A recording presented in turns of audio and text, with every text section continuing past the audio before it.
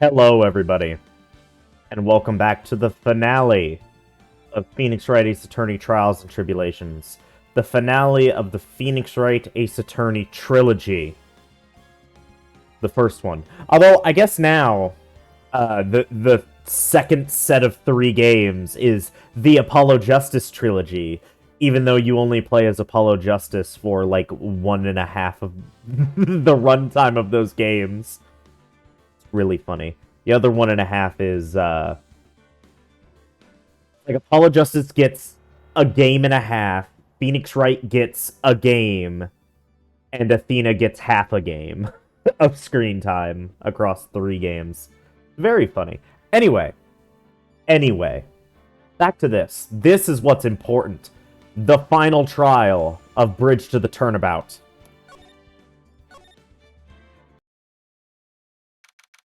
February 10th, 9:39 a.m., District Court, Defendant Lobby Number 1. Good morning. Oh, are you by yourself? Morning, Pearls. Mr. Nick, please tell me, what's going to happen to Mystic Maya? I'm sorry. We don't know yet. The investigation is still going on, so I wasn't allowed into the Inner Temple. Oh, I see. So is Sister Iris still trying to remove those trick locks in the training hall? No. She's the defendant in this case, so she can't be at the Inner Temple. She's required to be here in court. Then how come she's not here in the defendant's lobby? I have to admit, it's kind of strange.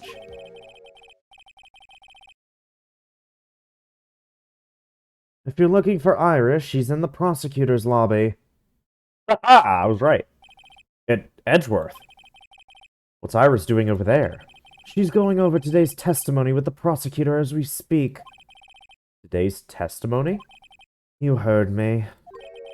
Iris is going to be testifying as a witness for the prosecution. Wait, what? The prosecutor is squeezing her for a confession. Or so I heard. Franziska von Karma, what are you up to? I know what you're thinking, but Franziska isn't going to be the prosecutor today. What? Then who is it? Who else would it be but Godot? Godot? Franziska is engaged in some important work at the Sacred Cavern. The Sacred Cavern? You don't mean that she's... Exactly. She has been out there all night trying to remove those trick locks. With the head nun's assistance, naturally. We estimate that the last of the locks should be taken care of in about 3 hours.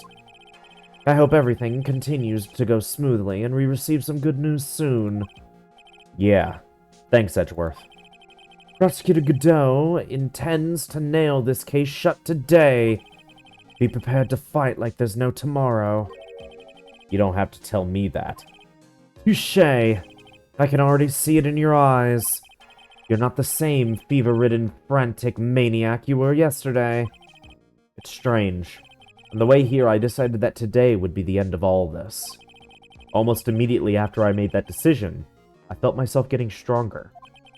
Interesting. Maybe you've passed your cold on to someone else. Literally.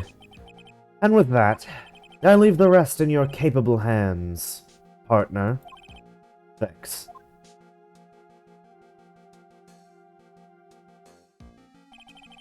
I still don't have answers for most of the riddles plaguing the case. The circumstances around the murder of Miss Elise Dunham. No, I mean Miss Misty Fey. The impossible flight Larry claims to have seen.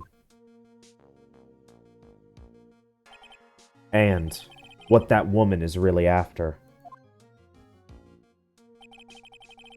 I will solve them all and bring this whole tragedy to an end.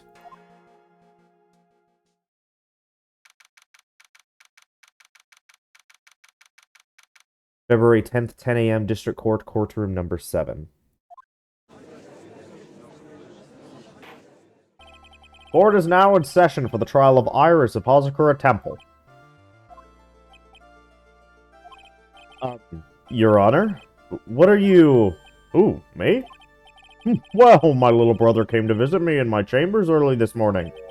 All of a sudden, in the blink of an eye, he developed a scorching fever and fainted. Therefore, I'll be standing in for him. I see, Your Honor. So they're brothers. That explains a lot. My poor brother.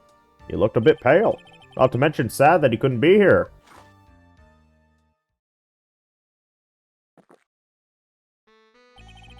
It is impossible to predict what the future has in store for any of us. This is precisely why people feel the need to judge the past. And we of the court have been charged with the solemn duty of passing such judgment. Well said, Mr. Godot. I understood exactly what you said, at least up until the end anyway. Now then, Mr. Godot, please proceed with your opening statement. Humans are fragile, fickle beings. Our hearts change with the shifting of the tides. There's only one thing that remains a constant in this crazy world. The bitter darkness that lies at the bottom of this mug. So then you mean... forget it. What do you mean? During yesterday's trial, the accused refused to admit her role in the crime. But today, she has had a change of heart. Sister Iris of Hazakura Temple has a confession to make. Confession? The defendant? Iris, why didn't she discuss this with me first? Very well. This court will now hear the defendant's confession.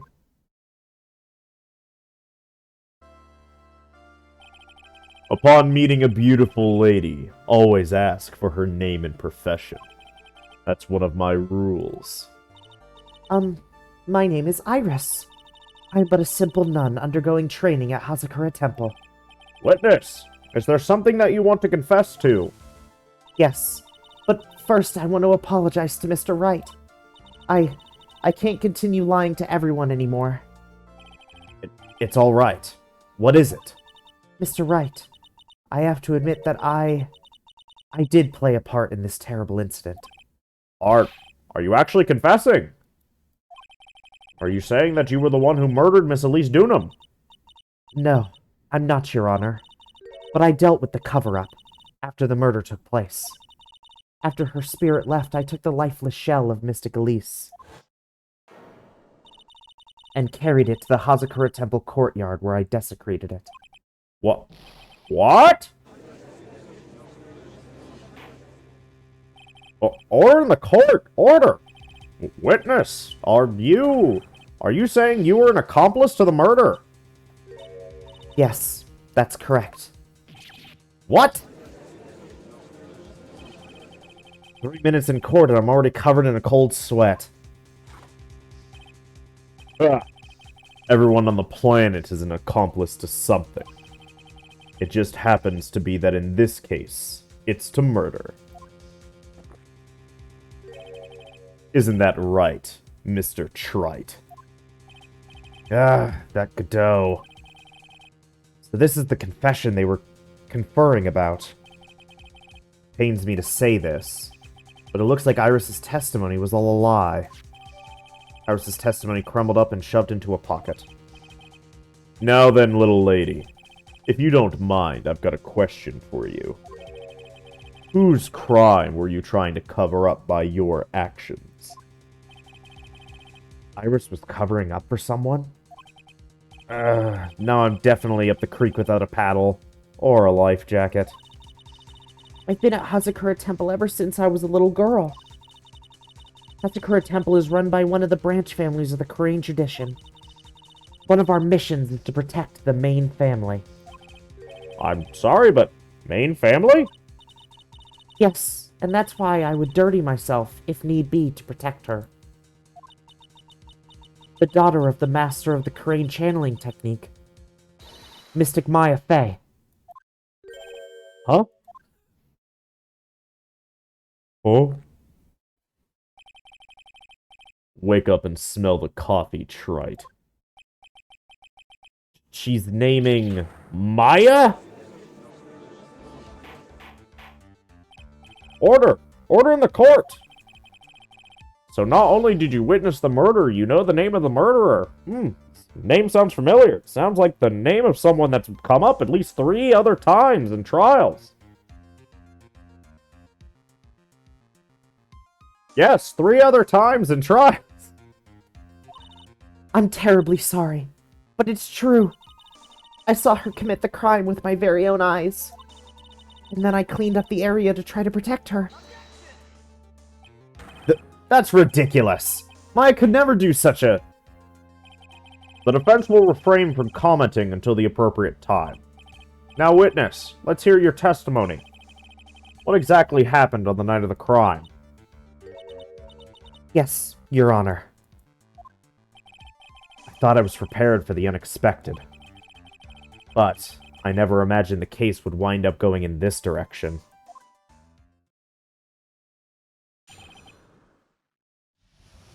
The real murderer. I went to the inner temple that night, and I saw it all happen in the garden. I saw Mystic Elise strike Mystic Maya with her staff. While Mystic Maya was still stumbling, Mystic Elise moved in to deliver a fatal strike. Mystic Maya tried desperately to defend herself and stole the weapon. It was only in self-defense. You can't blame her for it. So it wasn't self-defense. Yeah, Mystic Elise was the one who attacked first. That's why I tried my best to protect Mystic Maya. You moved the victim's body to the temple so that Maya wouldn't be suspected. Isn't that right? Not bad. You've got the instincts of a true criminal. Something's not quite right. I'm sure it was established yesterday that Iris never went to the inner temple that night. And that the person who did go was... that woman. Iris even admitted it. Now then, Mr. Wright, please proceed with your cross-examination. The real murderer. I went to the inner temple that night, and I saw it all happen in the garden. Sister Iris, your testimony has changed quite a bit since yesterday. You stated yesterday that on the night of the murder, you didn't go to the inner temple. Did she now? Too bad for you. What she said yesterday doesn't mean much today. By the way, where were you when she claimed that she didn't go? It was in the inner temple's training hall. A private conversation between the two of you does not constitute testimony. That would be properly described as hearsay. What do you have to say, witness? I just couldn't tell him the truth at that time. Mystic Maya, she's your girlfriend, isn't she? I didn't want to be the one to break it to you that I saw her commit murder. There. We all understand how difficult this is for you. Now then, let's continue with the testimony. What did you witness in the temple garden? Well, Your Honor, I saw Mystic Elise strike Mystic Maya with her staff. You're saying that the victim attacked Maya. I mean, Miss Faye. Yes, it was a truly frightening scene. Mystic Maya was struck hard in the head, and it looked like she was going to collapse. What were you doing at the time? Why didn't you stop them from fighting? I'm terribly sorry, Mr. Wright. I was frightened. I couldn't move. I couldn't even speak. I was in such shock. Perfectly understandable, my dear. Doesn't sound right. I don't believe this testimony for a minute. What happened after that? While Mystic Maya was still stumbling, Mystic Elise moved in to deliver a fatal strike. She moved in to deliver a fatal strike? Yes, I'm sure of it. She threw down her staff and reached into her robe for a weapon. Wait a minute. What was this weapon? It was some kind of dagger. A dagger, huh? And Elise Dunham tried to stab her with this weapon? To kill Miss Faye? Yes, exactly.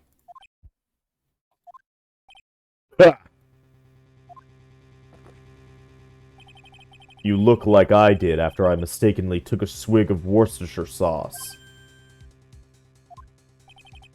Do you have a problem with the testimony where we're hearing from your client, lawyer boy. Do I have a problem with Iris's testimony? Your Honor, I have a small problem with the witness's testimony. You do? But this witness is your own client. Yes, well, nevertheless. That's fine. Witness, let's add your last statement to the testimony. Yes, sir. Hey, just a moment. It's my job to say that. Listen, Gramps. I won't say it again. Final judgment will be rendered by me. Okay, now. Let's continue.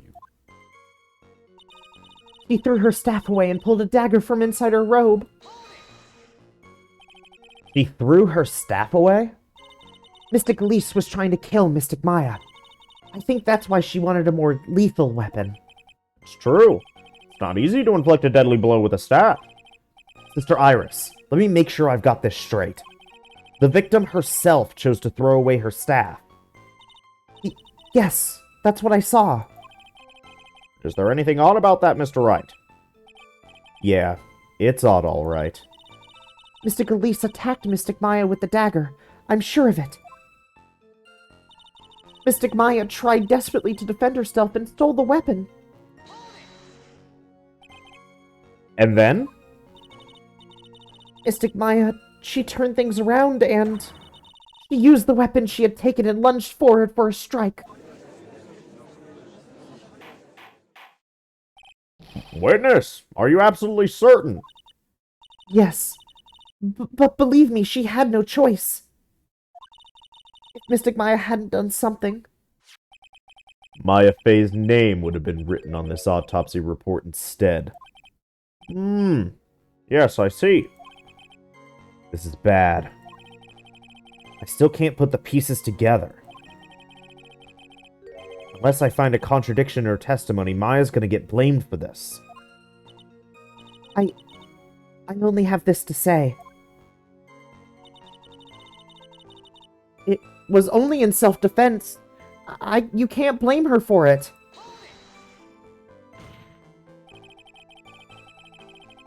So you're saying Maya Fey was the one that stabbed Miss Elise Dunham?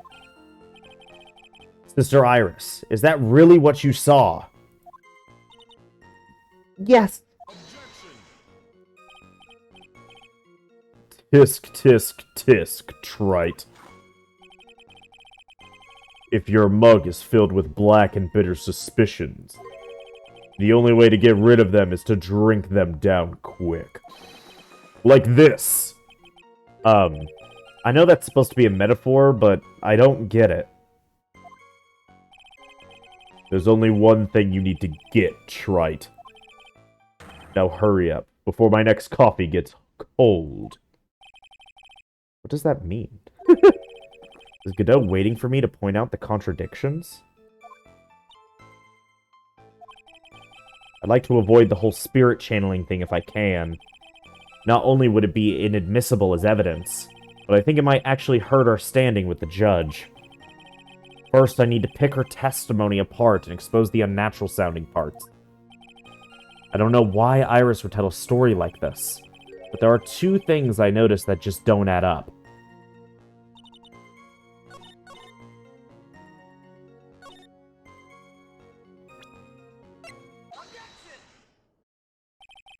Sister Iris, there's something strange about your version of events.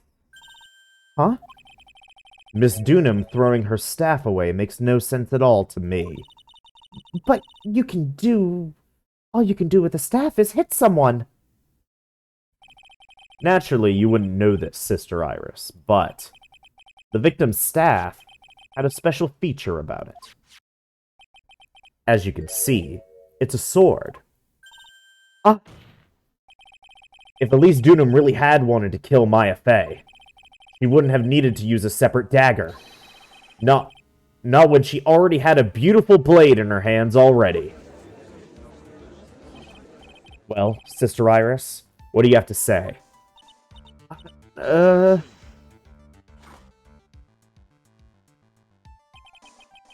was an impressive bit of investigating, trite. I never would have thought there was a sword hidden in that staff. But even so, how should I put this?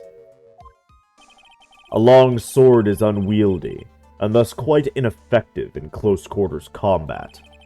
Maybe that's why she chose a dagger over her blade. Well... Anyway, the type of weapon she chose to use isn't what's important. The important thing is that she tried to kill Maya Fey. As long as there's nothing strange about that, there's no problem with her testimony. There is something strange about this whole testimony. Well, Mr. Wright, the prosecution has a point. Very well, Your Honor. The defense will now present evidence to back its argument. Mr. Wright? I have another piece of evidence that shows that this testimony can't be trusted. Because Miss Elise Dunham would never attempt to take the life of Maya Fey.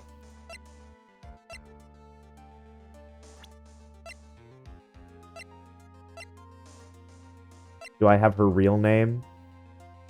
Maya's mother. Yep. Elise Dunham would never have attacked Maya Fey. How can you be so sure? Because the victim's real name was not Elise Dunham. Her real name was Misty Fey. Fey? Huh. No, not Mystic Misty Fey. Who is this Misty Fey? Is she related to... Misty Fey is the master of the Korean channeling technique. She is also the mother of Maya Fey. Are you serious? Is it really true, Mr. Wright? Was Elise Dunham actually the great Mystic Misty? There's no doubt about it. Looks like Iris had no idea. I can hardly believe it. The idea that she would try to kill her own daughter, one she hadn't seen in 17 years. Perhaps the prosecution can offer some explanation for why she would choose to do such a thing. Yeah. Order in the court! Upon first hearing the witness's testimony, it seemed natural enough. However, in light of some facts that have just been presented, one, that the victim supposedly threw away a sword during a fight, and two, that the two people battling to the death were mother and daughter, despite the facts being believable when taken on their own. When taken together, the entire story seems difficult to believe. Listen. There's nothing in this world that's impossible. Except for one little thing. Yes? What is that one little impossible thing? Ha!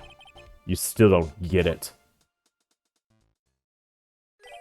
You think maybe my beans are under-roasted? But you have no idea, Gramps. Could you get to your point? I heard this witness's confession this morning. Just as I had taken the first sip of my 8th cup of morning coffee. You're going to ruin your health, my friend. Anyway, after hearing this woman's confession, I had a detective who loves to investigate sent to the scene of the crime. And he discovered this little beauty. Is that the dagger the witness testified to seeing? Obviously, Your Honor. But do you not notice something else? Now that you mention it, if you look closely, there appears to be blood on it. Where did you find that? I didn't see that when I investigated the crime scene. Did you investigate the pine tree at the crime scene? Huh? The pine tree? This dagger was stuck in the backside of the pine tree. When the last blow was struck, ending the violent battle between the two women, this little baby was thrown in the direction of the back of the pine tree. Which means the blood on this dagger belongs to the victim, correct? Ah! Were you even listening, old man? I first heard this confession this morning, just as I had taken the first sip of my 13th cup of morning coffee. Didn't you say it was your 8th just a few minutes ago? I didn't have enough time to get the blood analyzed on such short notice. In any case, the court will accept the dagger as evidence. Furthermore, I order that a blood test be performed on it immediately. This is my sweetheart. Make sure you treat her right. Bailiff, get this piece of evidence to the crime lab for testing immediately. Found behind a tree in the inner temple garden. The blood is being analyzed now.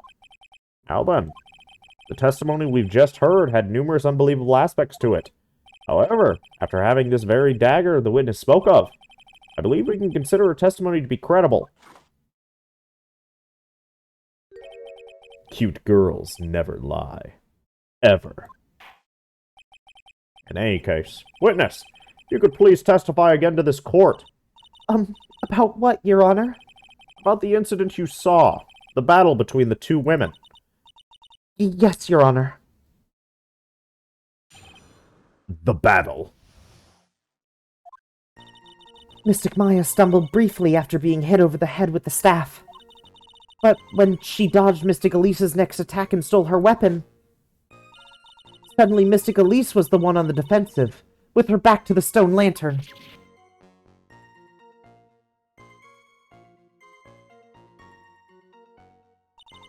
That's when Mystic Maya stabbed Mystic Elise.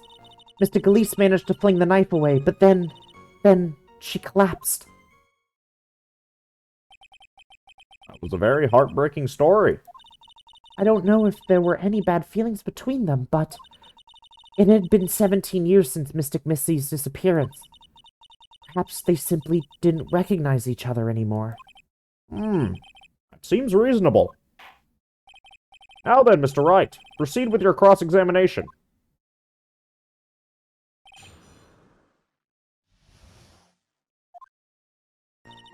Mystic Maya stumbled briefly after being hit over the head with the staff. Iris, where were you standing when you witnessed all this? What do you mean? Well, if either of them had noticed you, they might not have continued their battle. I wonder if that's true. The two of them, they were standing near the garden stone lantern. I was watching the whole thing from behind. It was dark where the two of them were, so I think that's why they didn't see me. So it was dark in the garden when the murder took place. Tell me, what did Miss Maya Fey do after she was struck? But then she stole Mystic Elise's she dodged Mystic Elise's next attack and stole her weapon.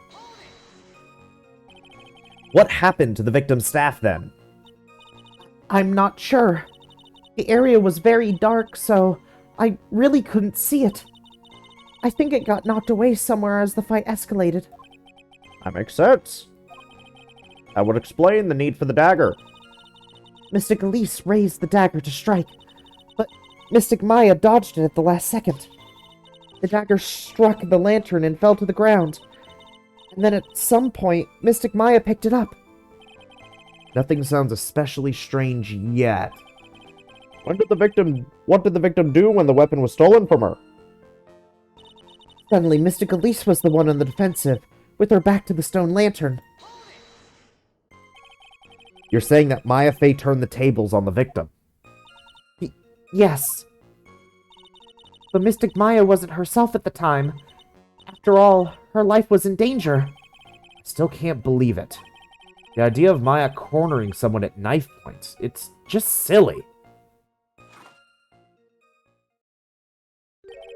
As they say, a cornered fox is more dangerous than a jackal.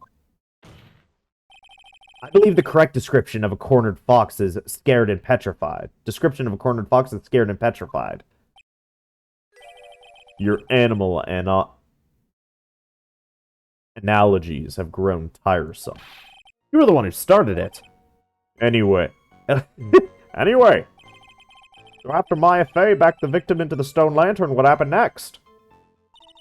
That's when Mystic Maya stabbed Mystic Elise.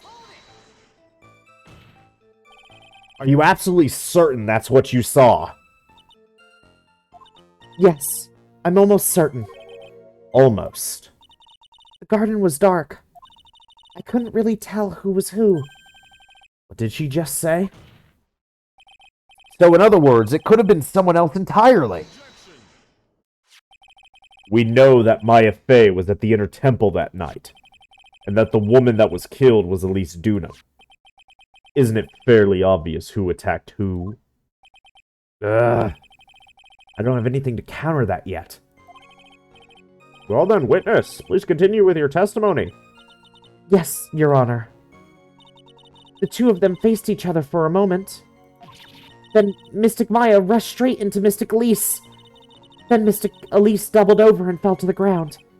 So she was stabbed in the stomach, huh? Yes. Mystic Elise managed to fling the knife away, but then she collapsed. Where did that dagger go? I have no idea. It was dark and I couldn't see.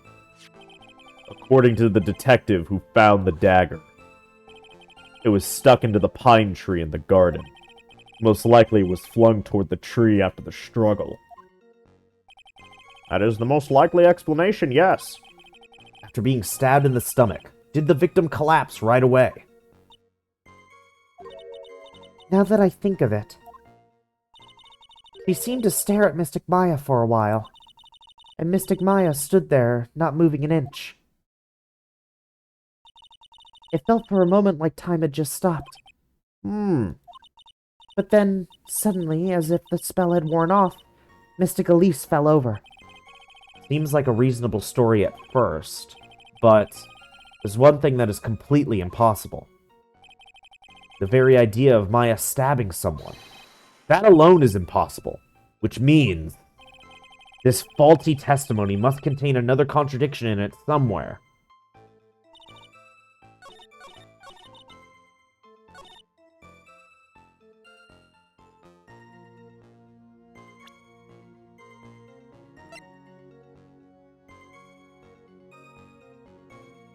Stab to the back.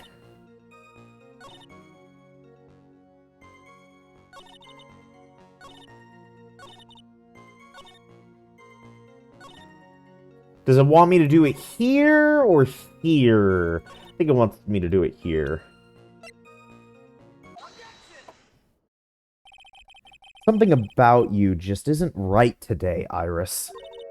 Huh? Until now, I didn't think you were the type to make such a careless mistake. However, the testimony you just gave contains quite a few contradictions. What do you mean? What's so wrong about my testimony? According to you, Maya Fey stabbed the victim while she had her back to the stone lantern, correct? Yes, that's right. But in that case, the victim would have been stabbed in the stomach, right? Yes, I think so.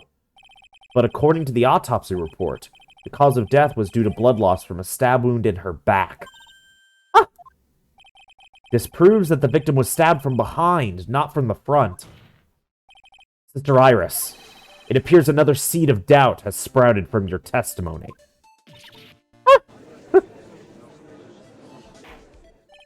What? What is the meaning of this, Mr. Wright? Ha! It's simple. People are like books. We've all got a front and a back.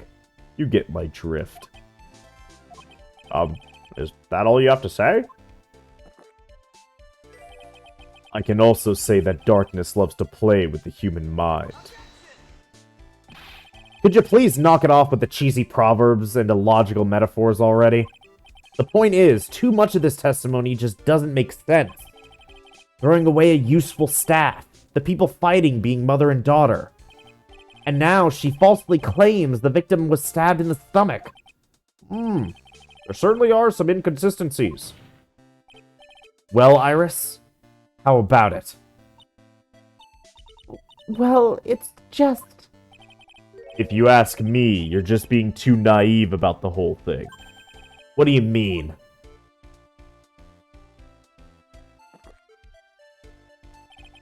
There are 253 distinct types of bitterness in coffee. But to pick out each one requires total concentration and the use of all the senses. Were you really concentrating on what the witness actually said? Prosecutor Godot, explain yourself. The witness was quite unambiguous about her own ambiguities when she said, that the garden was dark and she couldn't see clearly. A human needs one thing to see clearly, and that is light. Light! By the way, did you know Hazakura has a rule that on nights when an acolyte is at the inner temple training, the stone lantern in the garden must be kept lit? I did wonder about that about what that stone lantern was there for. Well, if that's true, shouldn't the witness have been able to see the crime more clearly? Normally, yes, Your Honor. But according to the head nun, Sister Bikini, on the night of the crime, it was impossible to light that stone lantern. Impossible? It hadn't been used in a long time, and the wick was no good.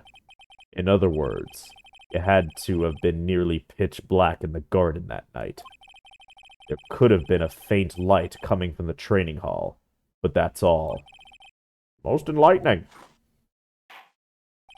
Yes, that illuminating fact has chased all the contradictions away. If the staff was dropped, it would be difficult to see. It also explains why they didn't recognize each other. We can't see the demons that lurk in the night. That's why humans are weak. Isn't that right, trite? No!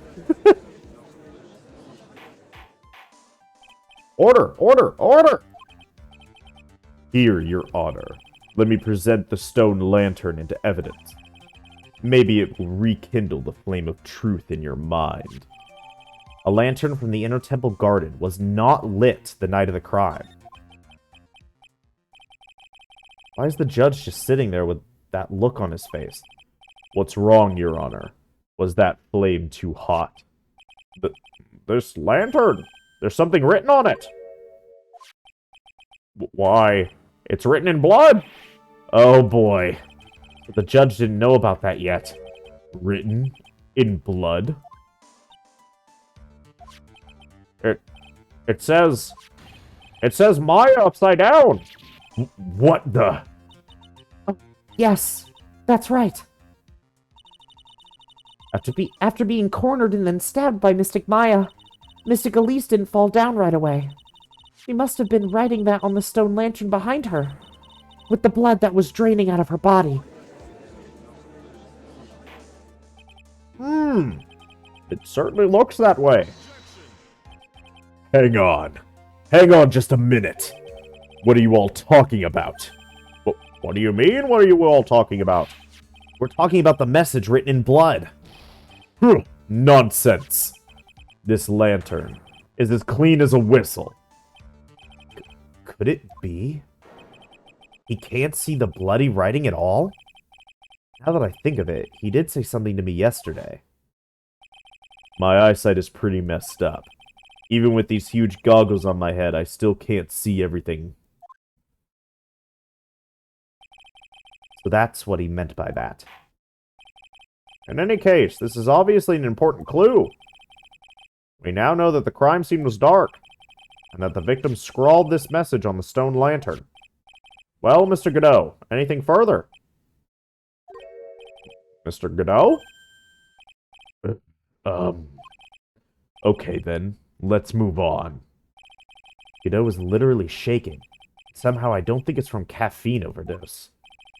I believe it has now been established that Miss Duna was killed by Maya Fey. That's just wrong! Now it's time to turn our attention to you. Yes, sir. After the victim died, you did something, didn't you? Let's hear it.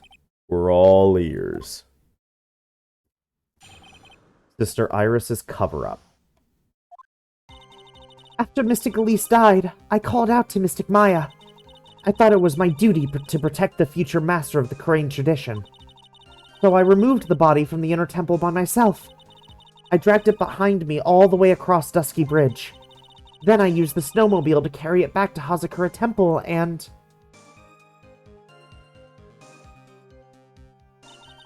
I used the Shichishito to alter the way the wound looked.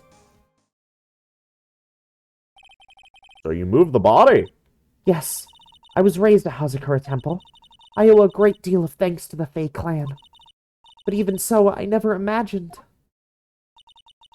that Elise Dunham was actually Misty Fae. I've committed a terrible sin. A terrible trick of fate. I believe you're looking for Twist of Fate, Your Honor. I intended to return to the inner temple after taking care of the body, but You were spotted by the head nun, correct? yes, and that's why I couldn't go back. Your story makes sense, I suppose. Mr. Wright, go ahead with your cross-examination. Yes, Your Honor.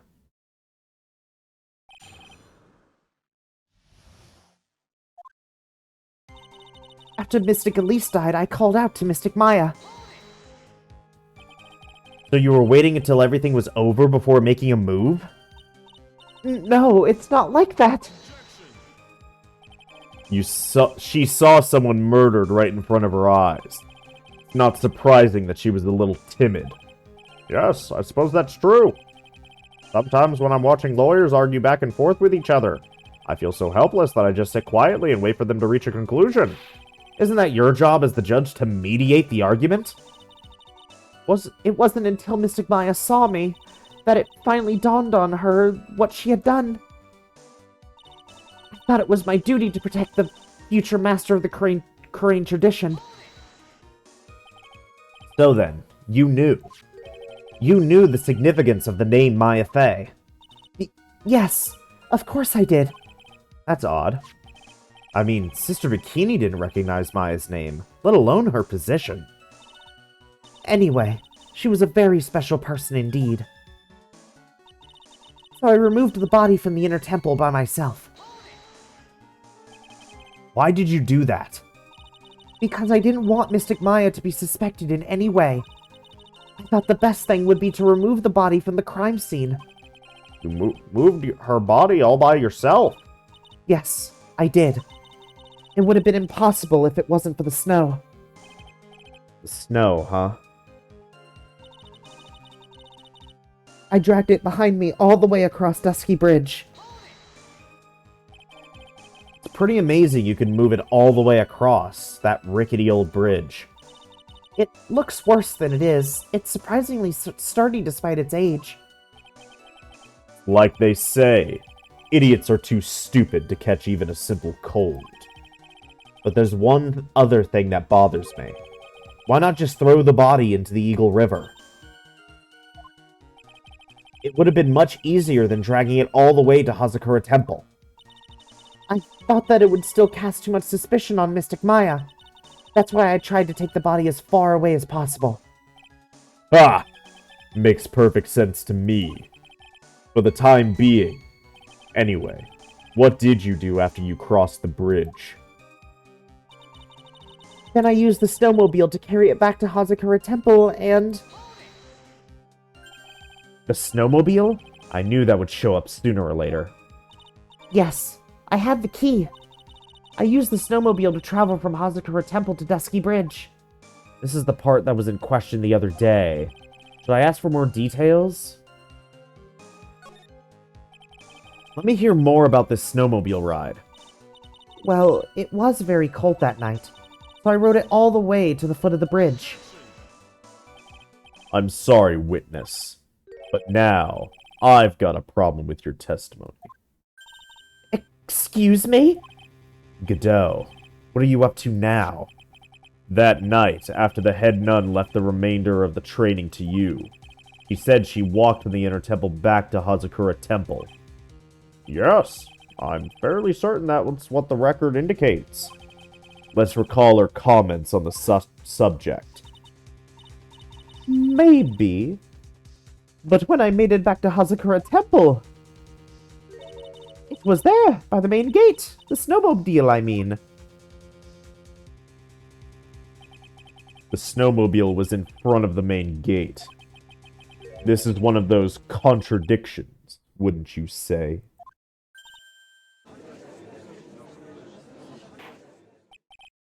Order! Mr. Godot! Why are you pointing out contradictions in the witness's testimony? Let's just say I like things to be neat and tidy, okay? Well, maybe Sister Bikini missed it. Yes, maybe she didn't see it. You think she missed it? That doesn't sound right. Whatever. Even I don't think this is decisive enough to warrant any more time or effort. It's just... You'd better be careful in your testimony. That's all I wanted to say. A smart little cookie like you shouldn't have any trouble understanding that. Yes, sir. What was that all about? Why would Godot want to give me a hint? Very well then, let's continue with the testimony. So you transported the body by snowmobile all the way to the Hazakura Temple courtyard. Yes, I thought that way Mystic Maya would never be suspected. That's what I thought, anyway.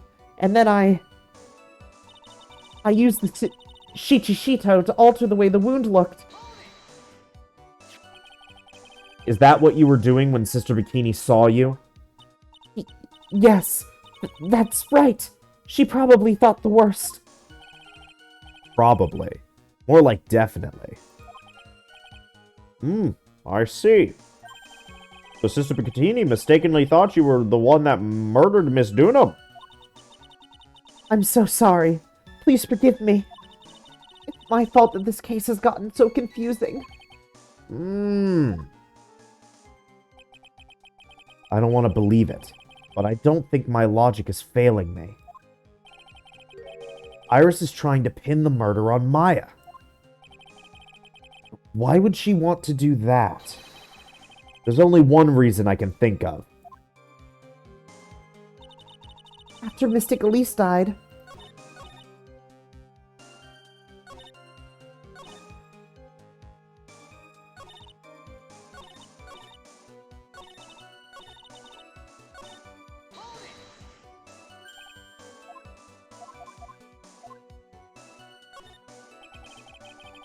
If you really did move her body by snowmobile, then there should be tracks left in the snow, right? Well, yes, naturally you would expect tracks. This picture was presented at yesterday's trial. Are these the tracks from that ride? yes, I think they were. But I can only see one set of tracks here. I don't see what's so strange about that. Snow was still falling when I left Hazakura Temple. I see. Snow was still falling, huh? And then when the murder took place, it had already stopped. That's why there were such fresh-looking tracks. How about it, Mr. Wright? What do you think about this testimony? When the murder took place, the snow had already stopped. That doesn't make sense if you stack it up against the other evidence. Your Honor, I'd like the statement Iris just made added to the testimony. But does it have something to do with the case? All will be made clear if you allow her statement to be added to the record. Ha! This should be fun. Let's get this snow business cleared up, shall we? Yes, sir. By the time the murder took place, the snow had already stopped. There have been a lot of contradictions in your testimony so far. This time, are you sure it's all true? Yes, I am. When the murder happened, the snow had already stopped. According to you, that's why the snowmobile tracks were so clear. That's right. I'm certain of it. I think I've trapped her this time. I see how you think. Snow, huh? What's going on here? If the snow really had stopped by the time of the murder, it'd mean there's a bigger hole in her story than that movie, The Great Revelation.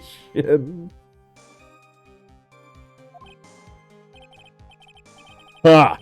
Well then, Mr. Trite, perhaps you'd like to share your theory with us. Let's see what's up your sleeve. Or rather, at the end of your index finger. I don't want to believe it, but I don't think my logic is failing me. She's trying to pin the murder on Maya.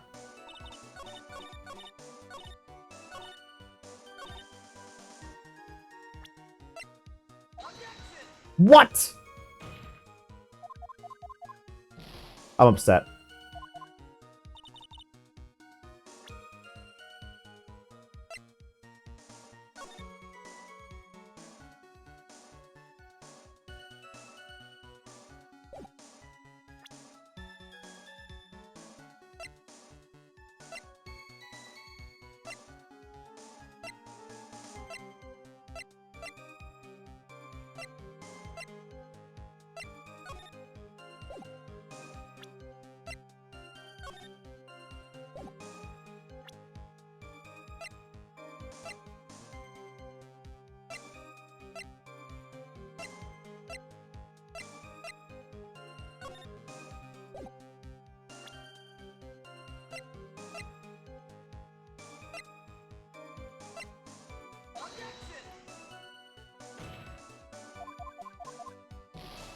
Okay, hang on.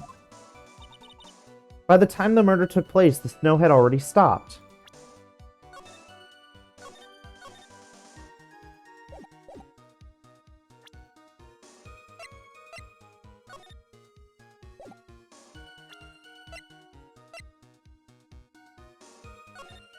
This doesn't work. But why?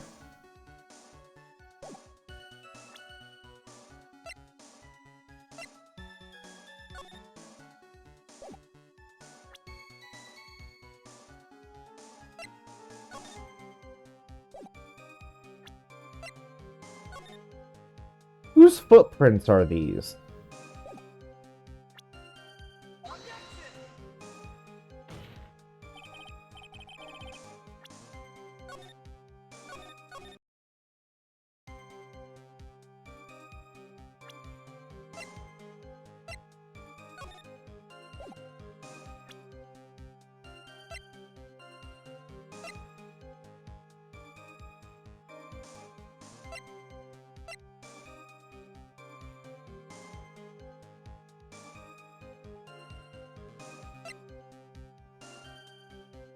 Oh, wait.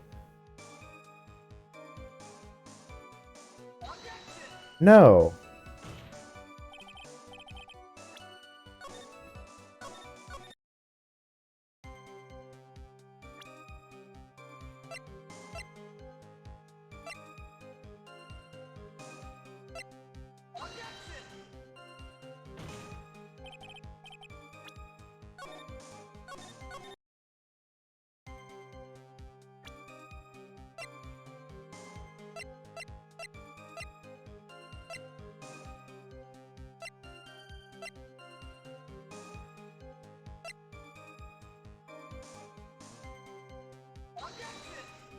What is the contradiction?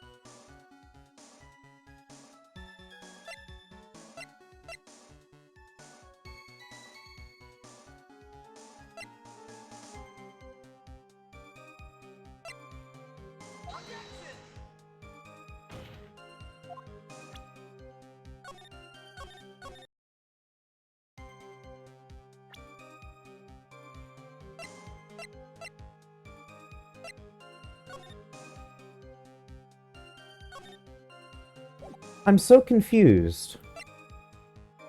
What have I not used?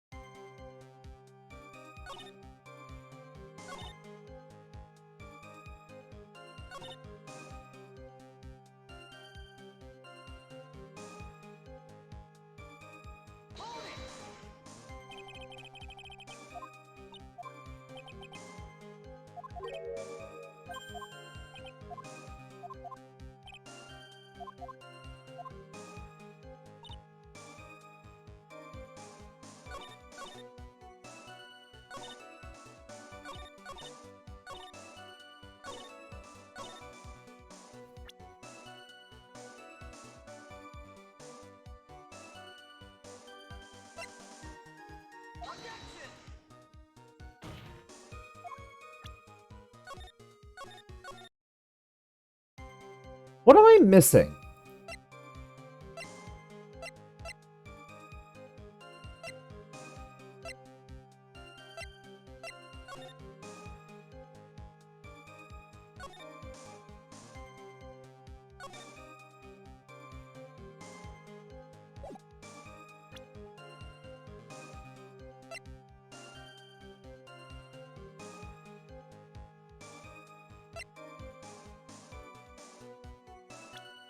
Like, I don't know what I'm missing. I thought it was this. See, I thought it was this because by the time it stopped, the snow stopped, be 10:50. That's 5 minutes after lightning struck Dusky Bridge, causing it to burst into flames. There's no way she talked with Maya, came up with the plan, and started dragging the body. That doesn't make sense. That doesn't make sense. So I used it, but it's not correct. So now I don't know what you want.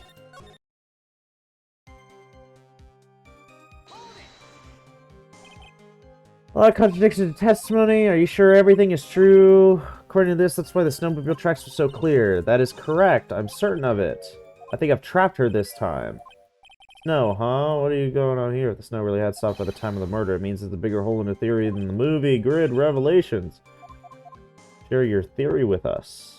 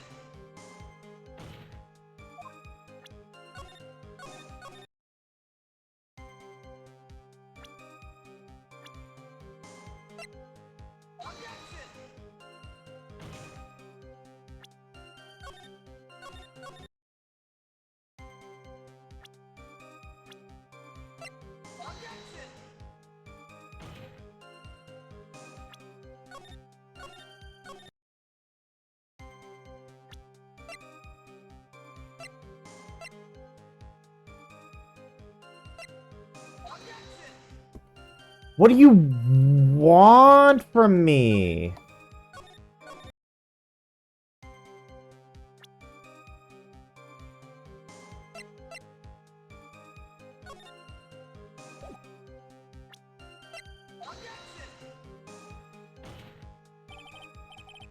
Like, this is making me kind of upset. What's going on?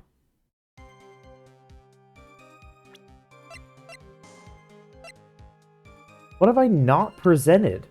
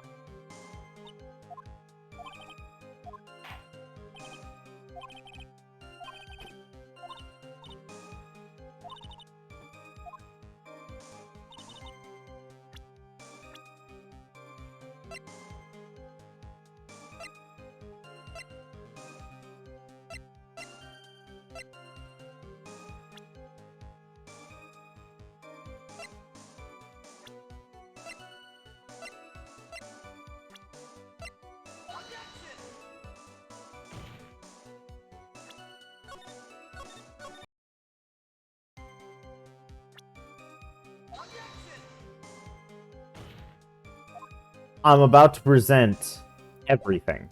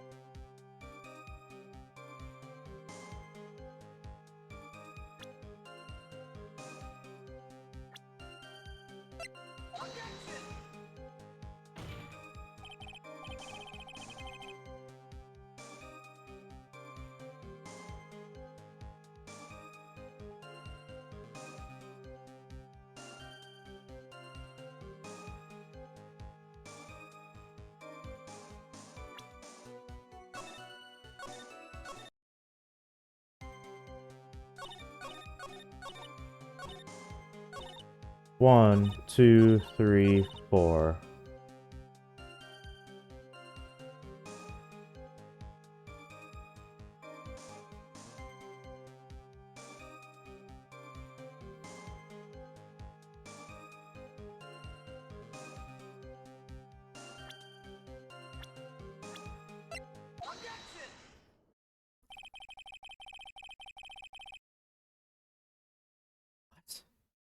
claimed the snow had already stopped when the murder occurred. But I'm sorry, Iris. That just isn't possible. What? This is the weather data from the night of the murder. According to this, the snow didn't stop until 10:50 p.m. But you couldn't have crossed Dusky Bridge at that time. Why do you say that? Because 5 minutes before the snow stopped, Dusky Bridge was struck by lightning and had caught on fire. What did you say? The bridge, it was on fire? You don't mean to say you didn't know about it? It was because of that lightning strike that the bridge burned down. What? But it can't be. Looks like you still haven't figured it out. No matter how hard you try to deceive or conceal the truth, you can't pull the wool over the eyes of a real defense attorney. No! I don't know.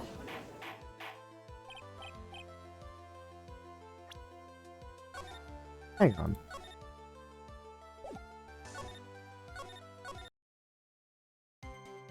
By the time the murder took place, the snow had already stopped.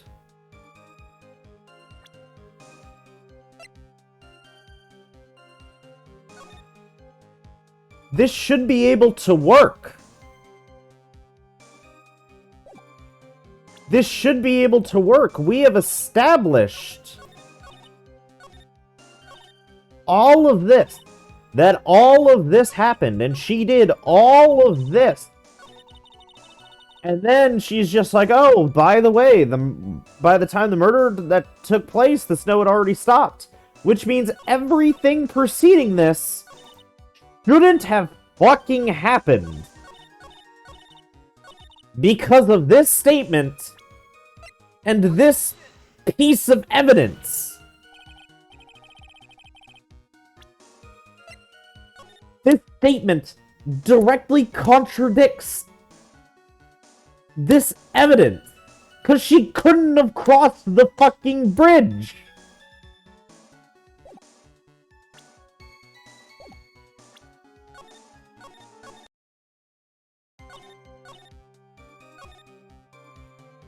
Like, it works here, too.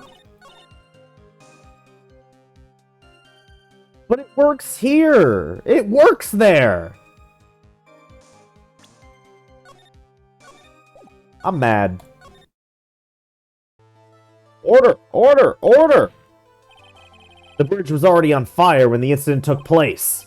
That's right. The inner temple was already totally cut off from the outside world. There's no way you could have crossed the bridge, body or no body. Witness, even my patience has its limits. Any further lying and I will find you in contempt of court. Do you have anything to say for yourself? The only person here that is truly contemptible is you. Old man. Me? How dare you? Whether this witness lied or not doesn't mean squat right now. Squat? The important thing now is to find out the truth. Isn't that right? Yes, of course, but whether it was snowing or not snowing, or whether the bridge was burning or not, there are two facts that can't be disputed. First, the body of Elise Dunham was discovered in the Hazakura Temple courtyard. And second, the head nun, Sister Bikini, witnessed Iris desecrate Elise Dunham's body. He makes a good point, on both accounts. That's right. I'm not lying. What are you claiming this time? What are you claiming this time? I wasn't myself at all that night. So my memory is still somewhat hazy. You have stood at this witness stand and testified this entire time. Are you telling us now that your memory of that night is hazy? It is only human to err. If you're so perfect trite, maybe you can explain this for the court. What is it? When the murder happened, the bridge had already burned down. But somehow the body traveled across the bridge and was found in the temple courtyard. Perhaps you have some kind of perfect explanation for this little magic trick. Well, not exactly, no. I know there must be some way she got across that burnt-out bridge, but unless I can somehow demonstrate it, we'll never know the truth. Looks like the defense is not prepared to offer a suitable explanation. You see what I mean? In other words, you're in no position to suggest that this lady's testimony isn't the truth. Alright then. Witness, let's hear your testimony once more. About what, Your Honor?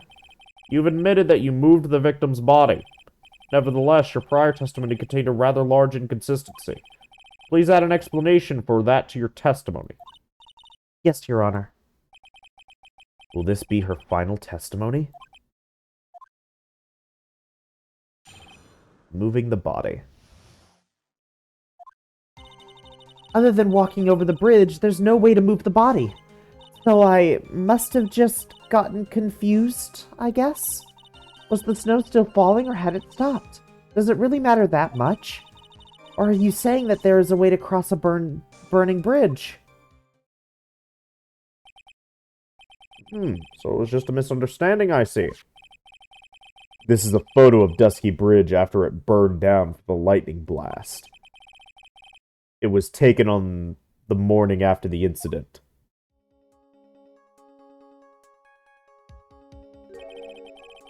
Certainly has burned to a crisp. And one of the suspension wires even snapped. It's amazing the whole bridge didn't fall.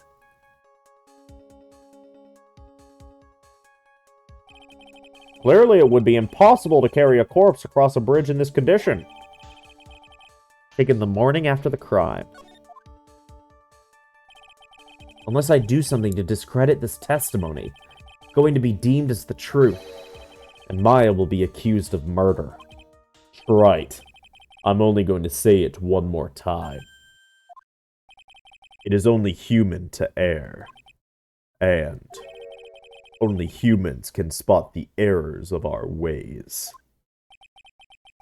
The more sense he makes, the less sense he makes. All right, Mr. Wright. Please begin your final cross-examination. Moving the body. Other than walking over the bridge, there's no way to move the body. Yes, but if the snow had already stopped when the incident took place. I couldn't have crossed the bridge, naturally. But I think it's just like Mr. Godot said. The body did make it across somehow.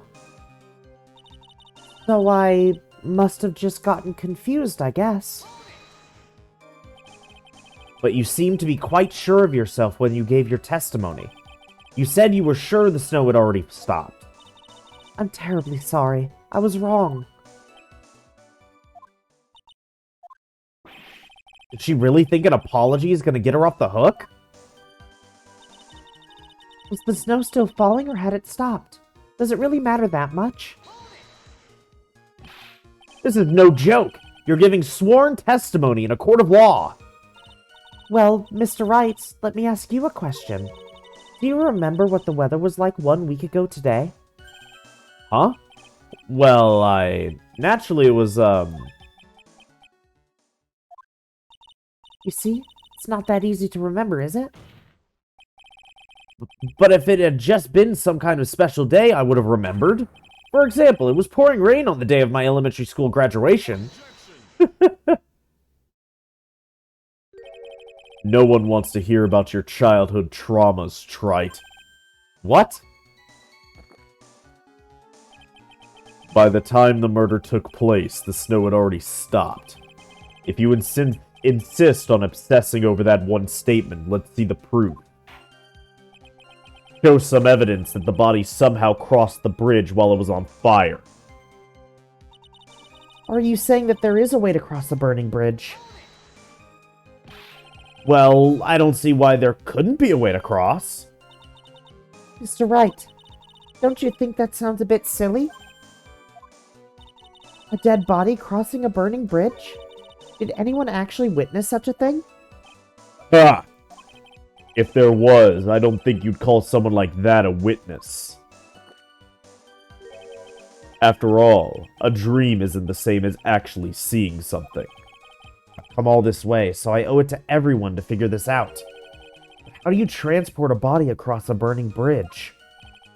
Even if I don't know the exact answer yet, it's okay. I'll start by examining all of my evidence and see where that takes me. I've got to be like a shark. If I don't keep moving, I'm as good as dead.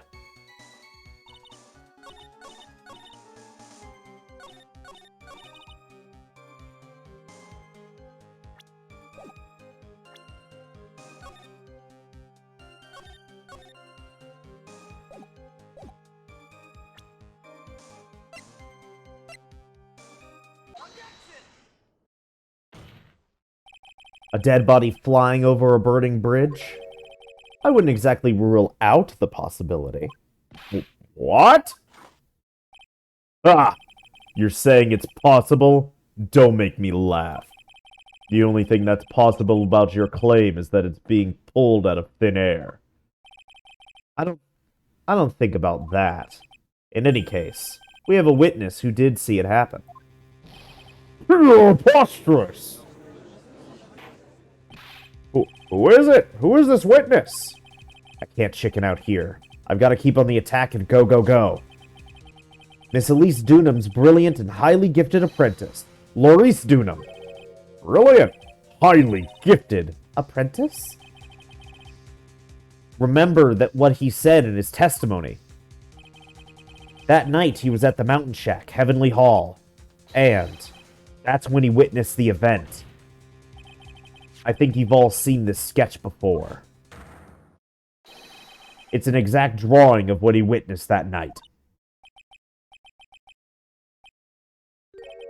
Are you serious? Today's not April Fool's Day, is it? Mr. Wright, are you seriously claiming that the victim flew through the air?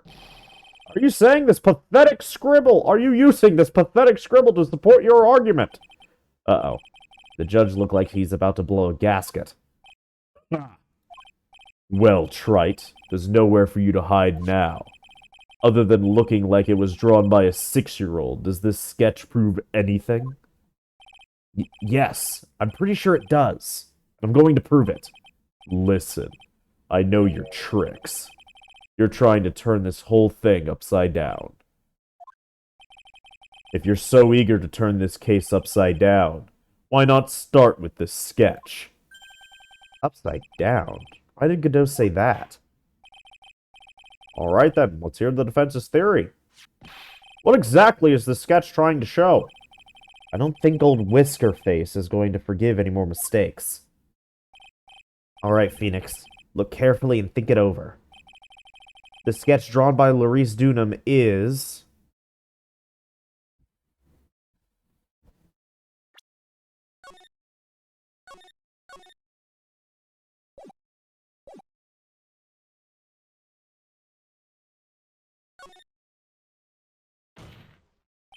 Of course the victim was flying through the air. You can see it right there in the sketch. Whoosh! No, you're starting to remind me of yesterday's witness. What? That was the last thing I wanted to hear. Do you have any evidence that the victim flew through the air? Just so you know, we haven't discovered a giant human catapult at the inner temple yet. I wish they had. Even if you're a lousy lawyer, at least you're 1 cup's worth of entertainment. I think we should skip the penalty this time. There must be some way, I just know it. Must be a way to use Larry's sketch to show the truth of what happened.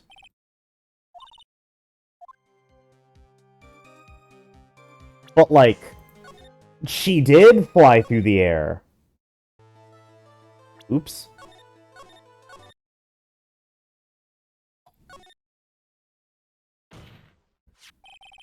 Something is obviously funny about this sketch. I'm no art critic, but even I can see that. No, that's not what I meant, Your Honor. Laurice Dunham stated it over and over, that this sketch was exactly as he saw it. However, if we were to believe his testimony, then the sketch contradicts reality as we know it. It contradicts reality? Ah!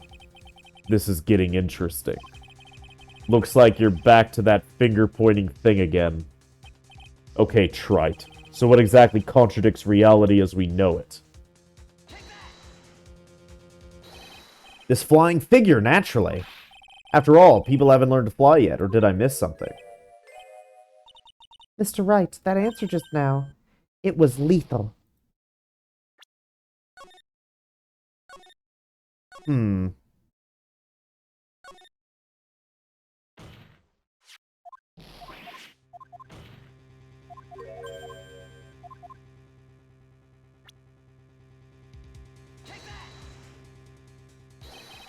It's this wire connecting to the bridge.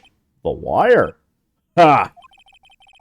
Is that the thing that contradicts reality? It is indeed. Then show us the reality it supposedly conflicts with. Show us something that will point out how the sketch contradicts reality. That's a photo of Dusky Bridge, correct? Yes. Now compare the sketch and the photo for a minute.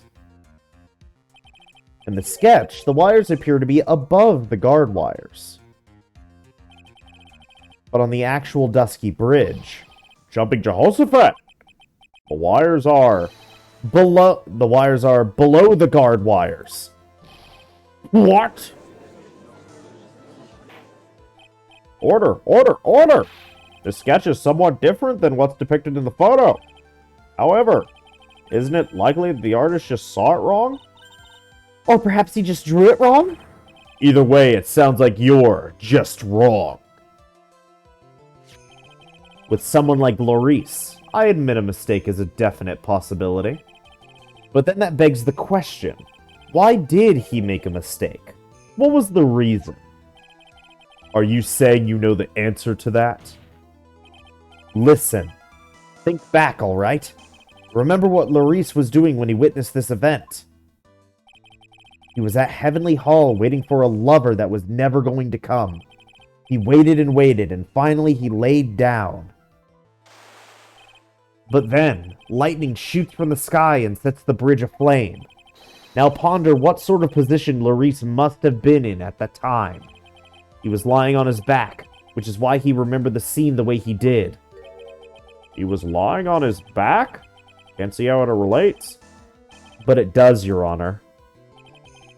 That is the reason why the wires in the sketch go up instead of down.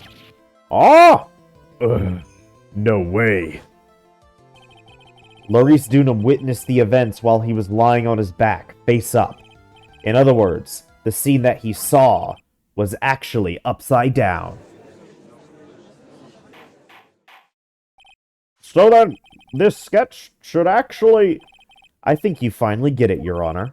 The correct way to view Lorice Dunham's sketch is like this. This is how it should actually look. The victim's body wasn't flying above the bridge. It was actually swinging below. That's right. Just like a pendulum. Ridiculous!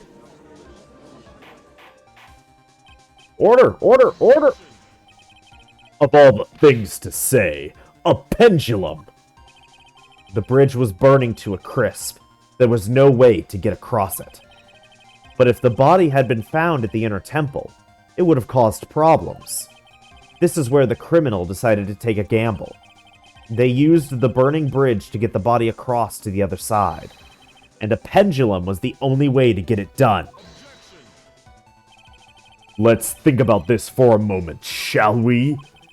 Dusky Bridge is about 20 yards long, which means that it's about that far from the inner temple to the opposite cliff. Yes, that sounds right. In order to cover that distance with a pendulum, you'd need a rope at least 10 yards long. To get a rope that long, you have to plan ahead. The lightning strike that night can only have been an accident, so it doesn't make sense that the culprit would have prepared the rope beforehand. So then... they didn't have to get the rope ready. The rope was already right in front of them. What? I'm saying that it was just a matter of using what was already there.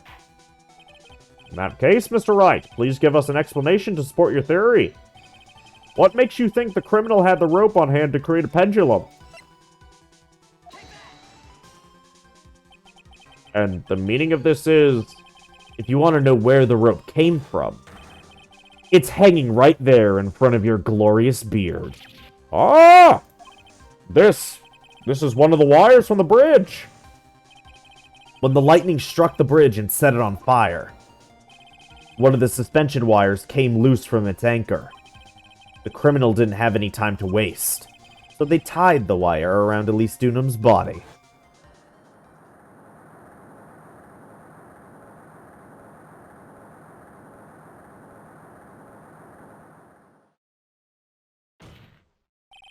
Because there was simply no other way to move the body. Ah!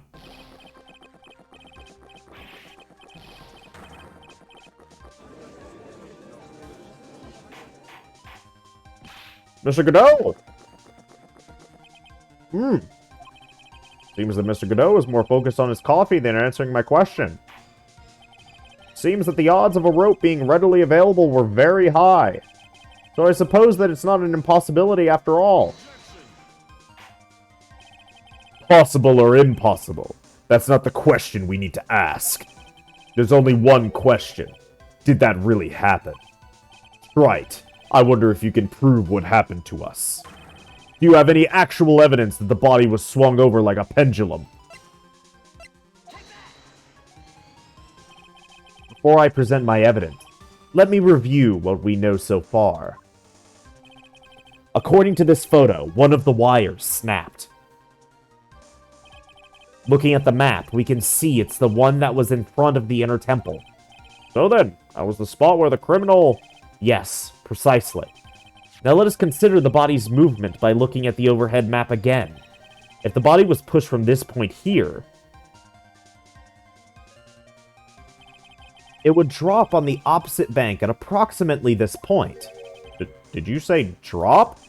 Well, they must have failed to catch the body on the other bank. What? What makes you think something like that happened? Because I have evidence that suggests her body dropped some distance. What kind of evidence? Take a look at this autopsy report. It says here that her body fell about 10 feet after her death. 10 feet, huh? That's most likely the height difference between the two sides. The body overswung due to the forward momentum, but then came loose and fell about 10 feet. And then, as a result of the landing impact, this crystal sphere was knocked loose. That... Yes, this blood-stained amethyst crystal. It's the one that came off of Miss Elise Dunham's staff. And even more important is the place where this crystal sphere was found. Indeed. I believe it's already marked on this overhead map. The crystal was found. Ah! Precisely, Your Honor. In the very spot where the pendulum would arrive if given the right amount of speed. This explains your theory quite well, Mr. Wright. You have provided us with the way the body could have been moved that night. An impressive deduction, Mr. Wright. Most impressive. Mr. Wright! I thought this cold coffee might help cool you down. What is the meaning of this, Mr. Godot?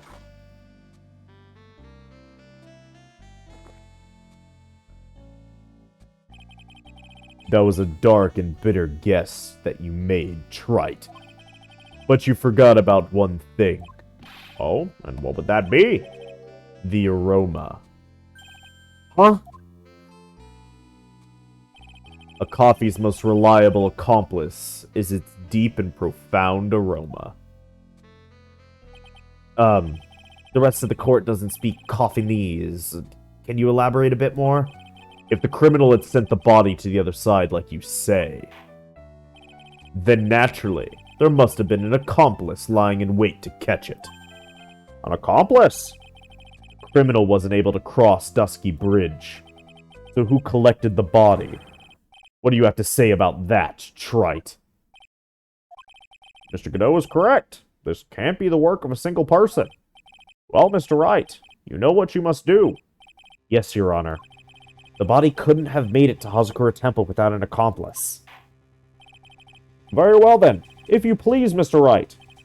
Who was the person that received the body on the Hazakura Temple side? It can only be you, Sister Iris. Huh? Oh, but I don't see why you're so surprised. The only way to transport the body from Dusky Bridge is by snowmobile. But with her bad back, Sister Bikini could never pick up a body like that. You're the only one that could have managed it. Right. Were you even listening to the witness's testimony? On the night of the crime, this little cutie pie was on cleanup duty in the inner temple garden after the mother-daughter bloodbath. I haven't forgotten, but have you, Mr. Godot? This witness was also seen at Hazakura Temple, desecrating the corpse of the victim. Strange indeed. It's almost as if, on that night, the defendant was in two different places at the same time. Sister Iris, let me ask you something. Why didn't you mention it when you first gave your testimony? mention what? The pendulum, of course. Using the sketch drawn by an eyewitness. I've established how the body was moved using the burnt-out bridge, which means it's now a fact that this occurred. Something you should have already known. No, I had no idea. I didn't know anything about a pendulum. But the body couldn't have been passed along to the other side without your help. So you should have known about it.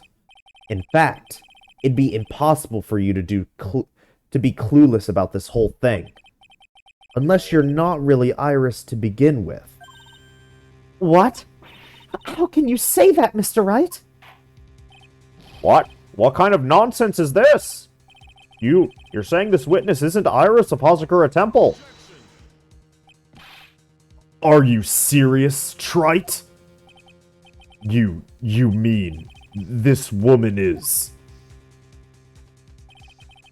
There's no one besides Iris that could have received the corpse that night. Now I get it. Now I know why I've been sick to my stomach this whole trial. Why her whole demeanor changed so suddenly from yesterday. And why she's trying to pin this murder on Maya. The woman that's standing there at the witness stand. Her real name.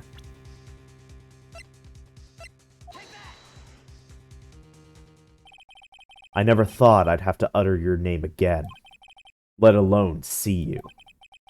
It's been a long time, Dahlia Hawthorne. Hawthorne? Sister Iris had a twin sister. And you're looking at her, Miss Dahlia Hawthorne. That name rings some bells. Distant bells, but bells nonetheless. Ah! It's just your imagination, Gramps. This file contains all the relevant data about Dahlia Hawthorne.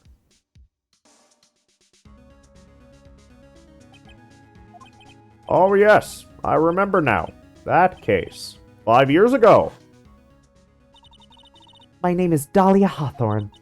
I just want to say it's an honor for me to be here in your noble presence. The honor's all mine. Oh, the honor's all mine. But, according to this, Dahlia Hawthorne is already dead. It says her execution was carried out last month.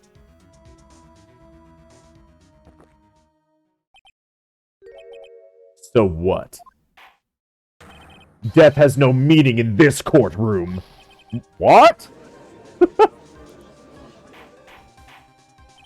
Order! Order! Order!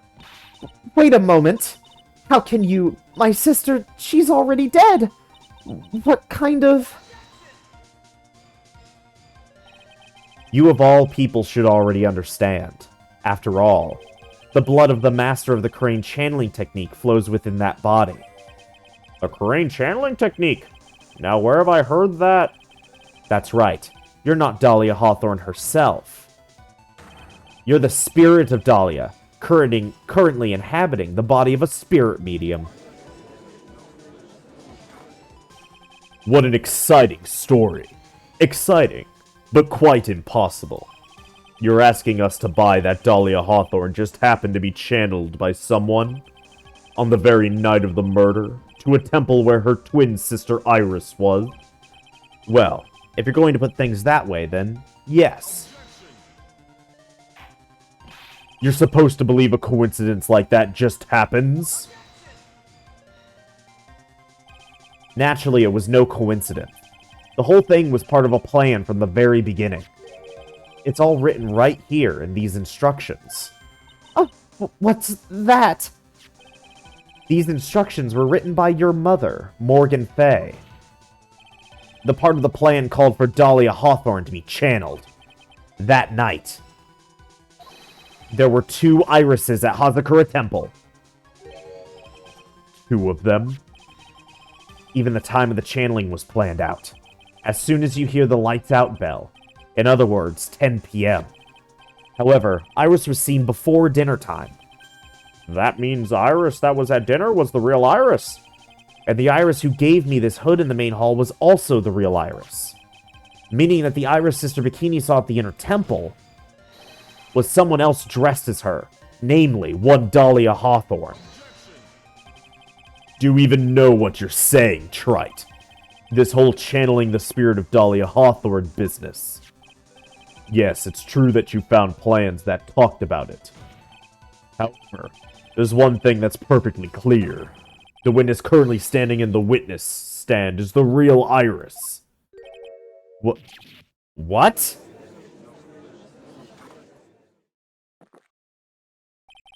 Calm down and remember what you know about the night of the crime. After meeting Sister Bikini, the Dahlia Hawthorne that had been channeled would have been stranded at the inner temple due to the lightning strike.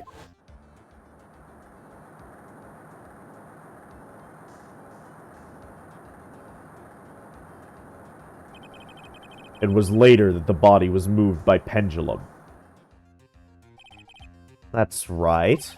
Naturally, that would mean that the Iris that received the body was the real Iris. Are you with me so far? Yes. After being notified of what happened, the police came to Hazakura Temple's main hall. There, they found Iris in her room and arrested her. And ever since, she's been under police supervision at the detention center. Yes, I suppose. I can't deny any of that. Thank goodness. It looks like he's finally convinced. Something still seems off. Way off. I'm still not convinced that the Iris here is the same one from the other night. Ha! I suppose you're about to say something really ridiculous.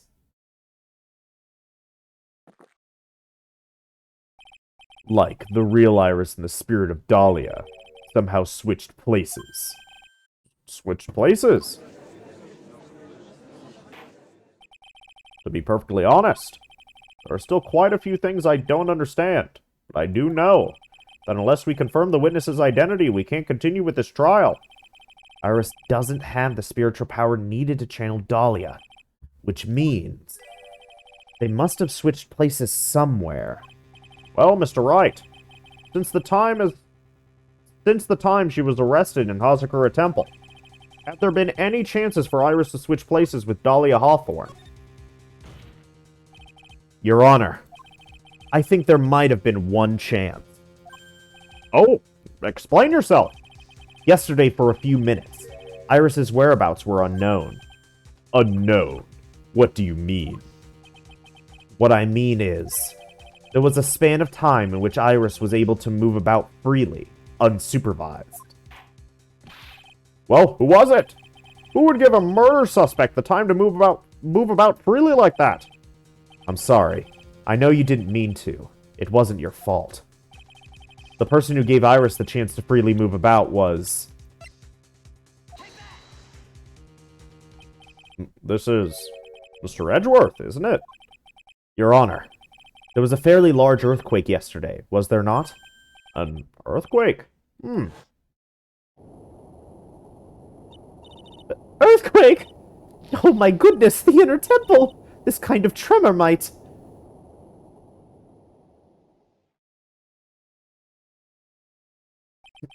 How could I have... She fled. She escaped. We went to the inner temple right away.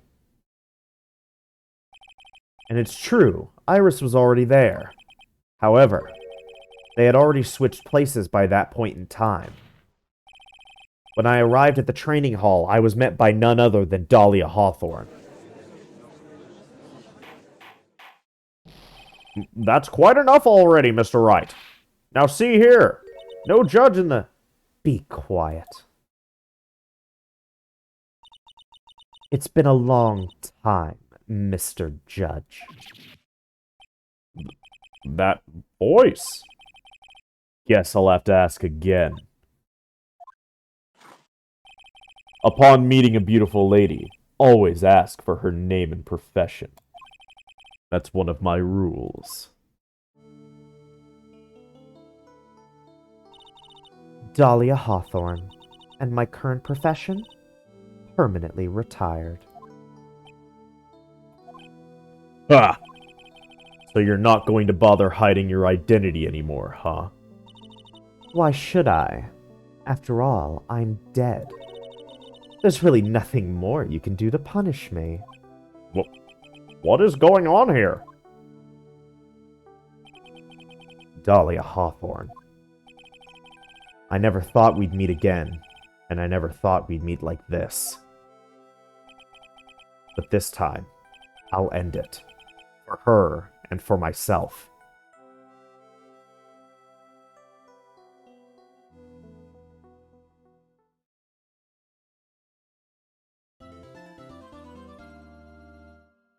Yes, please, I'm begging.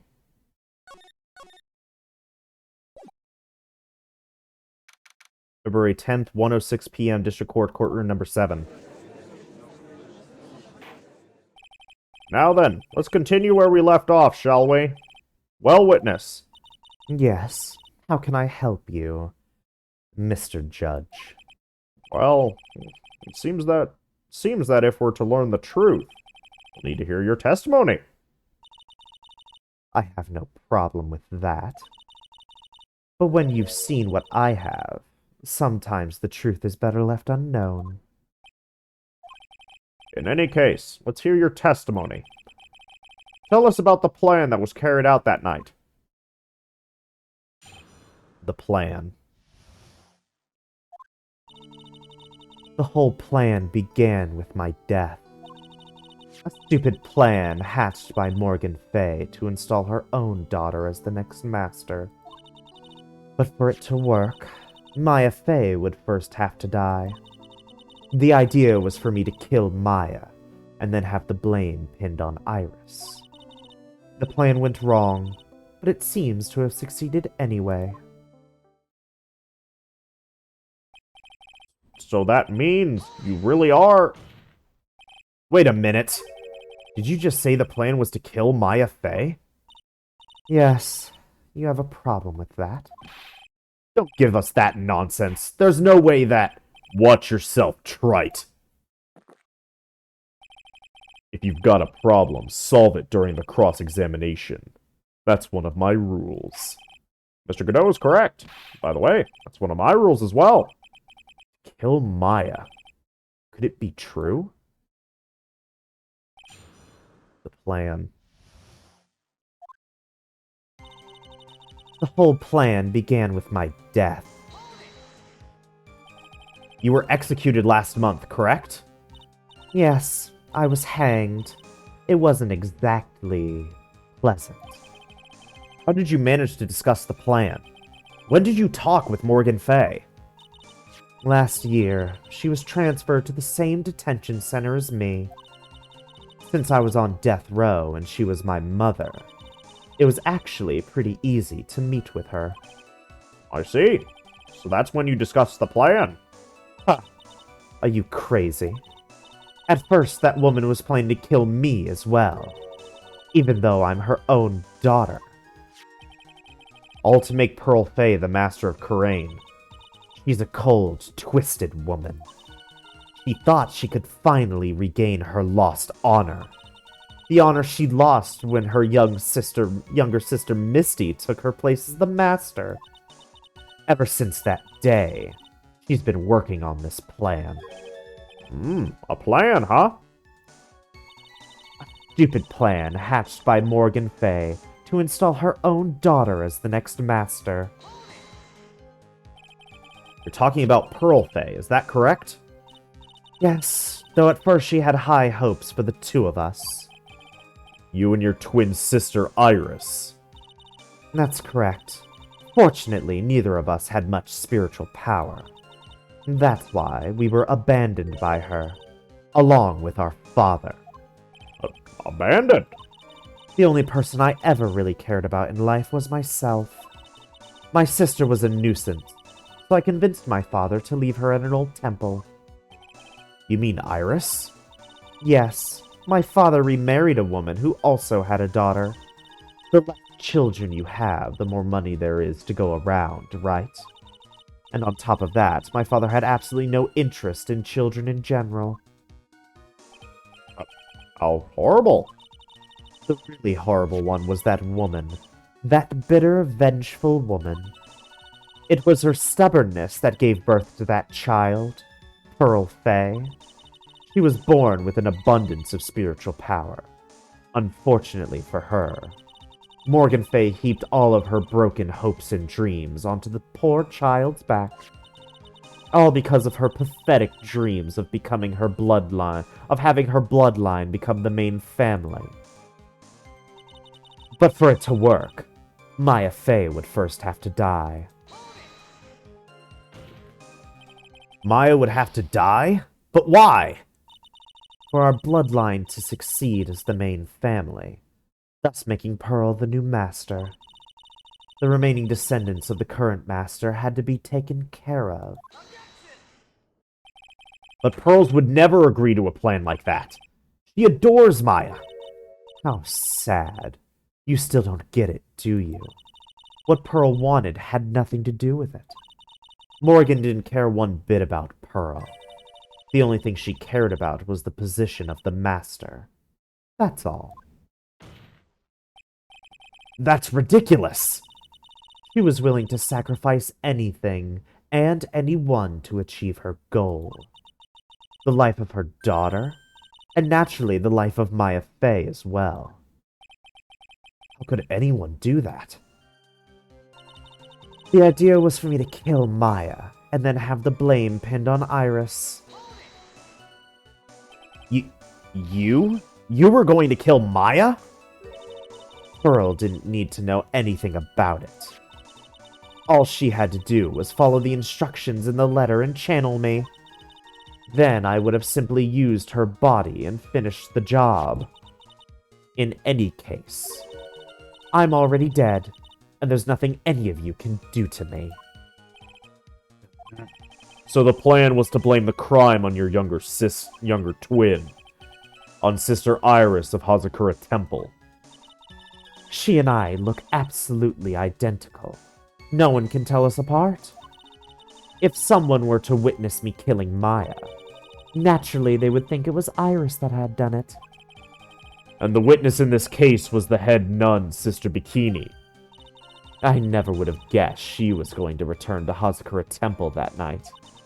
But she wound up seeing Iris's crime anyway. But why did you want to pin the murder on Iris in the first place? She's your twin sister, isn't she? Twin sister?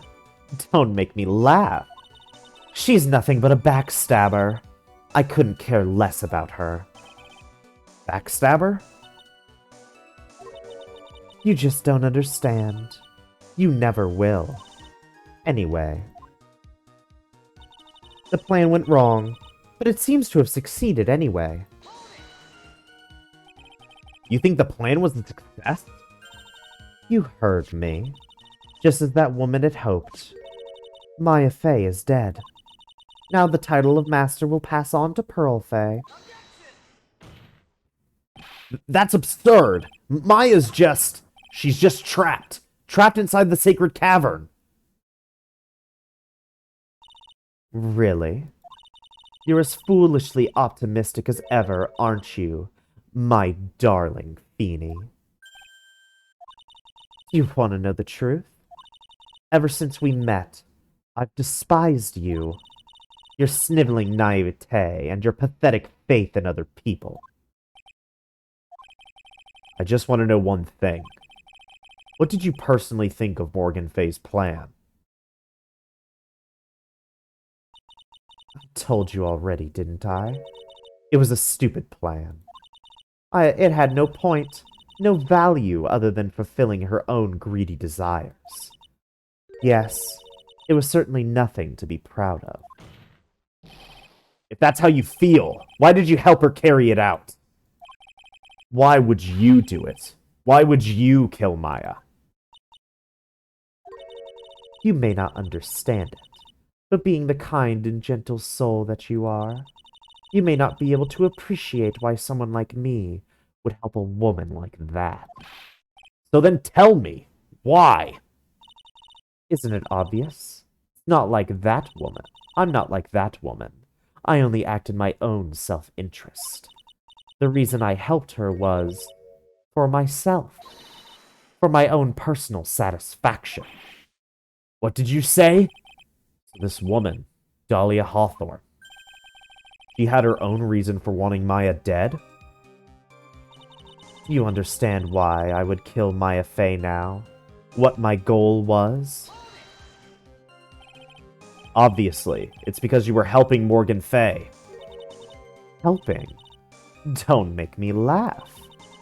From the day I was born to the day I died, I never helped anyone. I lived for myself, and in the end, I died for myself. I thought that was obvious. So she wasn't actually cooperating with Morgan. She was just using Morgan and her plans so she could accomplish her own goal. All I wanted to do was kill Maya Fey. It was the only way I could think of to get revenge. Revenge. It looks like I have no choice but to present that piece of evidence. I can't believe it. She meant to kill Maya. I've got to keep a cool head. And I need to get more information out of her. The only way to understand this plan, and what she was after as well.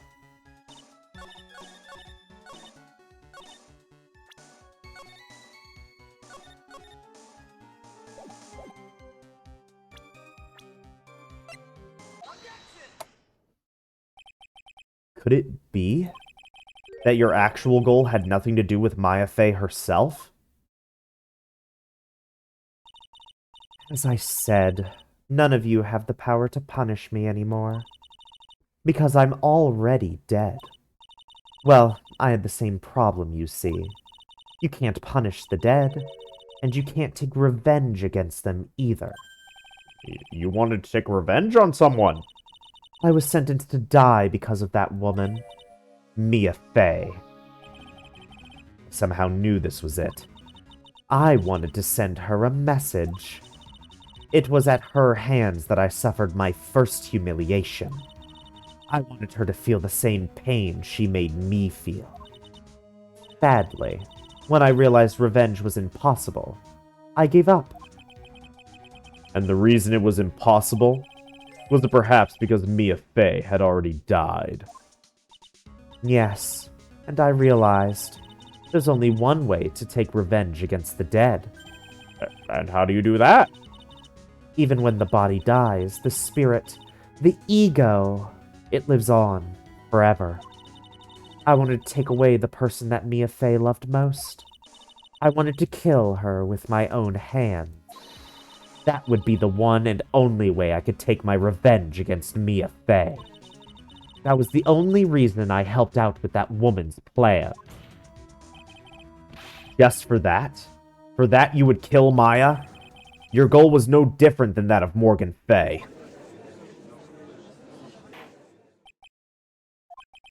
As they say, the apple doesn't fall far from the tree.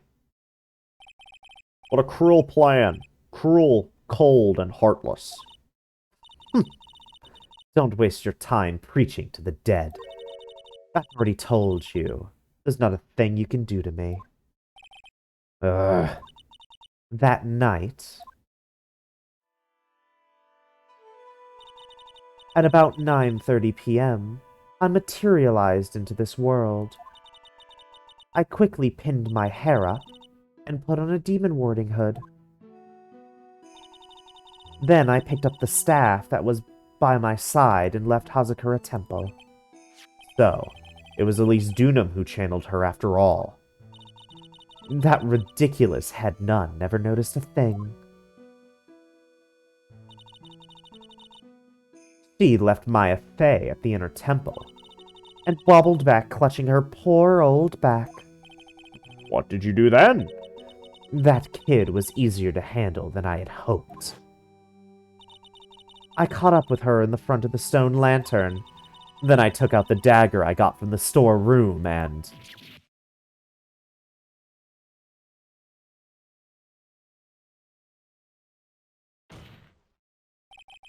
So then you're saying you stabbed Maya? It's strange, but I don't have a clear memory of what happened after that. What does that mean? No clear memory. I don't know. I think I was stabbed. You were stabbed? At the last minute, Maya Fey must have stabbed me. I'm sure of it. That's not like her at all. Maya wouldn't stab a french fry with a plastic fork. Anyway, I suddenly lost consciousness. But before I did, I scrawled her name on the lantern. Just as I was passing out, I wrote Maya behind my back. I had hoped it would cast suspicion on her. I can't believe she was thinking of that until the bitter end. That's where my memory temporarily stops. It stops. I don't have any memory of actually killing Maya Fey with my own two hands. My very last memory was Maya's terror-filled eyes. When I woke up after that, I was in the sacred cavern, surrounded by darkness. You were in the sacred cavern? The entrance was sealed with one of those trick locks. Somehow I had been trapped in there. But how did you wind up in there? I'd like to know that myself. Anyway, I was worried. I didn't know whether or not Maya Fey was dead. And I swore I wouldn't return to the underworld until I knew I had killed her myself. For a ghost, you're one tough cookie. I wanted to get out of there and make sure she was dead. But I couldn't do it. I couldn't get out. The trick lock stopped you, huh? I didn't know how to remove it. So then you're saying you were actually confined against your will inside the sacred cavern? Yes, I wanted to get rid of that annoying lock as soon as possible. But it wasn't easy. I kept getting interrupted while I was working on it. Interrupted? It was early in the morning, but someone came into the training hall. What? Who? Could it have been Maya? Felt the same thing, but I couldn't see. Why not? If someone had spotted me, I would have lost my chance to take revenge. So I made sure to hide myself well at the back of the sacred cavern. That morning, only two people could have gone into the training hall. Maya and Pearls. Pearls went there to cover the hanging scroll in gravy. Still, I finally managed to remove the lock. But I was too late. What do you mean by that? The flies had already started to gather. The bridge had been fixed and the police had started their investigation, correct? Naturally, I couldn't go out. So instead, I returned to the cavern and put the lock back on myself. I realized I wouldn't get a chance to see Maya's corpse, as I had hoped. But just then, Lady Luck showed up. Lady Luck? After that big earthquake, she showed up all by herself. The real Iris? She said she'd come to make sure the sacred cavern was all right. Stupid girl. I came out from the sacred cavern and got a feel for the situation.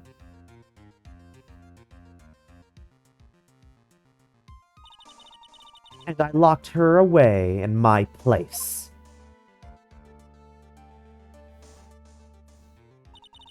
I had finally learned exactly what had happened. It was then that I learned that the plan had actually succeeded. What do you mean your plan had succeeded? I had misunderstood one thing, you see. That night, the one that had summoned me, I had assumed that it was Pearl Fay. Well, of course you would have assumed that. It was written in the instructions. But I was wrong. The person that had actually called my spirit back was Misty Fay, the picture book author. What? Well, that's really the only possibility, isn't it? After I lost consciousness in the garden, it was her body that was left lying there. Maya Fay. I wasn't able to kill her with my own hands after all. But even so, I made her commit the most vile sin a human can commit. And that is... Matricide. The sin of killing her own mother. No way! Well, order in the court! What is the meaning of this? It's true that I was the one who attacked Maya Fay. But even so, the murderer who actually snuffed out Misty Fay's life was none other than your darling little Maya. Ridiculous! That's nonsense! Are you sure about that? Just think about it. There's even evidence supporting these facts, isn't there? What? What do you mean? What is this so-called evidence? The fact that Maya Fay has disappeared is evidence enough, isn't it? Huh? The idea that she's still in the sacred cavern is just ridiculous. She wasn't able to escape from the inner temple. That much is obvious. In that case, there is only one place she could be. Where? Do I have to spell it out? The bottom of the Eagle River. Where else? Eagle River? Maya Fay killed her long-lost mother. Can you imagine the guilt she must have felt when she realized that? That's why she threw herself into the Eagle River. Most bodies that wind up in there are lost forever.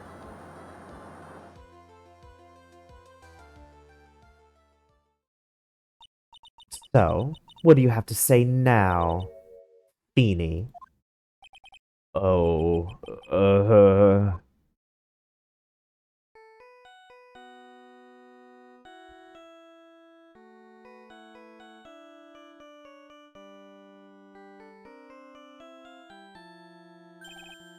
Oops. Sorry, that's my phone. What kind of ringtone is that? Godot here. Okay, thanks. Was it something important? They just finished removing the locks from the sacred cavern. That's great! What about Maya? There was a woman in the cave. Wasn't Maya Fay? It was the accused, Sister Iris. Huh? Don't look so surprised. I locked her in there yesterday. I just finished telling you that. So, what about Maya? Where is she?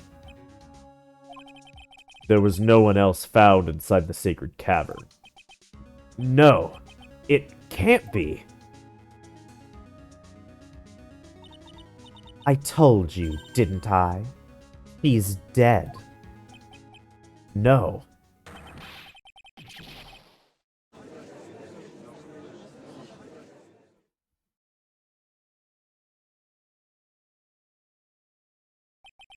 It seems that this case has come to an end.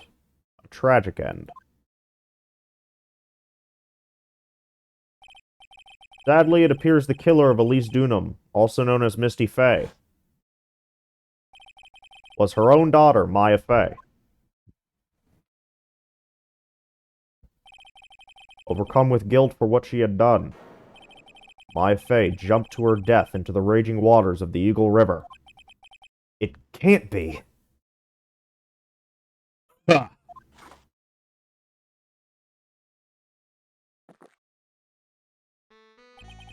Right. Have you ever heard this one? Once you eliminate the impossible, whatever remains must be the truth, no matter how improbable it may seem. What is that supposed to mean, Prosecutor Godot? According to this witness, Maya Fey threw herself into the Eagle River. However, is that really the truth? Remember, this woman testified earlier that the bridge was already on fire when the murder was taking place in the garden. Which means if Maya had thrown herself into the river, it must have been from the inner temple side, near the bridge. That's right. That's where she jumped from. But that's impossible. It's impossible to jump into the river from there. What? Don't get your panties in a twist up. All twisted up, trite. Just relax and think through the whole thing again. So it's impossible? Maya couldn't have thrown herself into Eagle River? Well, Mr. Wright, Miss Hawthorne claims Miss Fey threw herself into the river from the inner temple side. Do you have any evidence that refutes this claim?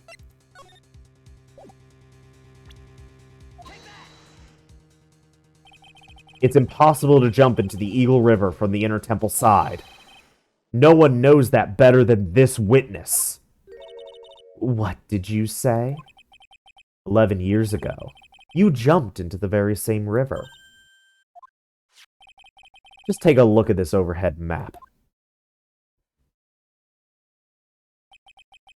As you can see, below the cliff on the inner temple side is a big rock shelf.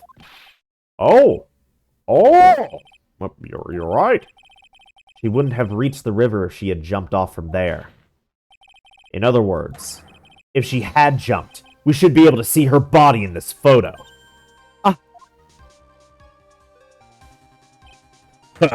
So you finally figured it out. You... No! Order! Order! You're just playing with me. Maya Fey's body is at the bottom of the Eagle River. There's nowhere else she could possibly be hiding. Miss Hawthorne, have you ever heard this one before? Once you eliminate the impossible, whatever remains must be the truth? Yes, just a few minutes ago. Maya Fey wasn't inside the sacred cavern. We now know that she didn't throw herself into the Eagle River. Correct. That eliminates all the most likely possibilities. Now, although it seems improbable, there's still one other place she could be. What? What is this one possibility you're talking about? That's obviously a bluff. So where is her dead body then? Finally, I think the pieces are falling into place. Normally the living have no way to punish the dead. But I think there is a way to give Dahlia Hawthorne the ultimate punishment. Shall I tell you, Miss Hawthorne? Shall I tell you where Maya is this very instant? Maya Fey is in this very courtroom. There's only one possibility left. Namely, she's right here in this very courtroom. What? Maya Fey is here? You say she's in my courtroom? Dahlia Hawthorne. I seem to recall that you said I had misunderstood one thing, you see. What? But I think there's one more thing you misunderstood. What do you mean? Tell me something. At this very moment, who is channeling Dahlia Hawthorne? Why, that's obvious! It's Pearl Fey, that pathetic little sniveling runt. You're wrong. Pearls tried, but she couldn't do it. I've never failed at channeling someone. This is the first time it's happened. Isn't there any explanation for why you couldn't channel a spirit? It could happen if someone else was already channeling the same spirit. Someone called me before Pearl did? But who? Pearls even tried again on the day after the crime, but she couldn't do it. What could that mean? I think the truth is becoming clearer to you right about now. Am I correct? It wasn't Pearls that channeled you. There was someone who called you before she could. This is an easy one. Pearls couldn't do it, and Misty Faye is gone. There's only one possibility left. Come on already! I can't stand the tension! Dahlia Hawthorne. The person channeling you right now must be Maya Faye. What? But how could that be? Remember that this witness Dahlia Hawthorne said about her goal. He said that her goal was to kill Maya Faye. Yes, that's right. But if Maya channeled the spirit of someone that was trying to kill her... Ha! Well, Gramps, what would happen? Could it be? Looks like you finally understand, Your Honor. Well, I don't. What are you going on about? What I'm going on about is the reason Maya channeled you. And there's only one reason. To protect herself from you. To protect herself? From me? Yes. On the night of the crime, you were only interested in one thing. Killing Maya Faye. The path back to Hazakura Temple was closed off, and there was nowhere for her to run. So then the problem became, where would be the safest place to hide? You mean that's when she channeled me? All this time you thought you had been channeled by Pearls. That's why it never occurred to you that Maya's hiding place was you. No. No. Don't say that! You're saying that I, Dahlia Hawthorne, was played for a fool by that little whelp? Maya Faye killed herself. Isn't it obvious? Sorry, but no. It would have been impossible for her to jump into the Eagle River. This was the only avenue of escape open to Maya. The only way that Maya could disappear from the Inner Temple. I don't believe you. A stupid little girl like that, who has never been out in the real world. She could never have come up with a plan like that. Who could have ever given her such a brilliant idea? Well, Me, of course. Mia! Mia Faye. It's been a long time, Dahlia Hawthorne. So it's true. It was you. Yes. Ha! You're something else. But what? What are you doing here? That hair. It's Pearls, right? Tell me something, Dahlia. I want you to think back to that night one more time. You had just cornered Maya in the Inner Temple's garden. And then, in the final moments of the fight, you lost consciousness.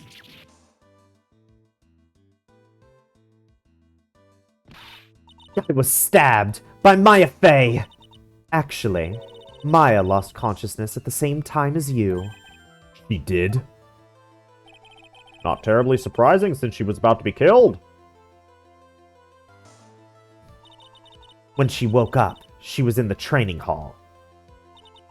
That's when Maya decided she needed help. So she channeled me. She explained in a memo the situation she was in.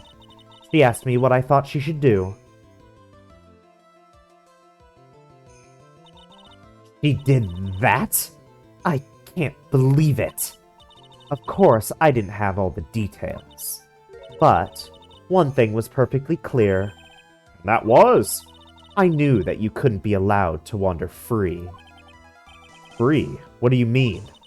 It was a race against time, so I wrote back 2 things that Maya had to do. Channel Dahlia Hawthorne as soon as possible, and lock herself in the sacred cavern until help arrived. So it was Maya who put that lock on there.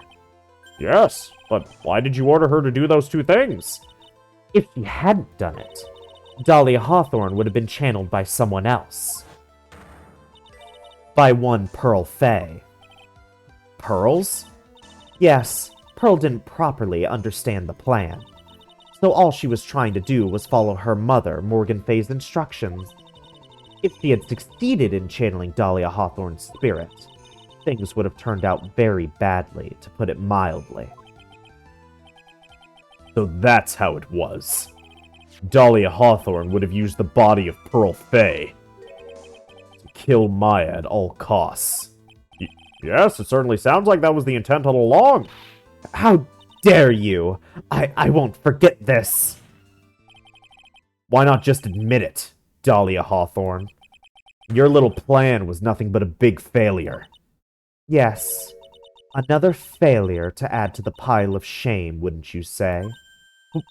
What do you mean by another? Think about it, Dahlia. Remember all your past crimes? Not a single one of them was a success. They all ended in failure. What? How dare you? 11 years ago. The fake kidnapping. Your very first crime.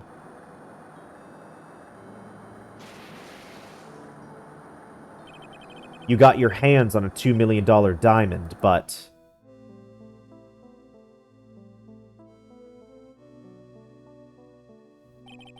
after Terry Falls escaped and went to meet with Valerie Hawthorne, the truth was exposed.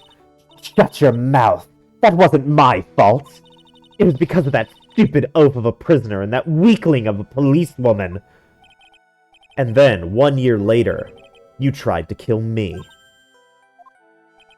Well, I'm still alive, but... you wound up killing someone else.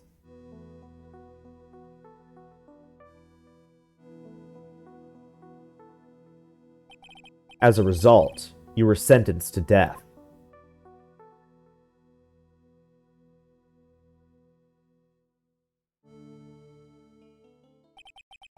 It's one stupid move after another for you, but it's no longer funny. You, wipe that smug, happy-go-lucky smile off your face! And now this. You've messed up again. You let Maya Fay escape, even though she was right there in front of you. Mia Fay. You spinster. I was supposed to kill Maya Fay like I swore I would. And if only you had gotten this spiky-haired jerk the guilty verdict, I wouldn't have been hanged to death. True. But I think you finally understand, Dahlia Hawthorne. You will never defeat me. What? What did you say? Whether you're alive, dead, or somewhere in between, you will never defeat me. As long as I'm around, you're destined to lose for all eternity. I remember what you said earlier in the trial. You said there was no way we could punish you, because you were already dead. What about it? Then you said, even when the body dies, the spirit, the ego, it lives on, forever. That's very true, Dahlia. And that's exactly the punishment you'll never be able to escape from. For all of eternity, you'll have to remain as Dahlia Hawthorne, a miserable, pathetic, weak creature who could never win at anything. And for you, there is no escape from that. No hope of freedom. Since the day you were executed, the narrow bridge that once stretched out in front of you has burnt to a crisp. You... Oh... You're wrong. It can't be. How could I lose to the likes of you? It no longer matters. I don't care whether you win or lose anymore. The only thing I want is for you to come out of Maya's body right now.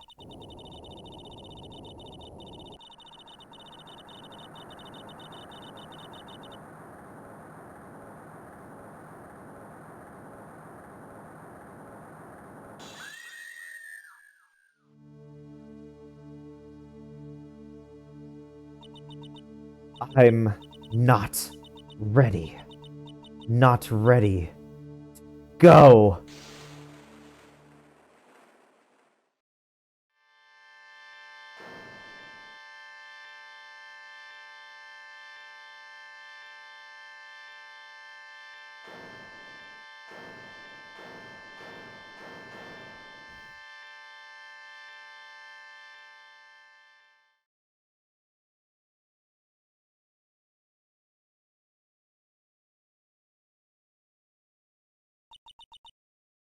Nick?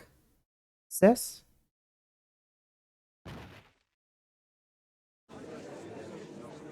This entire court just witnessed an exorcism.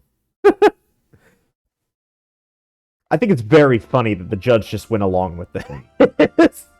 He just went along. Now then, I assume you are the real Iris. Yes. I was just rescued from the sacred cavern. I must say, you and your twin sister are indeed identical from what I can see.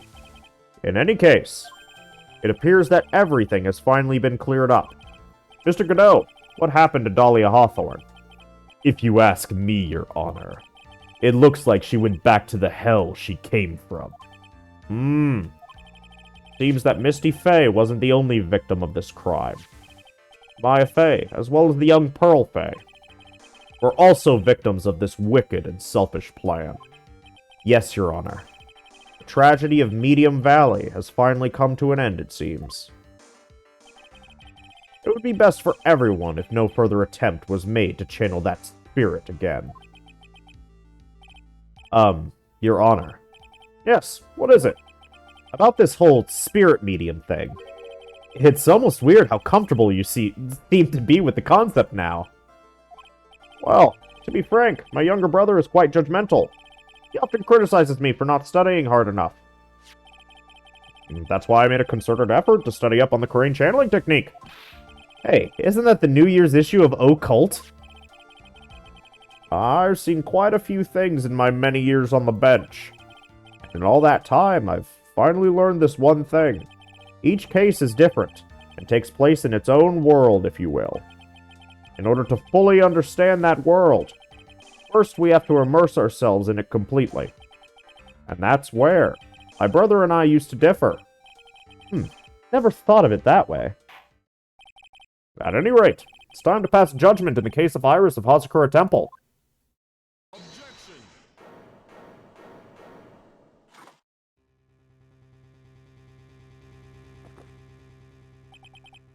You're a little too fast with that gavel, Your Honor. What do you mean by that, Mr. Godot? This trial, it isn't over yet. That's what he means. What? Right. Remember what Miss Evil Spirit said in her testimony. Huh? Dahlia's testimony? I caught up with her in front of the stone lantern. Then I took out the dagger I got from the storeroom and...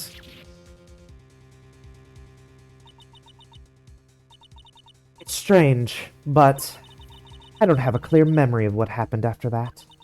I think I was stabbed. Just as Dahlia Hawthorne was about to attack Maya, she was stabbed and killed by someone. Yes, that's right.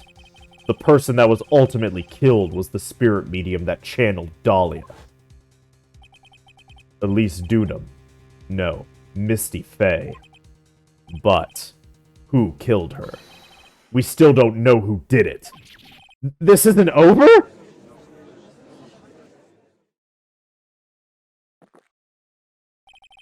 Unless someone else is found guilty, the accused is still on trial. We can't let her walk until there is evidence that proves her innocence. No way. But this court isn't prepared for any further testimony. The prosecution is ready to call our final witness. Final witness? This one will clear up the whole mystery. The mystery of who killed Misty Faye. Indeed. Is it really all right, Mr. Prosecutor? Of course it's all right, Madam Attorney. Very well then. Who is this final witness? Isn't it obvious? There's one person who saw the whole event and will put the final dagger in this case. Someone who saw the murder take place? The very person who saw her mother killed in front of her own eyes. You mean Maya? You can't. She can't testify after what she's been through. We need to find the truth. The prosecution calls Maya Faye to the witness stand. But first, we'll take a brief recess. We'll have to wait for Miss Faye to recover before summoning her. Once we receive the doctor's permission, we will proceed with the trial. Hey, Trite. I've got something to say to you, so listen up. What is it? I don't think much of you as a lawyer. It's always the same with you. You somehow manage to just squeak by without even a faint understanding of the case. Some beautiful woman always seems to come dashing in at the last minute to save you. You've got some nerve. But that's not going to happen this time.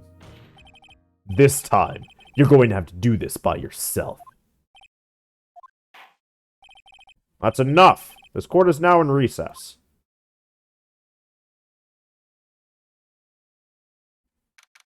February 10th, 2:56 p.m. District Court, Defendant Lobby Number 1. I'm truly sorry about everything. You were working so hard to defend me.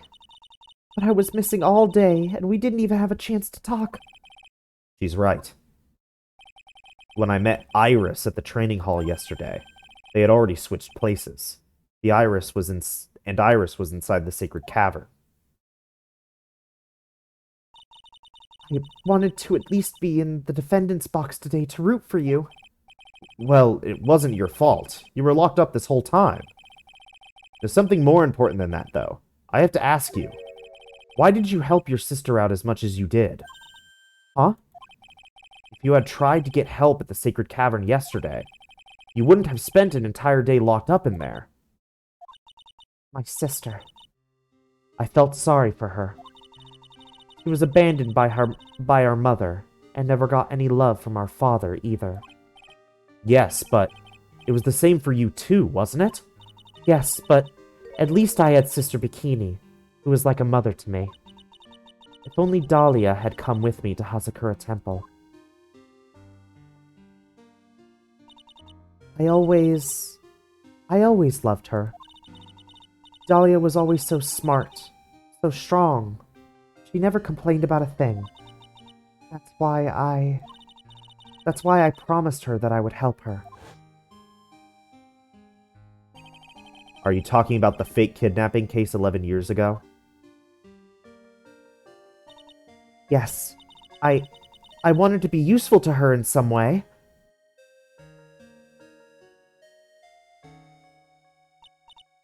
But, as usual, I was too cowardly. At the last minute, I ran away. Because of that, Dahlia's stepsister Valerie ended up... That was the case that wounded Mia so badly.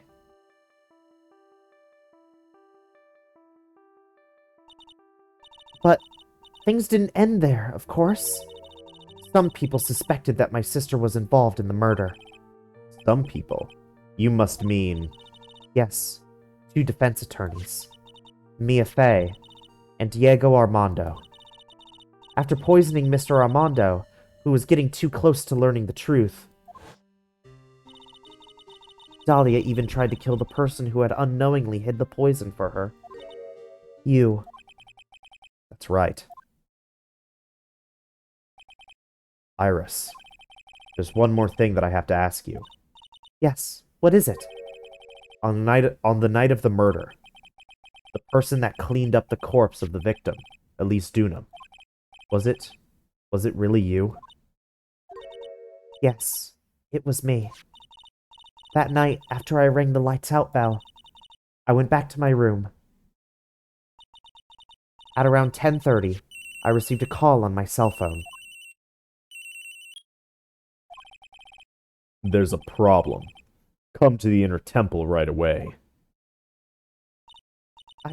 I got on the snowmobile and headed for the inner temple, but The path to the inner temple was cut off, right? exactly. We can't just leave the body here. So you've got to do this exactly as I say. Got it.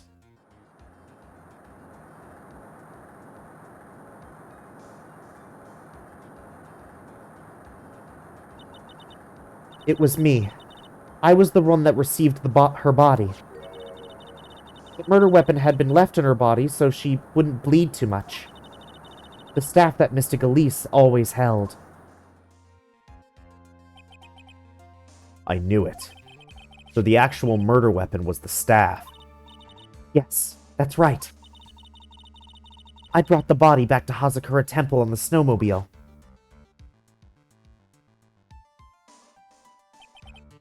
But why? Why did you alter the body? I didn't want anyone to know that the staff was the murder weapon. I didn't want to leave anything that would lead back to Misty Faye. So I dressed her in a robe and stabbed her with the Shichishito. I wiped the blood off the staff's blade and left it next to her on the ground. Iris, just tell me one last thing. Tell me the name of the person that called your cell phone. The real killer. I'm sorry, Mr. Wright. I can't do it. I can't say who did it. I see. Has a sword hidden inside the actual weapon used to murder the victim. Defendant! Yes? The judge is calling you. He wants to see you in his chambers. He has some questions about Dahlia Hawthorne. All right. Well then, I'll see you later. There's something I want to tell you. Oh, okay. Something she wants to tell me. So it's true. Iris cooperated with the real killer. Maybe even from the very beginning.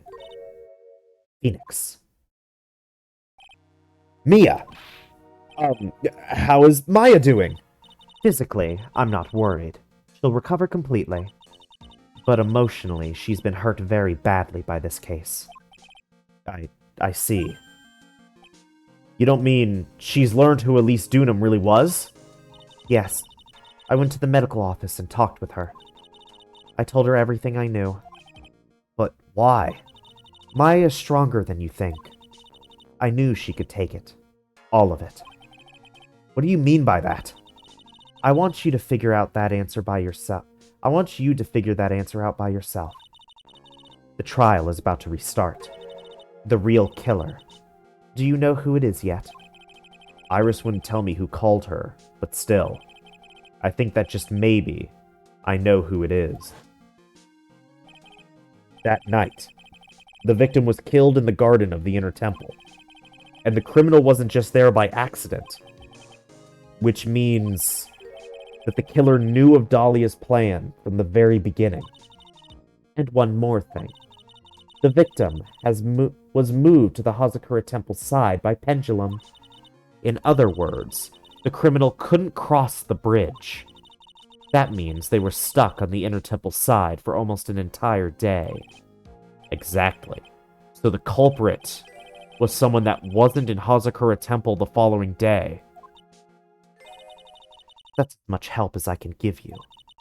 The rest of the battle is yours to win. Or lose. Okay, I've got it. Thank you, Mia. Finally, it's almost time to bring this case to an end. What exactly did Maya see anyway? And who was it that actually killed Misty Faye? Whoever it was, I have to prove it. Me. All by myself.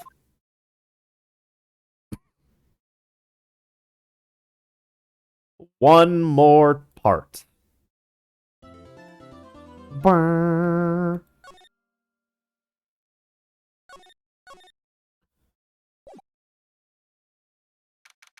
February 10, 3:36 p.m. District Court, Courtroom number 7. Now then, before we proceed any further, I'm going to announce the results of the test we had performed earlier. Tests? Yes, tests on the bloody dagger that was found stuck in the pine tree. Oh, yeah, that! I totally forgot about it. That's the weapon that Maya Fey used when she fought the victim. So what are the results? Was it the victim's blood, or... Due to time constraints, a full test wasn't possible. However, there's one thing we can say with certainty. The blood that was on this dagger was not the victim's blood. That is all. Now then, let's restart this trial. So it wasn't Misty's blood on the dagger. Then, whose was it? Found stuck in a pine tree in the Inner Temple Garden. The blood doesn't match the victim's. I'm sure both the defense and the prosecution know this, but this trial is rapidly coming to a close. Both sides will need to show some firm evidence with their claims. I understand, Your Honor. From what I've heard, the witness is dangerously weak, physically speaking. So let's finish this quickly. Agreed. Very well. Please bring in the last witness.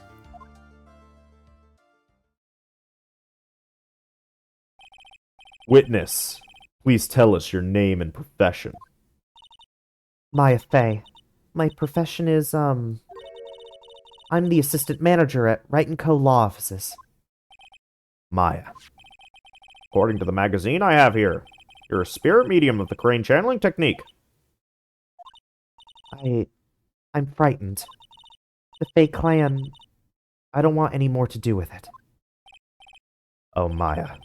The pain the Fey bloodline causes must be unbearable. Very well. Now then, Miss Fey. When the event occurred, you were in the garden of the Inner Temple. And you witnessed the moment of Miss Elise Dunham's murder. Is that correct? I didn't see anything. Straighten up this instant, young lady. Huh? Pick your head up and speak clearly. There's always time for crying later. But Your mother was killed right in front of your eyes. There's nothing you can do to change that fact. But there's something you can do. You can finish this. You've been watching the whole thing, right? You've seen the witnesses come out, and you've seen us squeeze the truth out of them. Now it's your turn. Let's hear your testimony. On the night of the crime, what exactly did you see happen? Witness, if you please. yes, Your Honor.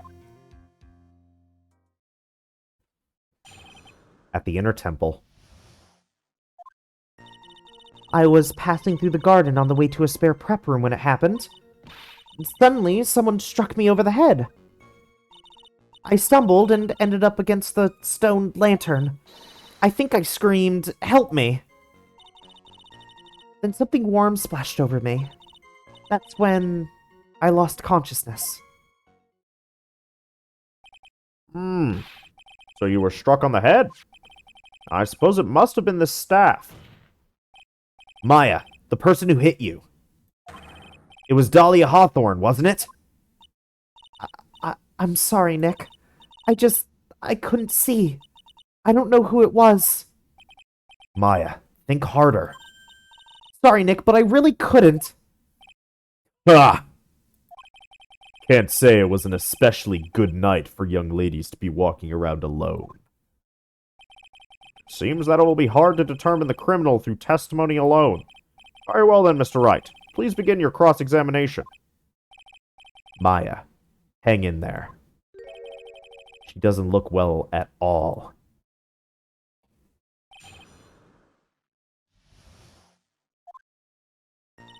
I was passing through the garden on the way to a spare prep room when it happened. Who else was on the inner temple side that night? Well, Sister Bikini, of course. But I remember her saying that Irish would be coming later as well. On the day after the incident, Edgeworth met Bikini at Hazakura Temple. That means she couldn't be the criminal. So then, did Iris actually come later like she said? Well, let me think. She seems confused. It's probably because she's so tired. No, I'm sure I didn't see her. She must have come while I was preparing for the training. Suddenly, someone struck me over the head. Who did it? Who hit you? Well, I didn't see who it was. I was hit from behind. You didn't see the person? But after that, your attacker was in front of you. How could you not see who it was? Oh, let me think for a sec. I'm sorry, I just can't remember. Maya's really having a hard time. What should I do? Come on, Maya. This isn't making sense. Why didn't you see this person? Well, let me think. It was, oh, that's right! It was dark, that's it. It was dark? It's not good to have too much light around when someone is undergoing spiritual training. Come to think of it, there was an earlier testimony on that effect as well. So it was dark in the garden on the night of the crime. Which is why she didn't see her attacker. Thought maybe she was trying to hide something, but I guess not. Judging by the testimony thus far, the identity of the attacker was most likely The spirit that was channeled by Elise Duna. Dahlia Hawthorne. Very well. Please continue with your testimony. What happened after you were struck on the head? I stumbled and ended up against the stone lantern. What happened afterwards? My attacker was in front of me, blocking off my escape, I think. You think? After getting hit like that, I was in a state of panic. There were only two things rolling around in my head at the time. Well now, this is beginning to get interesting. So what were the two things rolling around in your mind? My name is Maya Fey. 1 + 1 = 2. You see, for some crazy reason, I was afraid I was going to lose my memory. I know it's odd considering my life was in danger, but that's how it was. That's not odd at all. Your actions are understandable, given the circumstances. So, what did you do then? I think I screamed, "Help me!" You think you screamed, but you're not sure. Listen, I was a complete wreck. It was dark and I couldn't see my attacker. Was it a man, a woman, an adult, a child? I had no idea. I was scared out of my wits. Believe me, my dear, I'm certain I would have soiled my robes. I thought this person might attack me, so I... Anyway, I'm pretty sure I screamed. I thought that it was my last hope. Wow, sounds like poor little Maya really was out of her mind. But I wonder what she meant by last hope. What do I do? Do I press her for more details? Wait a minute, Maya. What's this my last hope stuff? What? What do you mean by your last hope? No. What? That's what you said. You said my last hope. Huh? What? I said what? Look, You were facing an attacker that you couldn't see, and you screamed, right? You screamed, "Help me." Yeah. But you testified that you screamed that because you thought it was your last hope. Oh, well, that's like... What do you call it when that happens? Maya's not doing so well up there. Oh, yeah, Oh, that's right! I remember now! I was facing my attacker, but that's not who I was screaming at. What did you just say? Yeah, that's right. It was the person behind my attacker that I was yelling at. That's who I was screaming to for help. What is it now? I messed up. I didn't mean to let that slip out. Huh? Witness, are you absolutely sure of what you're saying? Behind the attacker, there was another person. I am... Well, I meant to keep that part a secret. What have I done? Ah! It takes a ton of pressure to make a diamond. That's what I always say. A ton of pressure? You're in a court of law here. You can't make things up or try to hide things in this chamber. Witness, the information you just presented is vital to the case. I want you to add it to your testimony. I could see a man behind my attacker by the light of the stone lantern. A man? Who was this man? Well, you see, I couldn't see. You couldn't see? She used this excuse twice now. Well, lantern light isn't very bright. Lantern light, did you say? There's a great big stone lantern in the garden. They always light it when an acolyte is there for training. Hey, you know what they say, under the lantern, darkness reigns. So I could see the person that was further away, but not my attacker, who was closer. Plus, there weren't any other light sources in the garden at the time. Hmm. Then something warm splashed over me. You don't mean, was it? I didn't know it at the time, but I think it was probably blood. Is she saying that's when Miss Dunham, who was channeling Dahlia, was stabbed in the back by the killer? At that moment, I was paralyzed with fear. I was just sitting there in the snow. I'm sure blood got on everything around me. That's when I lost consciousness. So what happened next? I don't remember. How were you saved? You don't even remember that. No. I haven't got any idea. I really don't know what happened at all.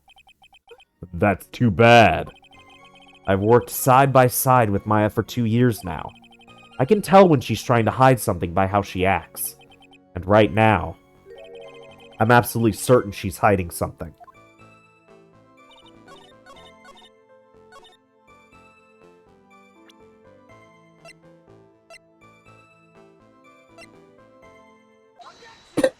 Ow. So there was a man standing behind your attacker. Yeah. That man, he's the killer. He stabbed her from behind. He's the one who killed Elise Dunham, otherwise known as Misty Fey, your mother. The killer? Maya. You know who killed your mother, don't you? What is the meaning of this, Mr. Wright? To be frank, Your Honor, I think she is in shock and quite confused. That's why she hasn't noticed the huge problem with her testimony. Huh? What do you mean? What problem? Maya, on the night of the crime, that stone lantern was out of commission. Huh? What? It's true. There was no light anywhere in the garden that night. No! Order! Order in the court! Mr. Godot, explain this! Add the pureness of milk to the perfect clear darkness of coffee. Stir. That is the state of the witness's mind right now. A cup of cafe au lait. Light? Lot? Cafe au lait? Cafe au lait? Is that even legal? Mr. Trite's words are the milk, and you are the spoon, Your Honor. I'm the spoon! I'm no spoony bard, I'll have you know. You must have noticed it too, Trite. This witness's mental state is highly unstable right now. It's not hard to understand why she would make a little mistake like that. Sorry, but that's not going to cut it. What did you say? If there truly was no light in the garden, then there's a fatal contradiction in the witness's last bit of testimony. Nick? May I? Recall the witness's statement about her attacker. She said that she didn't know if it was a man or a woman, an adult or a child. And yet, the witness could describe a person that was standing behind her attacker, and she quite clearly described him as a man. In other words, that would have to mean that Maya actually saw our mystery person, despite it being so dark that she couldn't see the face of her own attacker.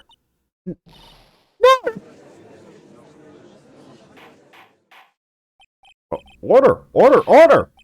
What in the world does this all mean, Mr. Wright? Are you saying Miss Fay saw the real killer under pitch-black conditions? Right. Do you have any idea what you're proposing? How could she have seen in the dark? There was no other light source at the scene. There are some things that you can only see in the dark, Mr. Godot. Maya, you did see who the killer was in the dark. And now, you're trying to cover for him. Cover? For the man that killed her mother? There's only one conclusion I can draw from this. You know who this man is. Please, Nick. I don't know anything. Please, I'm begging you. Ha! You talk a good game, Trite. But let's see if you can walk the walk. It was pitch black, so what could the witness see? I'm calling your bluff. No, Nick, don't! Please, stop. Maya's dead set on protecting this guy. The man who murdered Maya's long-lost mother. But I can't let him get away with this. I'm a lawyer, an officer of the court. I'm here to find the truth. All right, Mr. Wright. Time to show us what you've got. Who was this person that you say Miss Fay saw in the darkness?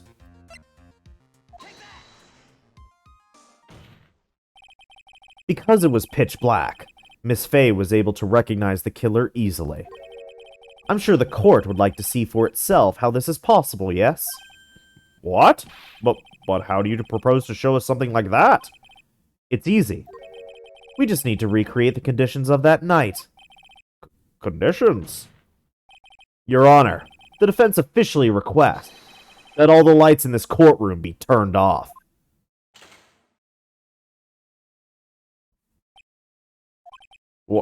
What? This is... But it can't be! Ha!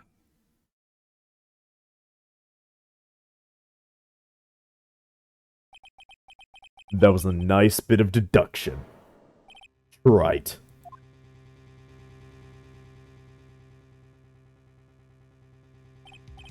Well, everyone, this is the man Maya saw on the night of the murder. Order! Order! Order! Prosecutor Godot, what is the meaning of this? Surely you must be shocked to hear yourself accused of such a thing. Why aren't you denying it? Ha! Your Honor, you're asking the wrong person. What do you mean by that? If you've got a question, ask the witness. That's one of my rules. Well, Maya, how about it? What you saw that night? Was it 3 glowing red lights? Well, witness, answer the question. You're wrong. I never saw that. Maya! I thought the person that stabbed my mother was a man, for a totally different reason. What? Witness, Mr. Wright, what the... Stop your chattering, Your Honor. Chattering? If it's worth asking, ask the witness. That's one of my rules. All right. Well then, let's continue with the testimony. Please tell us how you knew the killer was a man. Yes, Your Honor. I didn't realize it until after I woke up, but...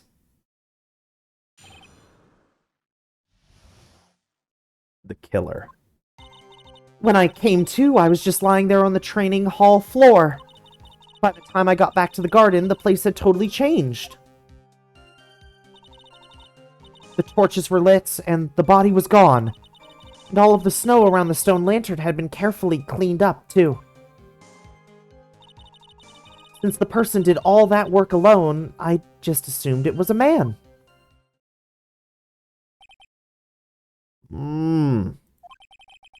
So it was after the crime took place that the witness came to think the killer was a man.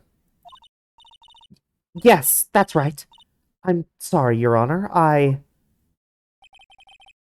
need to apologize. It's as Mr. Godot said, you are utterly exhausted. It's only natural that you would be a little confused. Also, if you consider the situation you described, it doesn't seem too much of a stretch to assume the culprit was a man. Mr. Wright, proceed with your cross-examination.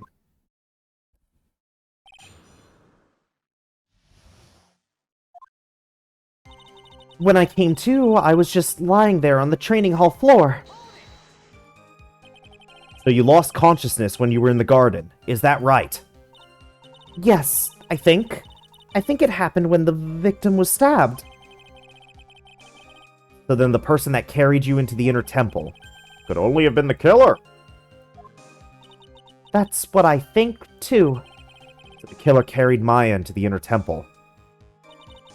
By the time I got back to the garden, the place had totally changed. Naturally, the killer must have done it, right? Yes, I think so. But why would the killer tamper with the crime scene like that? There must have been something that the killer desperately wanted to hide.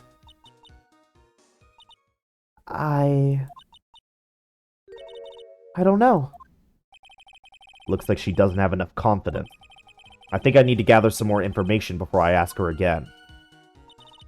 The torches were lit, and the body was gone. The torches were lit? Yes, that's how I noticed that the whole scene had changed. I'm going to say it was the killer who lit the torches. I mean, who else could it be? Killer probably lit them since it'd be impossible to do any cover-up work in the dark. However, if that's true, there's one thing that still bothers me. Why did the killer go to the effort of moving the body? That's true. It's hard to see how that would be of any advantage to the killer. The only one who would gain anything from that would be the only person that was at the inner temple, Maya. Let me hear some more about the condition of the crime scene. And all of the snow around the stone lantern had been carefully cleaned up too. So you're saying the killer cleaned up the snow? It did look really odd. Snow was removed in an unnatural-looking rectangular shape around the lantern. There was a lot of shovels around the inner temple, but they're all really heavy. Way too heavy for me to use.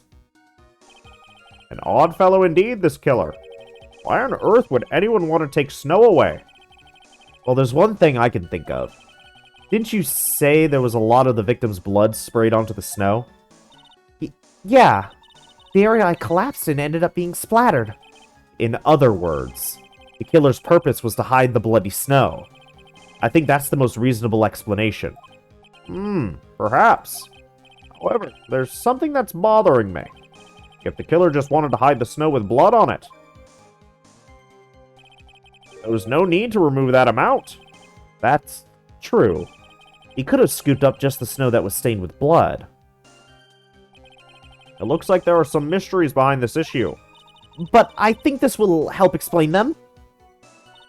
Since the person did all that work alone, I just assumed it was a man. So, you're saying that you never saw the killer, right? Yes. But earlier you very clearly stated that you saw a man behind your attacker. Nick, I'm sorry. The killer certainly went through a lot of trouble. Moving the body by pendulum, manipulating the crime scene. But for what purpose? Why do all that? Maybe Maya knows more than she's letting on.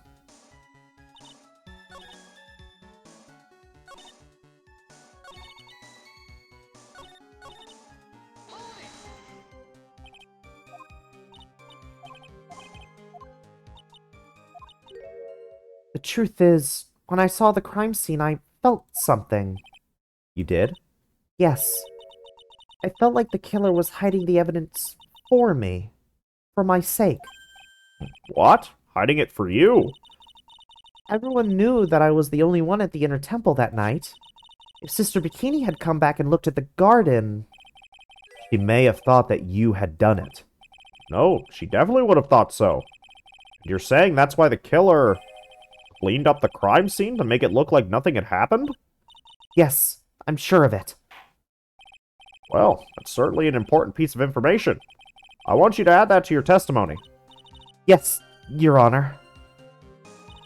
I think it was for my sake that the killer cleaned up the evidence of what had happened. They did it for your sake? Well, if the body and the blood hadn't been removed, I would have immediately been the prime suspect, right? Yes, I suppose that's true. Yeah, and if that happened, the body would have caused some other problems too. If her real identity had come out right then, it would have been terrible. Master of Khura'in killed by own daughter. I don't think Maya would have been able to handle it. But still, it's rather difficult to fathom the killer's motives. What reason is there to go through that much trouble to protect you?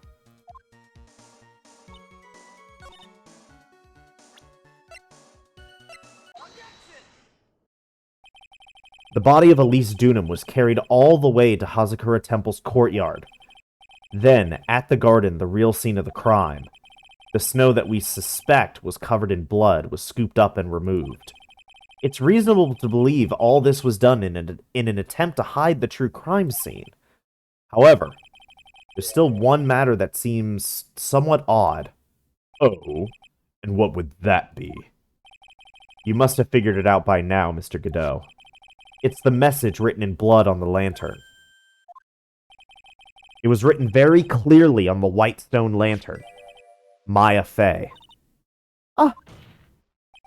If the killer was so motivated to protect Maya from suspicion, then why didn't they wipe the writing off the lantern? Ah, you're right. Order, order, order! But, Mr. Wright, isn't it a fact that the killer was trying to cover up the crime scene? Indeed, but it doesn't make much sense to move the body and remove the bloody snow, then not wipe off the most incriminating thing of all, the bloody writing. But if that's the case, do you have any explanation for the killer's mysterious behavior? Why would this killer move the body and remove all the snow, but then leave the bloody writing on the lantern? I don't know what the killer's plan was, but it's a fact that the killer left the writing on the lantern. There must be a reason for it. Well then, Mr. Wright, let's hear your opinion.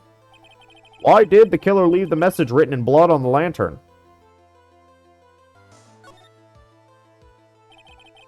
Prosecutor Godot, earlier in this trial, you gave me some good advice. Once you eliminate the impossible, whatever remains must be the truth. Maybe you're not as dumb as I thought. The real killer wanted to disguise the fact that a crime had occurred there. If that's the case, they wouldn't have left the bloody writing on the stone lantern on purpose. Therefore, it must mean that they didn't notice it. But that doesn't make any sense! The torches were all lit and everything. There's no way any normal person would miss something as glaring as that. You're right. There is no way any normal person would. What? What are you trying to say, Mr. Wright? There's only one person involved in this incident who could have missed seeing the bloody writing altogether. And who could that be? Who is the person that could have failed to notice the bloody writing? Mr. Godot, this is what you said yesterday. My eyesight is pretty messed up. Even with these huge goggles on my head, I still can't see everything. You can't see everything? Is that correct, Mr. Godot? This lantern was submitted as evidence today. I would like the court to think back to the moment it was first presented. This lantern? There's something written on it. Well, why? It's written in blood? Nonsense. This lantern. It's as clean as a whistle. Mr. Godot, just admit it. There are certain colors you can't see, correct? You can't see red on a white background, can you? That's right. We went through this once before, during the poisoning case at Tribulations. This is the apron the delightful Miss Bird was wearing at the time, and somehow spilled coffee on it. There's something still bothering me, Mr. Godot. Why have you not explained the bloodstain to the court? Bloodstain? What bloodstain would that be? Don't play games, prosecutor. The blood-colored stain that's smeared all over the apron. That's ridiculous. No one told me anything about a bloodstain. You could see the coffee on the white apron, but you couldn't see the ketchup, because it was red. Ah! It's strange. In a black and white photo, those letters would have appeared black to me. I wonder, why am I the only one that can't see them? So then, Mr. Godot, are you admitting it? Are you admitting that you can't see the red writing on the lantern?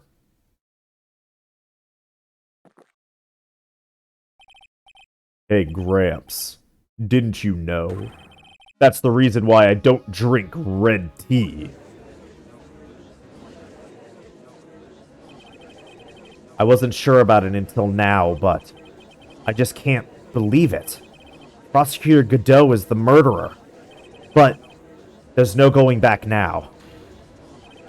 I finally figured out the truth. Mr. Godot, the defense at this time formally accuses you. You are the murderer of Miss Elise Dunham, also known as Miss Misty Fey. It's hard to believe this may be true, however, once again, Mr. Wright has brought up a disquieting fact about you. Ha! Just make sure you don't fill out the indictment in red ink, Gramps. Come on. How does a little graffiti make me into the killer? Besides, it's not like it's my name that's written there. I'm certain that the killer wasn't able to see the color red. This is rich. Do go on, Trite. The answer is right there at the crime scene. In the snow. The snow? How so? Well, for example, why did the killer move all that snow? Your Honor, you said it yourself. If he wanted to hide the bloody snow, why not take out just that area? Yes, why didn't he just take out that area? Could it be? Yes, the killer couldn't see the red blood that had seeped into the snow. And so, he had to remove all of the snow. He couldn't be sure where the blood had landed, so he removed the whole area. Isn't it more likely that the killer couldn't see the blood because it was dark? Not a chance. The torches were all lit. He would have been able to see just fine. It seems that once again this trial has taken an unexpected turn, to say the least. Can you explain this, Mr. Godot?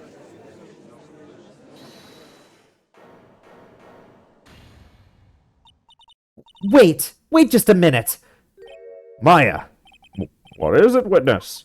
Mr. Godot isn't the killer. After all, he didn't even come to the Inner Temple until 2 days after the murder took place. He didn't show up until after that old bridge got fixed up. Maya, you can't testify to something like that. Why? What do you mean? I may not look it, but I'm... After the murder happened, you didn't even exist. She didn't. I'm afraid I don't follow. Are you senile, old man? We established this just a little while ago. After the murder, this witness was unconscious for a long time. Because she was channeling Dahlia Hawthorne. Oh, that's right. Please, Your Honor, let me add to my testimony. Nick, please listen to me. Maya, do you plan to cover for Godot no matter what the cost? If that's the case, then I've got no choice. Your Honor, let's hear her testimony. If it means we're going to hear the whole truth, I say we should not silence her. Ha! Nicely done, Trite. Very well. Let's hear the witness's testimony. Please tell us what happened at the Inner Temple after the murder. Yes, sir. After I woke up, I began channeling, and my spirit left me, as it were. But little Pearlie was there at the Inner Temple, too. After the incident, Pearlie was also stuck on the Inner Temple side that night. The next morning, she looked around, but couldn't find anyone. The next day, when the bridge was finally fixed, she was in the spare prep room. That's when Mr. Godot arrived at the Inner Temple for the first time. He found Pearlie first, and cheered her right up. who is this Pearlie? That's my little cousin, Pearl Fay. So when did you hear about this? Oh, just a little while ago, when I was in the medical office. I'm terribly sorry. But what you heard from someone else is simply not admissible as testimony. What? Come on! Pearlie would never tell a lie. She's a way more honest person than I'll ever be. Real smart, Maya. You always know the best things to say when you're under oath. Ha! The prosecution has no objection. We believe the witness. Mr. Godot, let's just move on to the cross-examination. If the defense has no objections. This is highly unusual, but, well, Mr. Wright. Let's get this cross-examination started. After the incident, Pearlie was also stuck on the Inner Temple side that night. so where do you think Pearls slept that night? In the spare prep room next to the training hall, I guess. There's a rule that you can't enter the training hall during an acolyte's training. But even so, why did she go to the Inner Temple in the first place? Seems that Pearls became very worried about Maya. She knew that the spiritual training I was about to undergo was very intense. Pearls was supposed to channel Dahlia Hawthorne, but she couldn't do it. That's why she headed to the Inner Temple. However, Dahlia Hawthorne was already there, possessing the body of Elise Dunham. The next morning, she looked around, but couldn't find anyone. She searched the entire Inner Temple side, end to end. Oop. Well, you see, Pearlie gets pretty scared when she's alone. And there aren't that many places to look. She says that she even went back and forth several times. The Inner Temple side has two structures, the training hall and a spare prep room. And there's also a storage shack, I think. That's about it. It was a storage shack, too? Pearls was looking for other people, right? Would she have really examined a storage shack all that carefully? Well, if it was me, that would be the first place I would investigate. So that means it's possible that someone may have been hiding in the storage shack. First day when the bridge was finally fixed, she was in the spare prep room. Pearls didn't hear the sound of them working on the bridge? What do you mean? I was just wondering why she would stay in the prep room. If it was me, I'd at least go out and wait at the foot of the bridge. Oh, well, Pearlie said she was sleeping at the time. She said that she was so scared during the night that she couldn't sleep well and woke up a bunch of times. Poor little girl. All alone like that. Well, we know that she had at least one friend in the sacred cavern. Dahlia Hawthorne, who was busy battling with the trick lock. She couldn't let anyone see her, so she wouldn't have shown herself to Pearls. What happened after the bridge was finally fixed?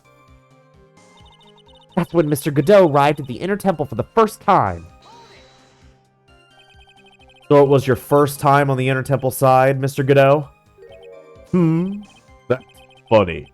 Am I imagining things, or did the defense ask me a question? Mr. Wright, please save your questions for the witness. What you heard from someone else is simply not admissible as testimony.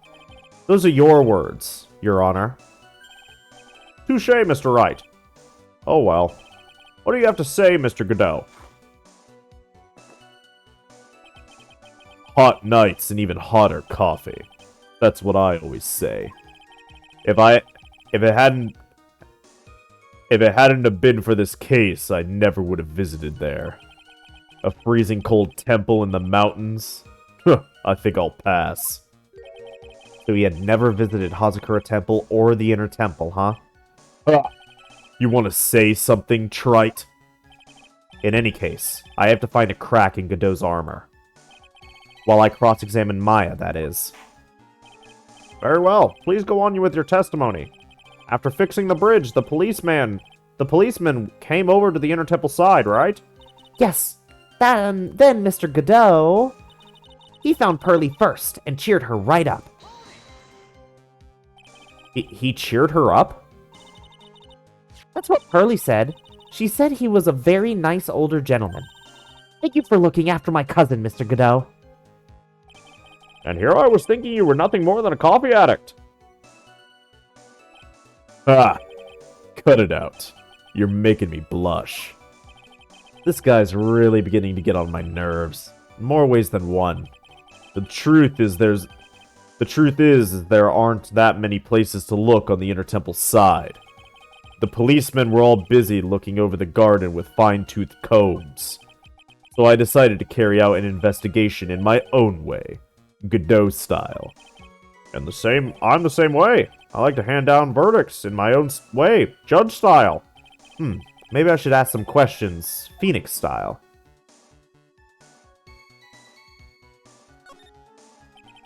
So you cheered Pearls up? When I found that little girl, the first thing she asked about was her cousin, Maya Fey. Really? The bridge had burned down and she was huddled up in that tiny shack with no heat. Even though she may have had a truly terrifying night out there. She asked about you before she said a thing about herself. Pearlie. I noticed that you weren't anywhere on the Inner Temple side, but I couldn't find it in me to tell her that. So I gave her my last cup. With milk and sugar, to hide the bitterness of the harsh truth. What a sweet story. He had a thermos of coffee? Why doesn't that surprise me? There's only one thing of any importance here. Where was Godot when the murder was taking place? He must have already been at the Inner Temple when it happened. Otherwise, he couldn't have killed Elise Dunham.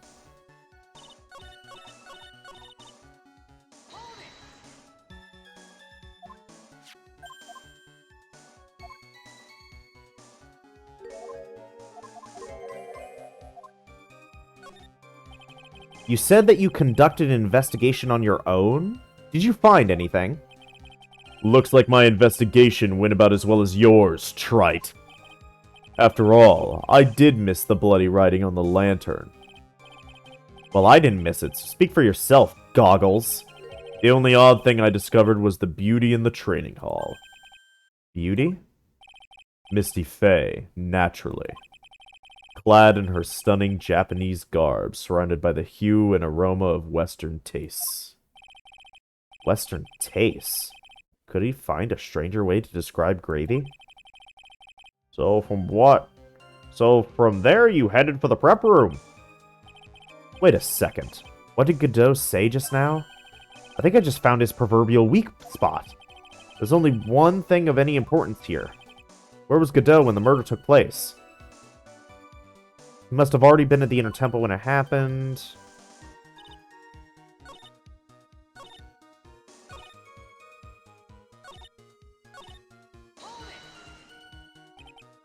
So it was your first time?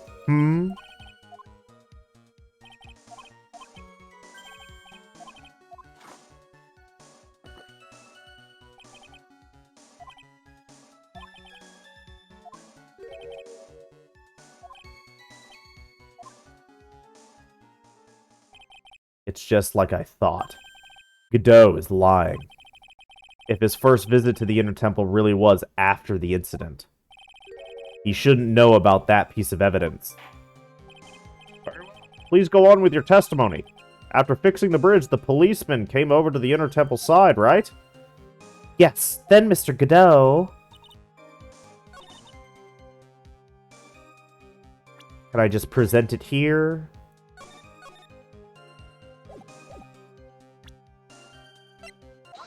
Yeah.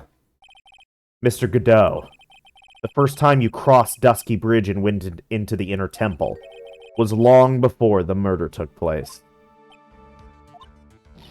Why do you say that? Because he just made one fatal slip-up. The hanging scroll in the training hall. Hanging scroll? But Mr. Godot is right. That scroll shows a picture of my mother. Maya, I know you know who it is, but here's something you didn't know. By the time the bridge had been repaired 2 days after the murder, the hanging scroll in the training hall looked like this. What's that wonderfully delicious smell? The morning after the crime, someone covered it with gravy. Gravy? But why gravy, Nick? Because gravy was much more than a condiment to the culprit. Well, Mr. Godot, if you really hadn't seen the hanging scroll until after the murder, you wouldn't have had any way of knowing that it was Misty Fey. Wait a minute, Nick! Yes? Take another look at the hanging scroll. Look at the top! There's a crest there. Ah, that. It's the mark of the master, correct? Exactly. So if you know the meaning of the mark... Then you could guess that it was a picture of Misty Fey on there. True, but Mr. Godot described what was underneath like this. Clad in her stunning Japanese garb, surrounded by the hue and aroma of Western taste. Oh. Yes, it's possible that he knew what the crest meant. However, he couldn't have known that she was wearing Japanese clothing. Mr. Godot, on the day of the murder, you were hiding at the Inner Temple, long before the crime took place.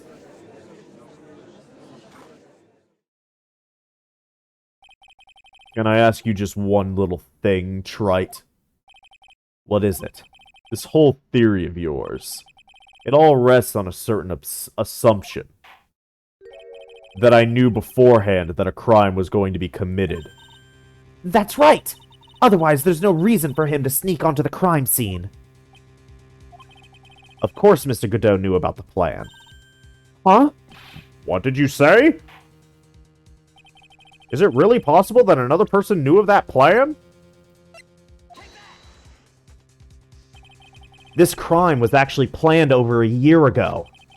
Morgan Fay authored the plan for her daughter's future, and these instructions were hidden somewhere in Fay Manor for a year.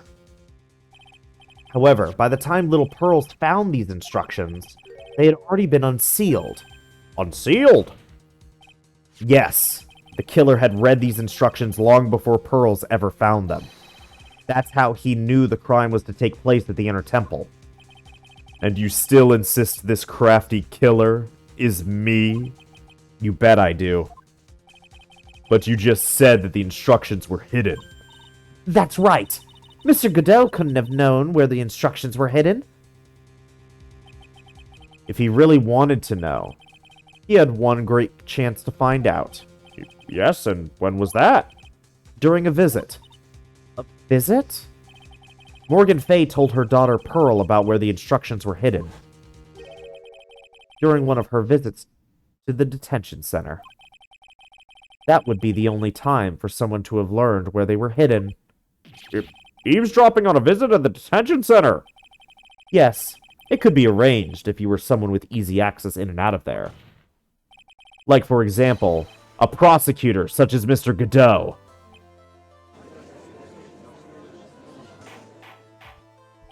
Order! Order! Order!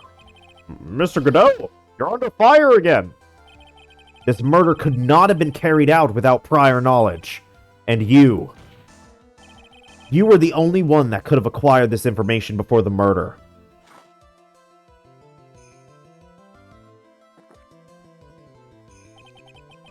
Humans are afraid of the dark.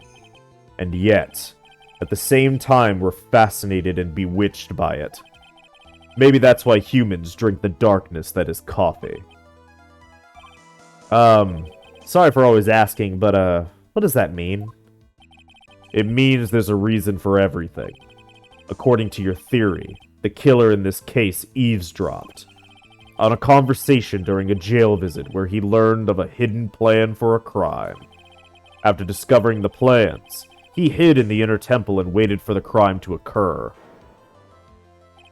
Then he ultimately took a person's life. And he did all of that just to protect this witness? That's right. If you're accusing me of this crime, I have to ask you, why would I do this?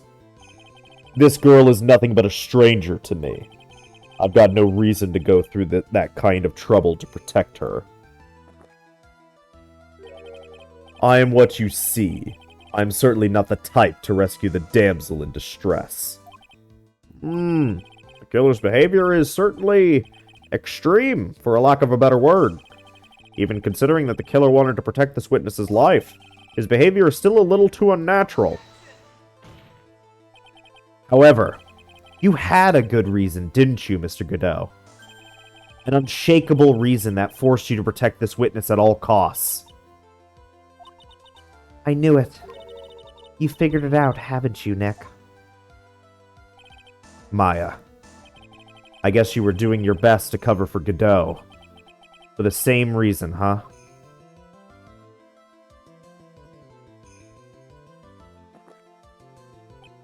Okay, trite. I'm all ears. Let's hear it. Very simple. Maya Fey is a lot more than just a stranger to you. What's this? There's one person who lies at the very center of this whole story. One person that ties you and Maya Fey together inextricably. There's a very good reason why Maya Fey's life is so precious to you. After all, she is Mia Fey's only sister. Mia Fey. You once worked alongside her. That was when you were a defense attorney. Wait a second here. Mr. Godot is a defense attorney? With your honor's piercing intellect, you must have figured it out by now. The real name of this man who calls himself Godot. His real name is Diego Armando. Isn't that right?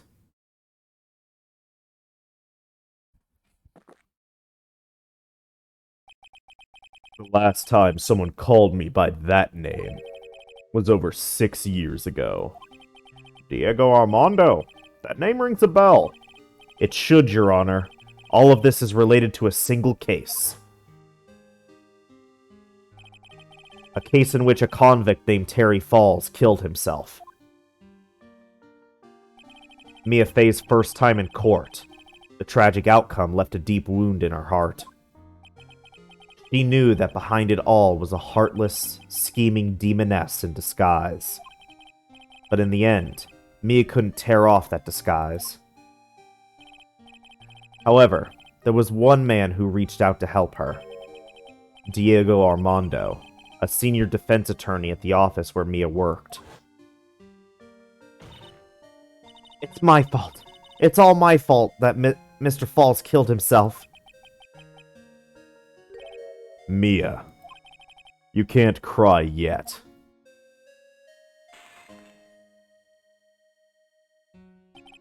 The only time a lawyer can cry is when it's all over.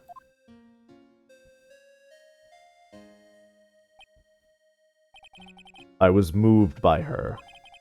The way she put all her faith in her clients. That pure, sweet heart of hers. That's why I could never forgive Dahlia Hawthorne. Mia and I thoroughly investigated that fake kidnapping incident. Then one fateful day, Dahlia wanted to meet with me. It had been 6 months since the trial. We met in the courthouse cafeteria. Oh, I just remembered! 6 years ago, right here in this courthouse. You were poisoned! Even I didn't see it coming. Dahlia Hawthorne slipped some poison into my coffee. Some newspapers at the time called it a murder, but very little information about the case was released to the press. But you weren't dead at all. No official reports ever actually called it a murder. I was just in a deep, deep coma. I see. My body shut down, and my life became nothing but a long, deep sleep. That woman's poison did a real number on my central nervous system. I lost my sight, and all of my hair turned white due to the damage it caused. That's terrible. Apparently it was a miracle that I ever regained consciousness. 5 years had passed since I drank that poisoned brew. Then one morning, my eyes flew open from the smell of a doctor's cup of coffee. 5 years? You were asleep for 5 years! And the worst possible news was waiting for me. Mia Fey was dead. From the very moment I opened my eyes, I had already lost everything I thought I had. The woman I loved had been murdered. And the woman I loathed had been sentenced to death. The woman you loathed? The woman who had spiked my scalding hot coffee. Dahlia Hawthorne.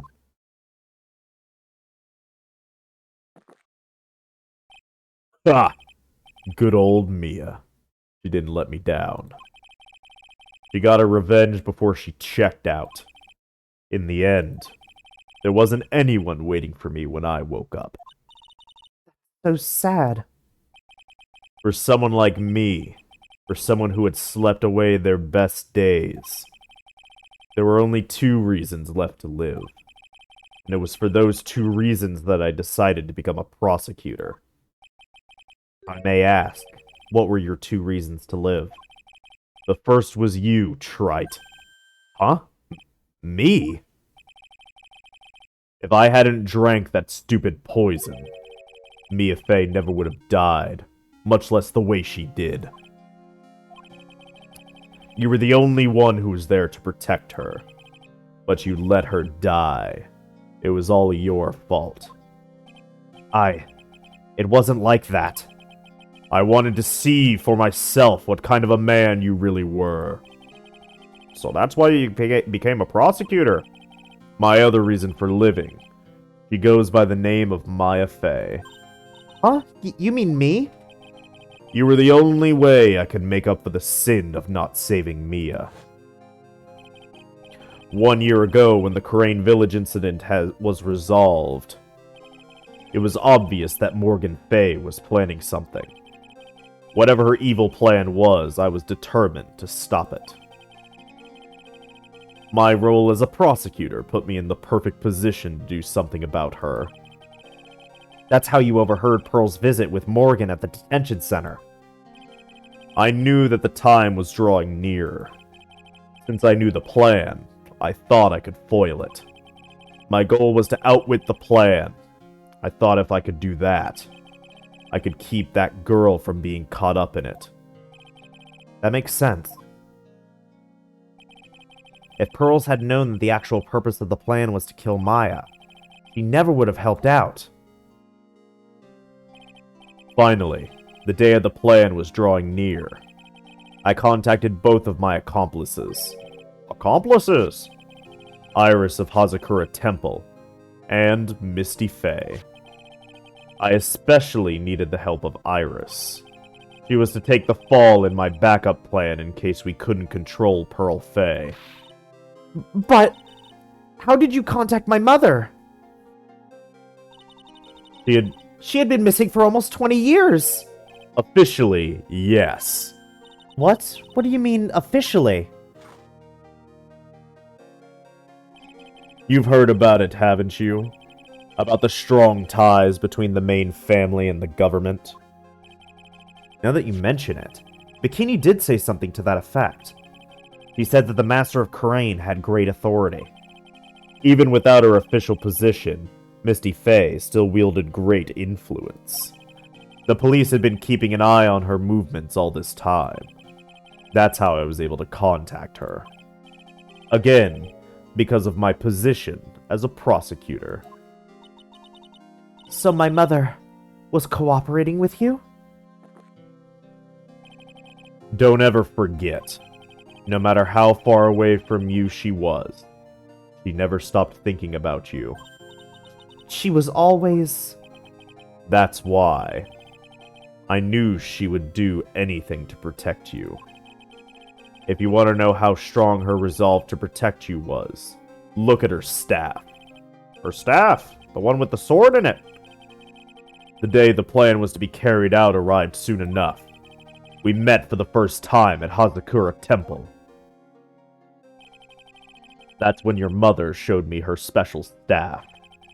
I realized it then, just how far she was willing to go. She was ready to use that sword to protect you from Morgan Faye if necessary. Yes, even if it meant paying the ultimate price. Mother. That night, the night of the crime, it was just one way to stop Morgan's evil plan. You mean pearls, don't you? We had to make sure she didn't channel Dahlia Hawthorne. Well, Pearl, what are you going to do tonight? Well, if you'd like, you can come to my room. Perhaps we can read some books together. We thought we could prevent her from playing any part in Morgan's plan, but she never showed up. He was worried and followed me to the inner temple. That was the thing we were most afraid of, and that's why Misty Faye had to do the channeling herself. He channeled Dahlia Hawthorne into her own body. What? What do you mean? If she channeled the spirit first, then Pearls wouldn't be able to do it herself. As Master of Khura'in, Misty Faye's power was supreme. So that's how it went down. He channeled Dahlia Hawthorne so that Pearl Faye wouldn't be able to.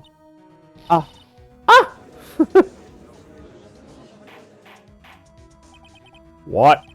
Is this true? My role in the plan was to make sure no one was going to hurt Maya Faye. That's why I hid myself at the inner temple, just in case you needed to be saved from Dahlia Hawthorne. Godot. Anyway, that's all I'm going to admit to. Wright.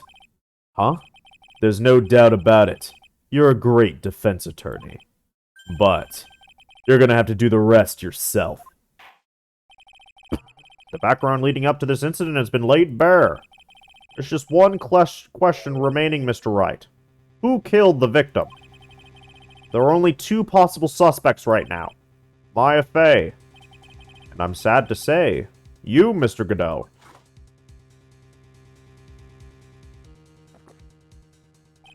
Well, Trite, if you're the real deal, then finish this thing once and for all.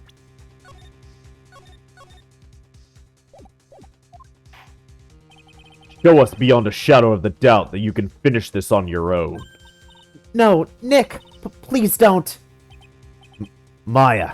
I heard the whole thing from my sister in the medical office. That's why I have to protect Mr. Godot. I can't do it. I can't testify against him. After all, He's the man who put his life on the line to protect Mia.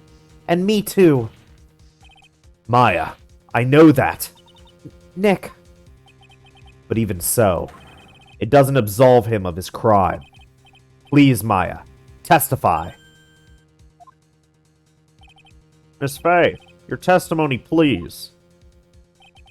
This is the final testimony. Don't bother trying to hide anything, because I'll know. I want to hear the truth from your own lips. I understand. I'm sure you're right. I'm ready now, Nick. All right, young lady. Tell us about the moments before you lost consciousness. What exactly happened at the time of the murder? The time of the murder. Just before it happened, I think I saw some red lights. 3 of them.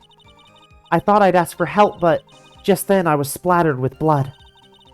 She wasn't dead, though, and she struck back at the enemy behind her. Suddenly, the red lights went out and the whole area was dark. Just at that moment, there was a horrible scream. Right after that, Dahlia collapsed and I lost consciousness. These red lights. I thought you said you don't remember seeing them. I'm sorry. I thought I saw them, but then they disappeared all of a sudden. Ah, things break, Trite. Even the best of theories. Who was it that stabbed Misty Faye? Looks like you still can't prove it. Maya's telling the truth this time, I know it. The rest is up to me. Well then, Mr. Wright, proceed with your final cross-examination of the witness. Time of the murder. Just before it happened, I think I saw some red lights. 3 of them. Lights shining in the dark. I don't think you could make a mistake about that. Yeah, you're right. I think I saw them, but I can't say for certain. And I can't tell you for sure that they were from Mr. Godot's mask either. I don't get the feeling she's covering for him anymore, but just after that, you turned towards the lights and called for help? Isn't that because you thought the lights were coming from Mr. Godot's mask? Yeah, I guess so. Maybe that's what I was thinking at the time, but I can't remember. After all, there was a person I couldn't identify in front of me. Maya's life was in terrible danger at the time. There's no way she can remember the details of the scene perfectly. Alright then, let's go on with the testimony. What did you do when you saw the red lights? I thought I'd ask for help, but just then I was splattered with blood. That blood. Was it Dahlia Hawthorne's blood? I think so, probably. Just at that moment, I heard a soft scream that seemed to be close by. It was a woman's voice. That was when the killer stabbed the victim from behind with the murder weapon. Is that right? Without a doubt, Maya was in the middle of a really dangerous situation. Anyway, the victim was stabbed by the murder weapon. What happened after that? She wasn't dead, though, and she struck back at the enemy behind her. Struck back? How do you know that? Well, you're right. I didn't see it exactly. But I could tell by the sounds of their breathing and movement, and also the smell of blood. You have witnessed more horror than any young lady should ever have to in one life. So then, what did you do at that point? I couldn't move. I could just barely make out their shadows moving in the dark, but I had no idea what to do. Could you still see the red lights you mentioned earlier? Yes, I think so. But suddenly the red lights went out and the whole area was dark. They went out? Yes, suddenly I couldn't see them at all. What could it mean? If the red lights were coming from Godot's mask, and they went out right in the middle of a fight, Maybe the mask was damaged? or maybe it was knocked off. Or maybe the batteries ran out. Right, Trite? Or maybe those little red pinhead-looking lights just stopped working. What could have really happened then? Just at that moment, there was a horrible scream. What do you mean by just at that moment? Do you mean the moment when the red lights went out? Yes, that's right. The scream that you heard then, was it Dahlia Hawthorne? I don't think so. I'm pretty sure it was a man's voice. What? So then, that scream came from the killer? That's gotta be it. I think Dahlia Hawthorne must have taken the blade and attacked the killer with it. Then the killer let out a scream of pain, huh? After that, the killer stole the blade back and delivered the final blow. I guess. Well, Mr. Wright, seems to make sense to me. Sounds like a reasonable deduction, but I still kinda wonder.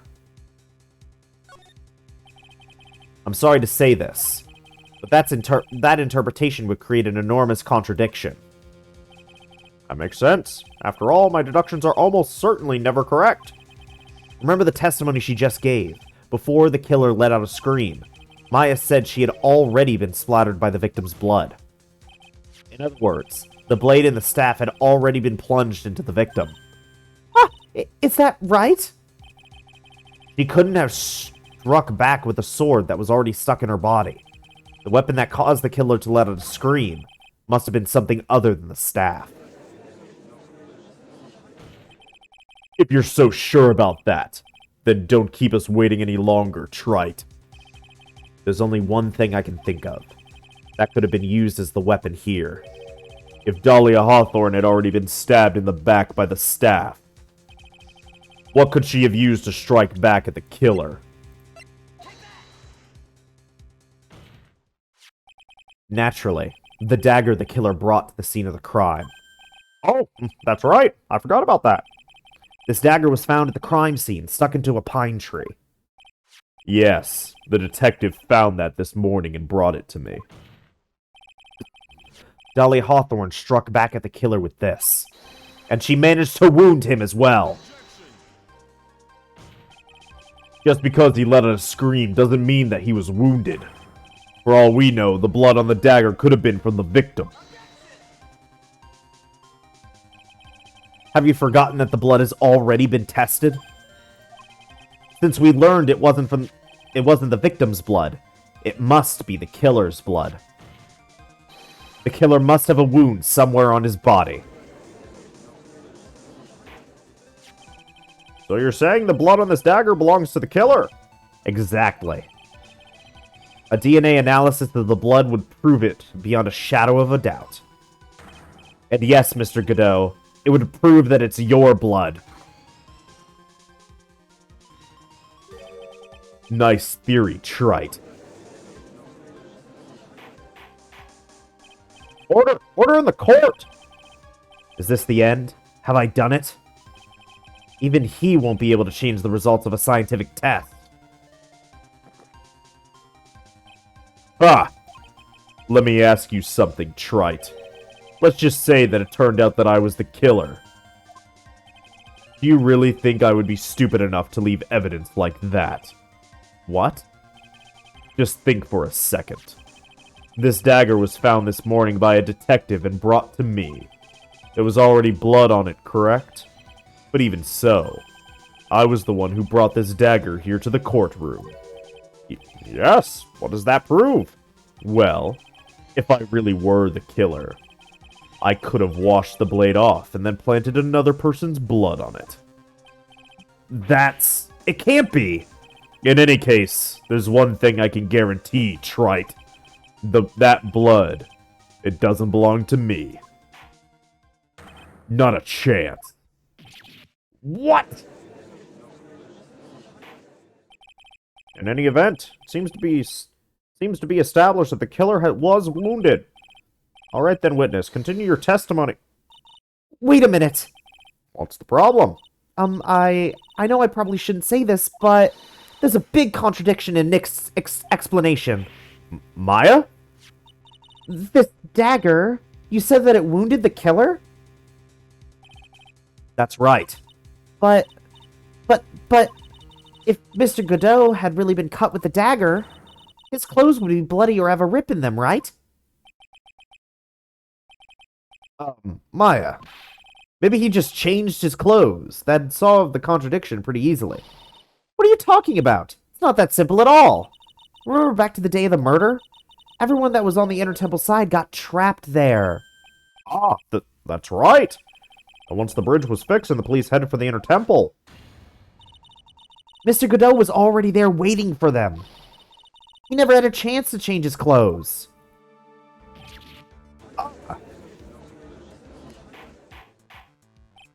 Order in the court. What the witness says is... Well, maybe he brought a change of clothes with him. But no one could have predicted the lightning strike that shut down the bridge. Why would anyone have brought a change of clothes? Did the judge take smart pills during the last recess? Well then, maybe the killer took off his clothes before he committed the murder. That way he wouldn't get any blood on them. That's impossible, Trite. You know how cold it gets up there late at night? After a few minutes with no clothes on, you'd be frozen solid. So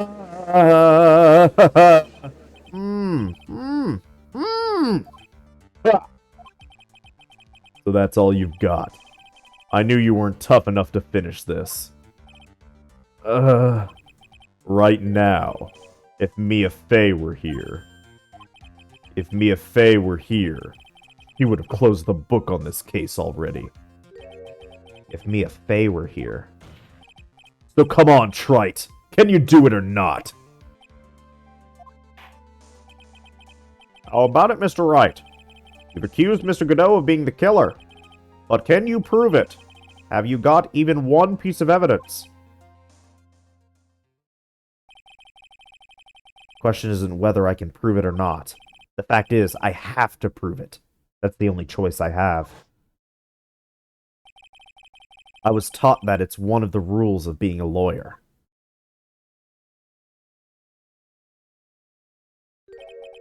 I can prove it. I'm going to bring your magnificent vengeance to fruition, just as you want it. Ha! That's good. A fighter to the bitter end, Trite. Since there's just one piece of evidence that can prove your point, why don't we go for the old limited penalty?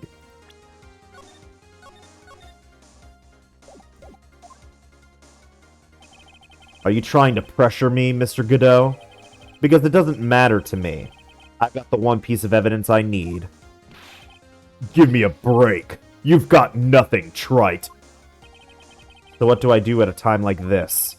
It's simple. I've got to think outside the box and approach this from a different angle.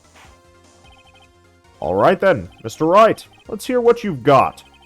There's one thing I've demonstrated in the previous cross-examination. The killer was wounded. That was proven by the blood on the dagger. But we decided it was impossible for him to have hidden such a wound. If he had been cut by a dagger, there would have been a bloodstain on his clothes. There's one place. One place the killer could have hidden his wound. What did you say? Hidden? This is it. My last stand. I need to think about this from a different angle. I don't need to think about why there was no bloodstains on his clothes. I need to show how he hid the wound. It's the end of the line. The final stop, Trite. Let's hear what you've got.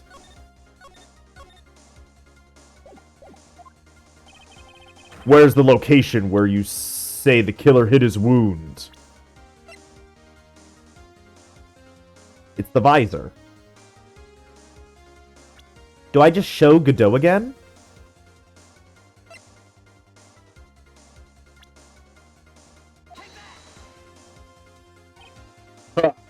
I don't know what you're talking about, and frankly, I don't even need to know. You'll never be half the... Isn't that right, Trite? Oh, wait. That was correct. Hang on.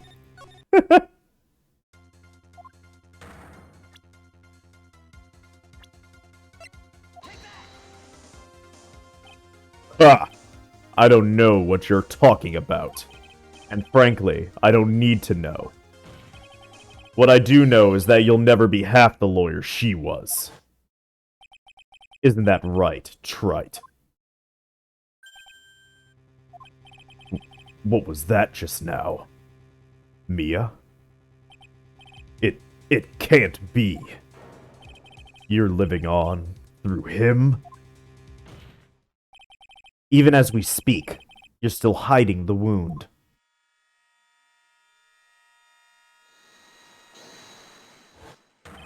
It's beneath your mask. During the fight, the red lights given off by the killer suddenly disappeared. Seconds later, the killer let out a scream. That's right. Your mask went flying off your face. Mr. Godot, would you mind removing your mask? If you have a dagger wound under there somewhere, then I'd say this whole case is solved.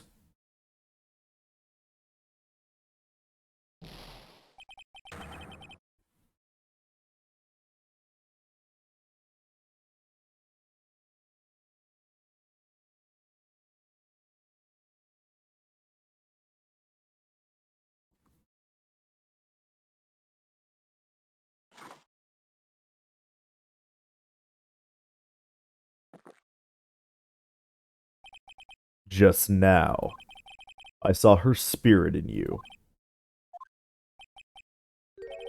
I never liked you. 6 years ago. You helped the woman who put me to sleep by hiding her bottle of poison. And then, while I was sleeping, you let Mia die. But you didn't care. You just kept living your pathetic, happy-go-lucky life.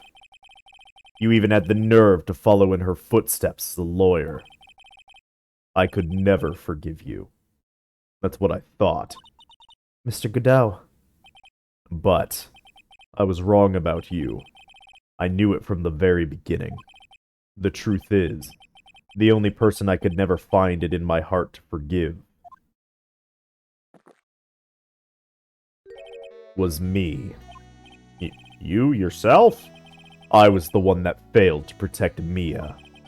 Me and no one else. I tried to avert my eyes from the truth, to escape from the harshness of reality. I just couldn't face Mia's death head on. So I ran. I hid behind a mask. I threw away my true name.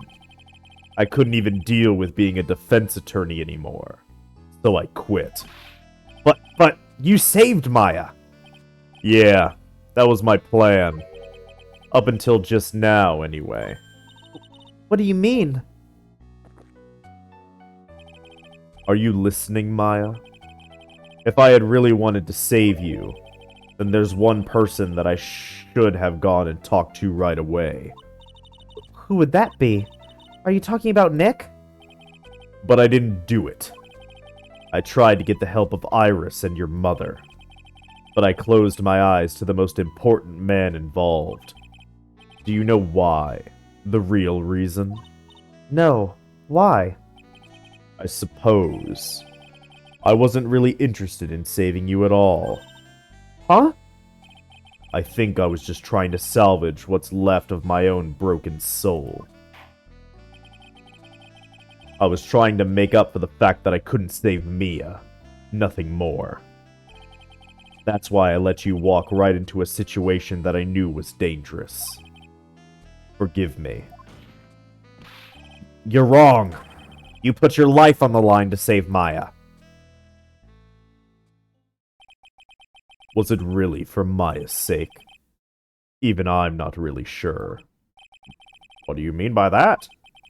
That night in the darkness of the garden, when I saw her silhouette.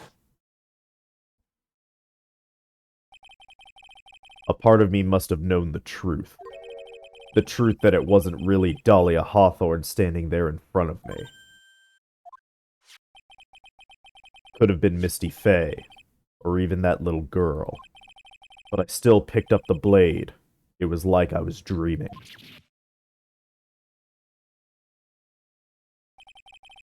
I'm not sure exactly what was going on in my mind at that point. Was I really motivated by the pure desire to protect Maya Fey? Or was it something else?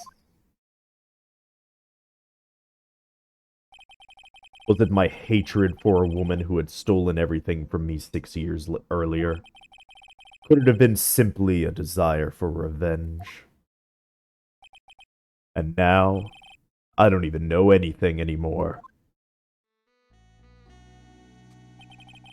I did learn something today, however. I finally realized that I was the arrogant one. I was just chasing an illusion. A fantasy. The stupid fantasy of defeating you in the courtroom. You were the one who made me realize my folly. You never ran away from Mia's death. Instead, you picked up where she left off, as a true defender of the people. In that one moment, I understood everything. Mr. Godot.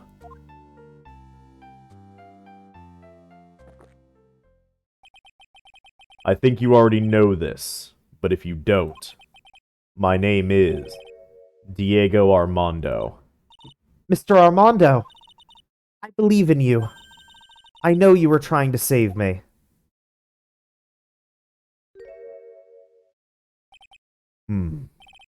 Thanks. Your wound. It's bleeding. Ha! Did you forget already? In my world, the color red doesn't exist.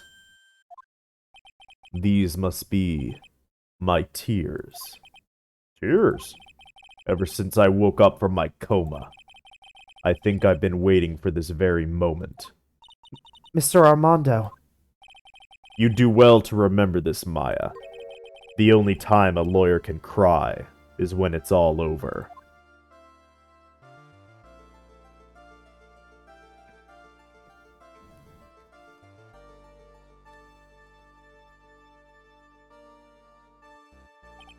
Miss Time, it really is all over, isn't it? Defendant, Yes, Your Honor. although you weren't directly involved in the murder, tampering with the body in the crime scene is a serious offense in itself. I understand, Your Honor. Mr. Armando explained that to me very carefully.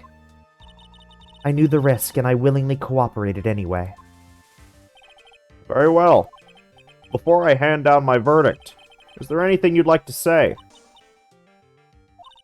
Well, there is one thing. I'd like to say something to Mr. Wright. I want to apologize to you. Apologize? To me? For what? For the case 5 years ago, of course.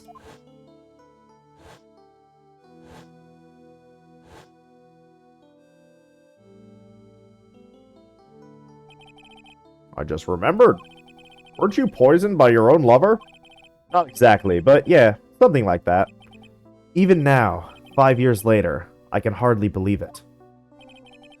She was going to do it. She was planning to kill me.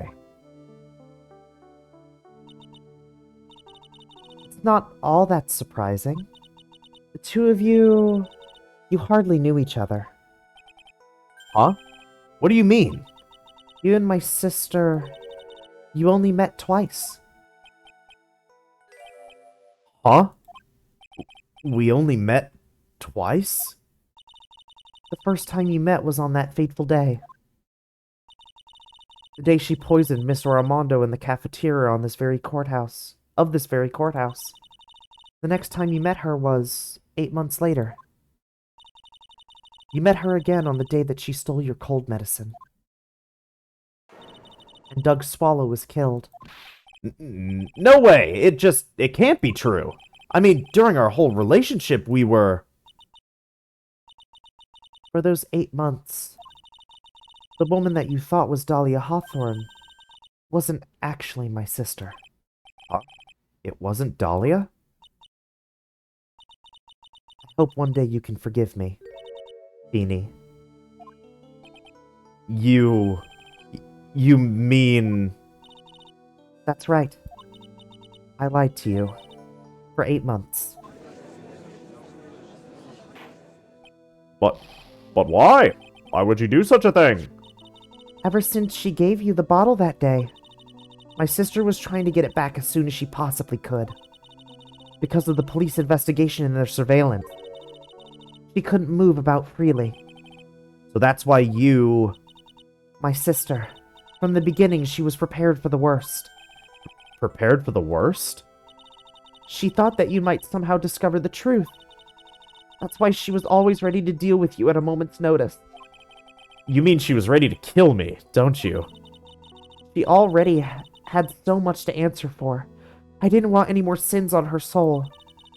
I begged her not to do it, and she agreed to give me a chance. And that's why you came to me? You came to get the bottle pendant back from me in her place? But I couldn't get you to give it back. I failed at something even as simple as that.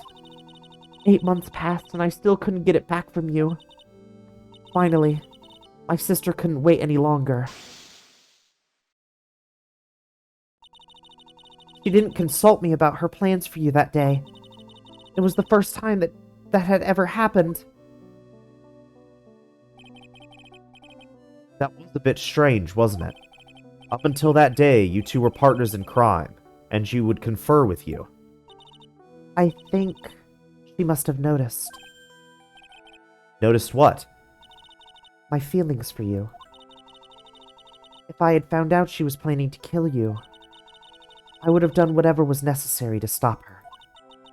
Even if it meant her life, or mine. Iris. After spending those 8 months by your side, my feelings towards you, they changed. I have something to say to you too. Yes? You really are the person I always thought you were. Even after Dahlia Hawthorne was found guilty, I still believed in you.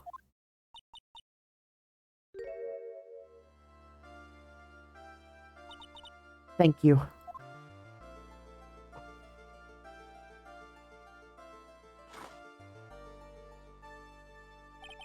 How many cups of darkness have I drank over the years? Even I don't know. I'll tell you though, right now, this one here's the greatest cup I think I've ever had. Don't you think so, Phoenix Wright? Yeah, I think you're right. The purpose of this trial was to rule on the murder of the victim, Elise Dunham. At some point, I expect you will be tried for your role as an accomplice in this case. I understand, Your Honor. Very well. On the charge of murder, I hereby find the defendant.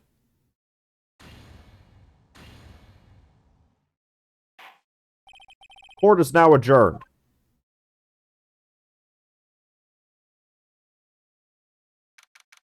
February 10th, 4:51 p.m. District Court, Defendant Lobby Number 1. So I guess it's all over. The way everything ended, was justice really served? The man who risked his life to save Maya is being sent to prison by my own hand. Of course justice was served.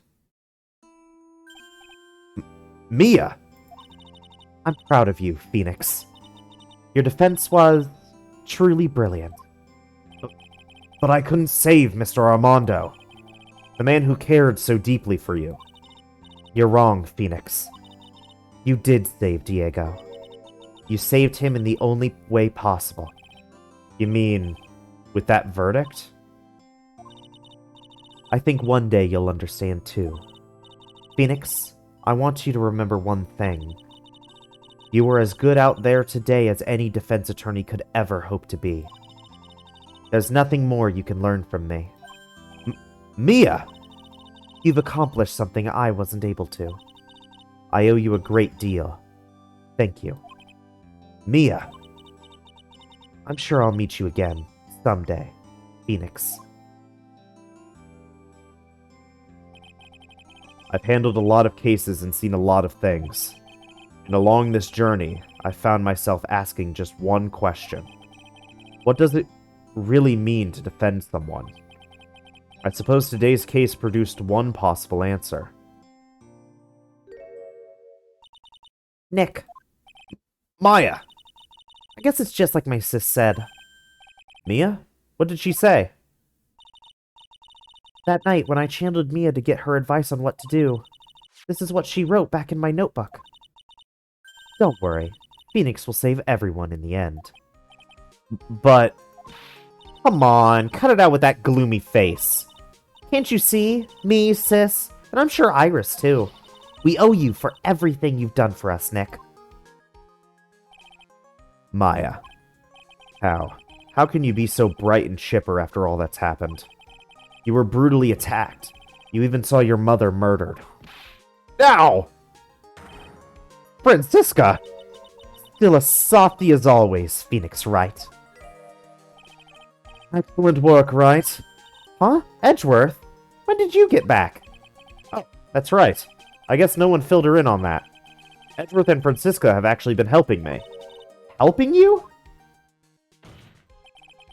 If these two hadn't been here on the first day of the trial, the defense wouldn't have gotten anywhere.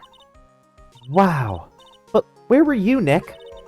I heard he fell into a river and caught a nasty cold, which forced him to sleep all day. Yes, he laid in bed shivering from his fever with Iris's hood pulled over his head. Oh, ouch.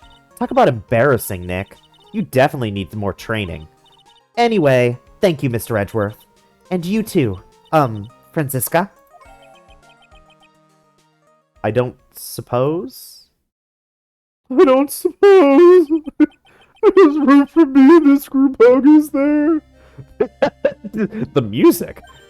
Oh, Larry. What's with the, longer than usual face? I realized something when I was reborn. I realized that Larry was never of any use to anyone. Not even once. That's not true, right, Nick? What? You're asking me? Well, Nick, is it true? I've got a place in this world, right? Huh? Oh, yeah, of course. I'm pretty sure I know what I have to show him, but I'm gonna save just in case. I knew it. Everyone would be better off if I was gone for good. No. Oh yeah. Those portraits you painted, they were really good. Isn't that right, Edgeworth? What? Me? What are you making that face so edgy? Oh, well, yes, indeed. I certainly can't say that they lack resemblance. You really mean it? What about you, Francie? Did I draw you well, too? My beauty can't possibly be captured by a mere crayon. Nevertheless, I recognize the effort you put into it, and that's worth something. So then you'll do it, like you promised? You're going to model for my next picture book, Francie's Whippity Whip Trip. Ah! Don't get carried away. Well, how about that? I guess painting portraits is the only thing I'm good at. The painting of Pearl was pretty darn good too, if you ask me. Huh?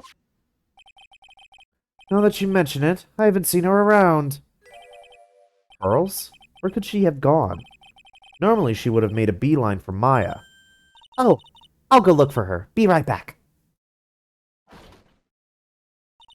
Hey, Pearly! Right. You seem to be uncharacteristically puzzled. I suspect you are wondering how Maya can be so cheerful despite all that has happened. Yeah. To be honest, I can't understand it either. Francisca. That's right. She lost her father fairly recently as well. I think I understand how she feels. Maya is a much wiser person than she appears, and I think she realizes something. Now is exactly the time when she needs to be as strong as she can. What do you mean by now is exactly the time? Maya wasn't the only one that was badly wounded by this incident. In fact, there was someone that was hurt far more deeply than she.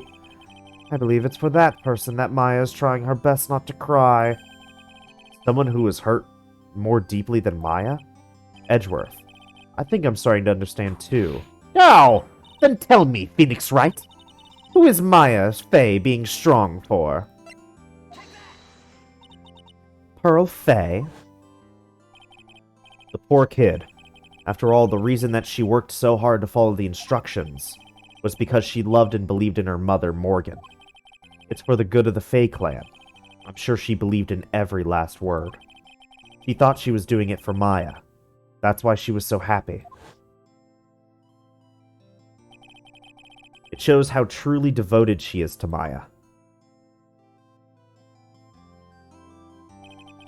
But it's a cruel irony that it was her exuberance that led to this tragedy. Maya Faye's mother was killed, and Maya herself was put into the deepest peril imaginable. And that's exactly why Maya's putting on a brave face. She's doing it for Pearls' sake, until she can see her smile again. Yeah. Oh, hey! So, this is where you all were. Wow, looks like we've got quite the bunch here. Ow! What was that for, sir? Sorry about that, Scruffy. My whip just seems to have a mind of its own. What's up, Detective Gumshoe? Oh, you know, this and that. Anyway, congrats on your win! Let's go out tonight, pal. Dinner's on me. My salary's just sorta kinda gone down by a teeny weeny bit, but it's alright. I made reservations at a first-class French restaurant tonight. Yeah! Pretty good work, Scruffy. That whip was your reward. Detective Gumshoe, you said a first-class French restaurant. You don't mean... Très bien. Where else? I knew it. We're doomed. Come on, let's go, everyone. Can't keep Maggie waiting, pal. Hey, you, crybaby. You're invited too. Oh, forget about me. Pearl and I will be at the loser's shack eating potatoes. You know, Maya's taking an awful long time to get back. She's still out looking for pearls. Oh, Maya! What's wrong? Nick, what do I do? Pearlie, I can't find her anywhere. Huh? I'll bet she just went back home. That's all. I thought so too, so I called the village. But no one has heard from her. This has never happened before. As I figured, she's been badly hurt by this incident. She feels responsible for the tragedy that has befallen you, Maya. But none of this was her fault. What should I do? Detective Gumshoe. Yeah? What is it, pal? Could you guys go on ahead? But what about you? Maya and I will... We'll join you guys once we find pearls. Nick! Don't worry about us, Detective Gumshoe. We may be a little late, but we'll definitely be there. We have a lot of celebrating to do tonight, and I wouldn't miss it for the world. Yeah, but you're the, Ah! Very well, Phoenix Wright. We'll go on ahead. Don't keep us waiting, Wright. We won't. But where should we look? Where could Pearlie have gone? Let's go, Maya. There's only one place I can think of that pearls might have gone to.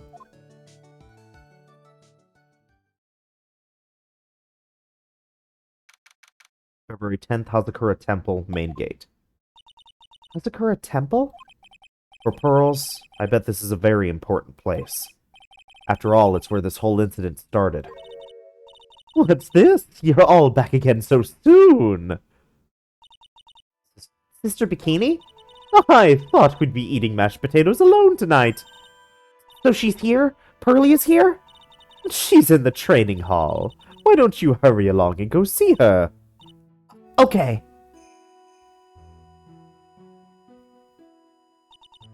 Pearlie's not here. Ah. Maya, the hanged scroll. Ah. Someone cleaned it off. It's gotta be pearls. Ah! Mystic Maya! Pearlie! Why? Why did you just leave like that? Mystic Maya. It's all your fault. Alright. I swore that I would never trouble the two of you ever again. Because it's all my fault that Mystic Maya's mother. That's why you came here? The least I could do to pray for your happiness. You don't have to do that, Pearlie. It wasn't your fault. You didn't do anything wrong. Of course, I'm sad that my mother is gone, but how do I say this? I'm still happy.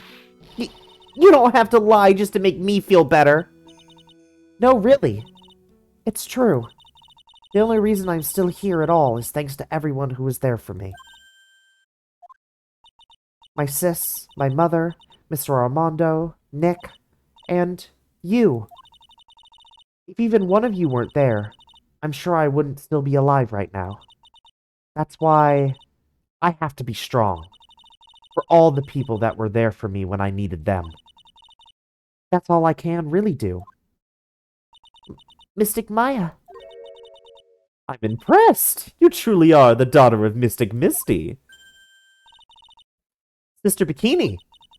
Your mother, Mystic Misty, was a strong woman indeed. I want to tell you what she said to me that night.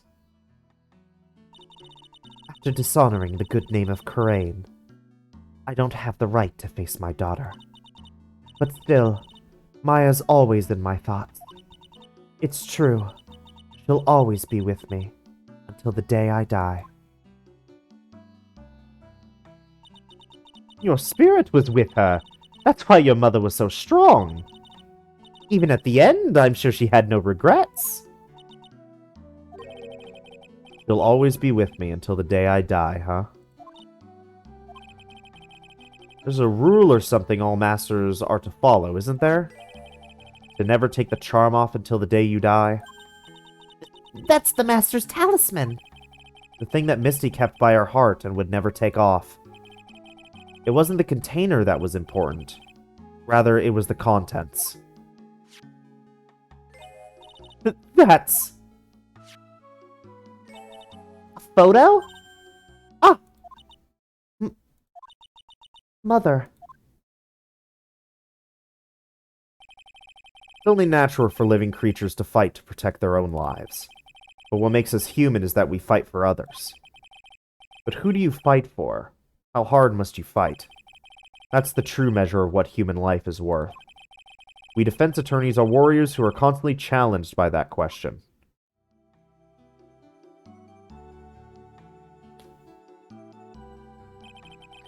Even when the battle is over, and the bonds that connect us are severed, we always return, time and time again. Mia, Maya, Pearls, Mr. Armando, and Maya's mother, too. I learned that from all of them.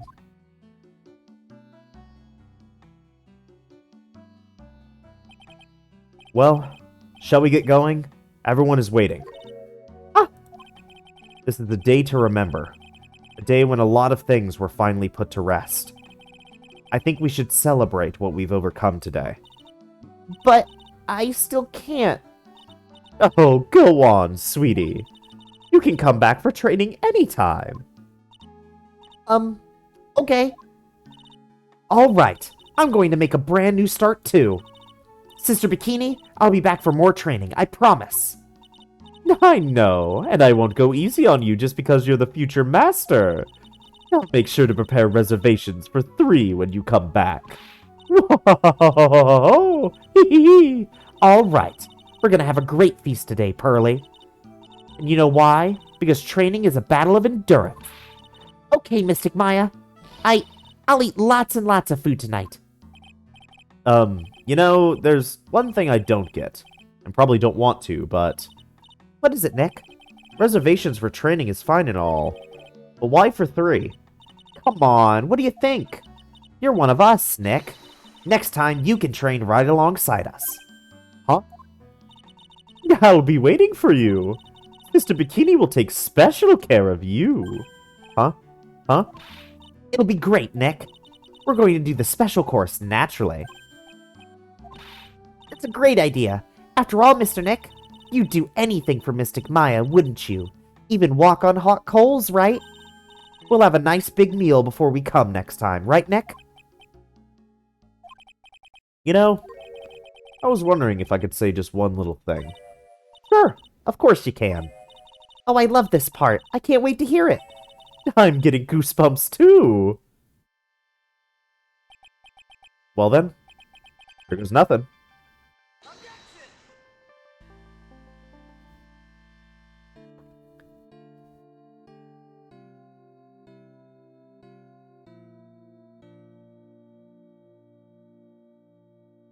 I'll really have to work extra hard now. Master of Crane and office manager of Wright & Co. Law Offices. I have to be a good big sister to Pearlie and Nick, too. Well, as long as I'm not locked up or captured or something like that. Again.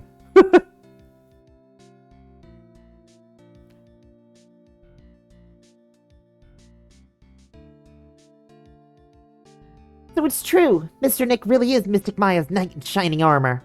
He went through with the special course all the way to the end. Actually, I heard there's a legendary extra special ultra course here, too. I think I'll surprise the two of them by making them a secret reservation.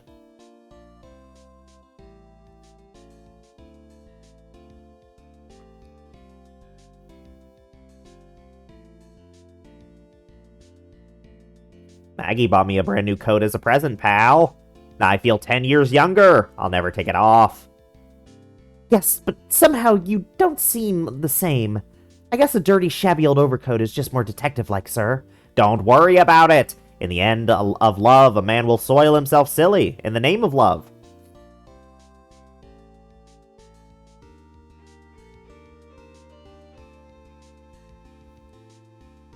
Mr. Wright, I am once again in your debt.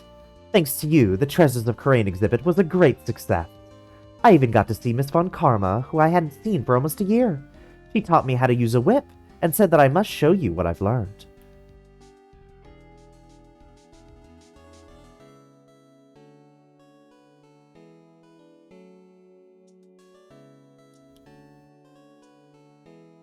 He and I started a company called Mass to Mass Consulting. We're dedicated to stopping the evil plans of all the criminals in the world. Our motto is cut it out, please! Pretty cute, huh? Well, we also sell plans to the criminals as a kind of side business.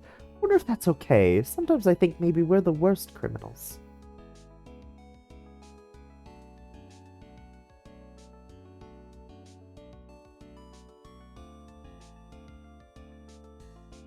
I wanted to show my appreciation to Mr. Wright for exterminating Don Tigre, so I lent him $500,000 in a tea set. A special thick tea set, one I mixed with my own 2 hands. I bet he's drinking it now. Win through compromise.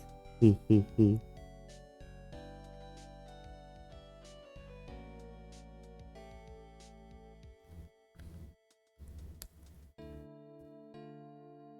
Yeah, I'm just holding the way. A wee, wrinkling, grumpy clown wasting waste of flesh. At least that's what I thought.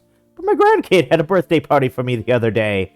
Talk about embarrassing. 69 years old and I cried like a baby with a dirty diaper.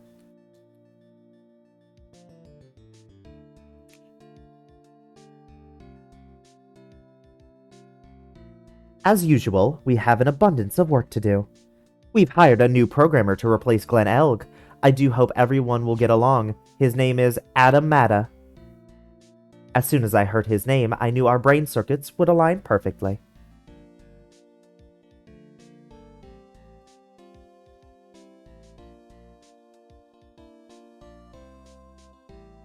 My, more reporters! Since the murder, we've made so much money, I hardly know what to do. I think the magazines like us because I provide such a nice visual, especially in spring. I can hardly wait for Iris to come back. Wow!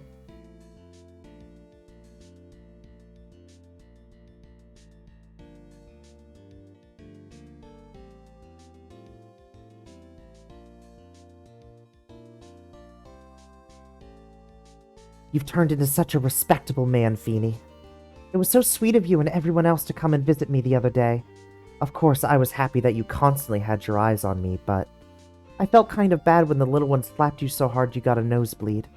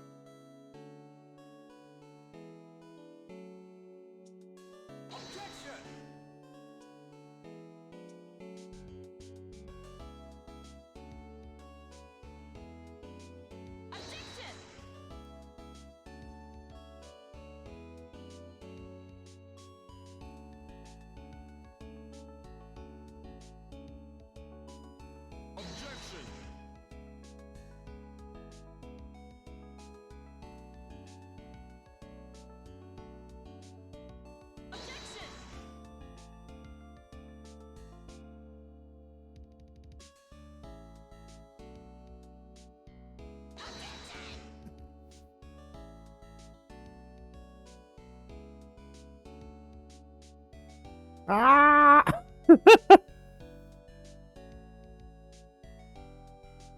No. What's this? I'm back from a long and tiring vacation and no one is here to greet me. I guess while I was gone, my little whippersnapper buddy quit. Now I've got no one. What kind of lonely, crazy security room is this supposed to be anyway?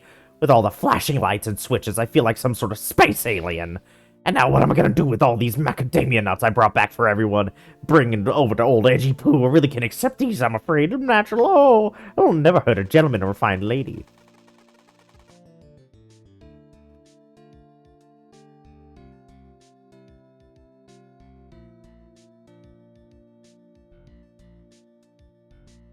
I finally found something I love to do. Frenzy's whippity-whip trip is gonna turn the art world on its head.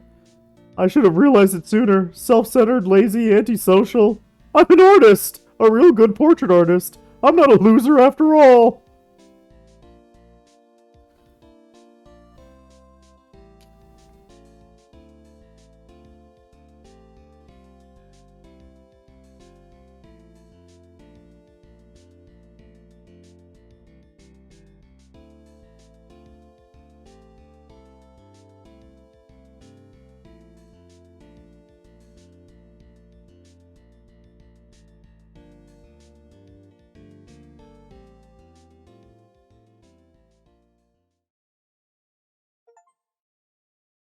Lawyer only cries once it's all over. Oh.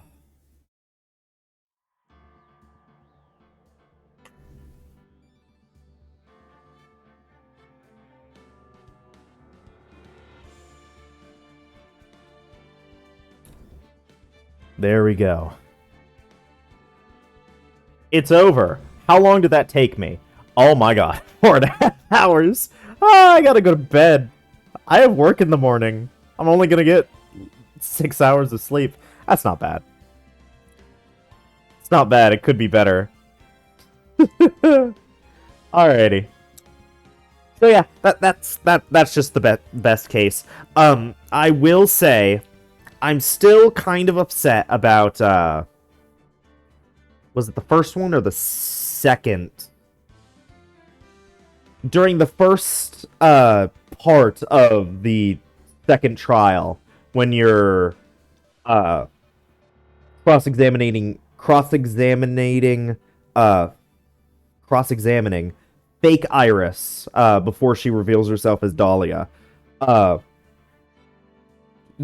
was that one where it wanted you to reveal a statement by pushing, and then go back to a previous statement and present evidence, even though the evidence should have worked perfectly fine with the statement that you have revealed.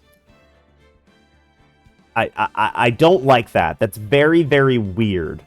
I think that might be the weirdest thing that the game has done, where they want you to reveal a specific statement and then go back to another statement. And it's like the evidence like works on the statement that it wants you to use, but it also works on the statement that it looks like you're supposed to use, the one that reveals itself, which is usually how it goes. Where if you can reveal a statement through pushing, that's usually the statement you want to be looking at. And then you'll present evidence either to that, or you'll push a previous statement that then causes something to occur.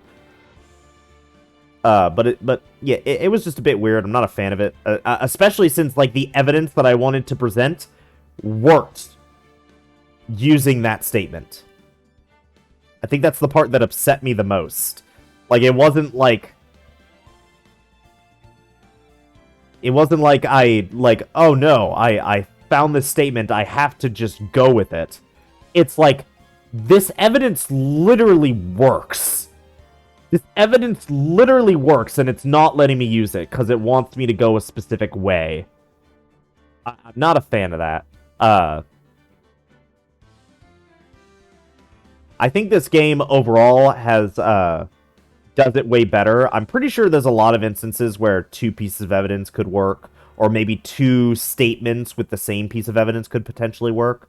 But that one part just bothered me a decent bit, made me a bit mad.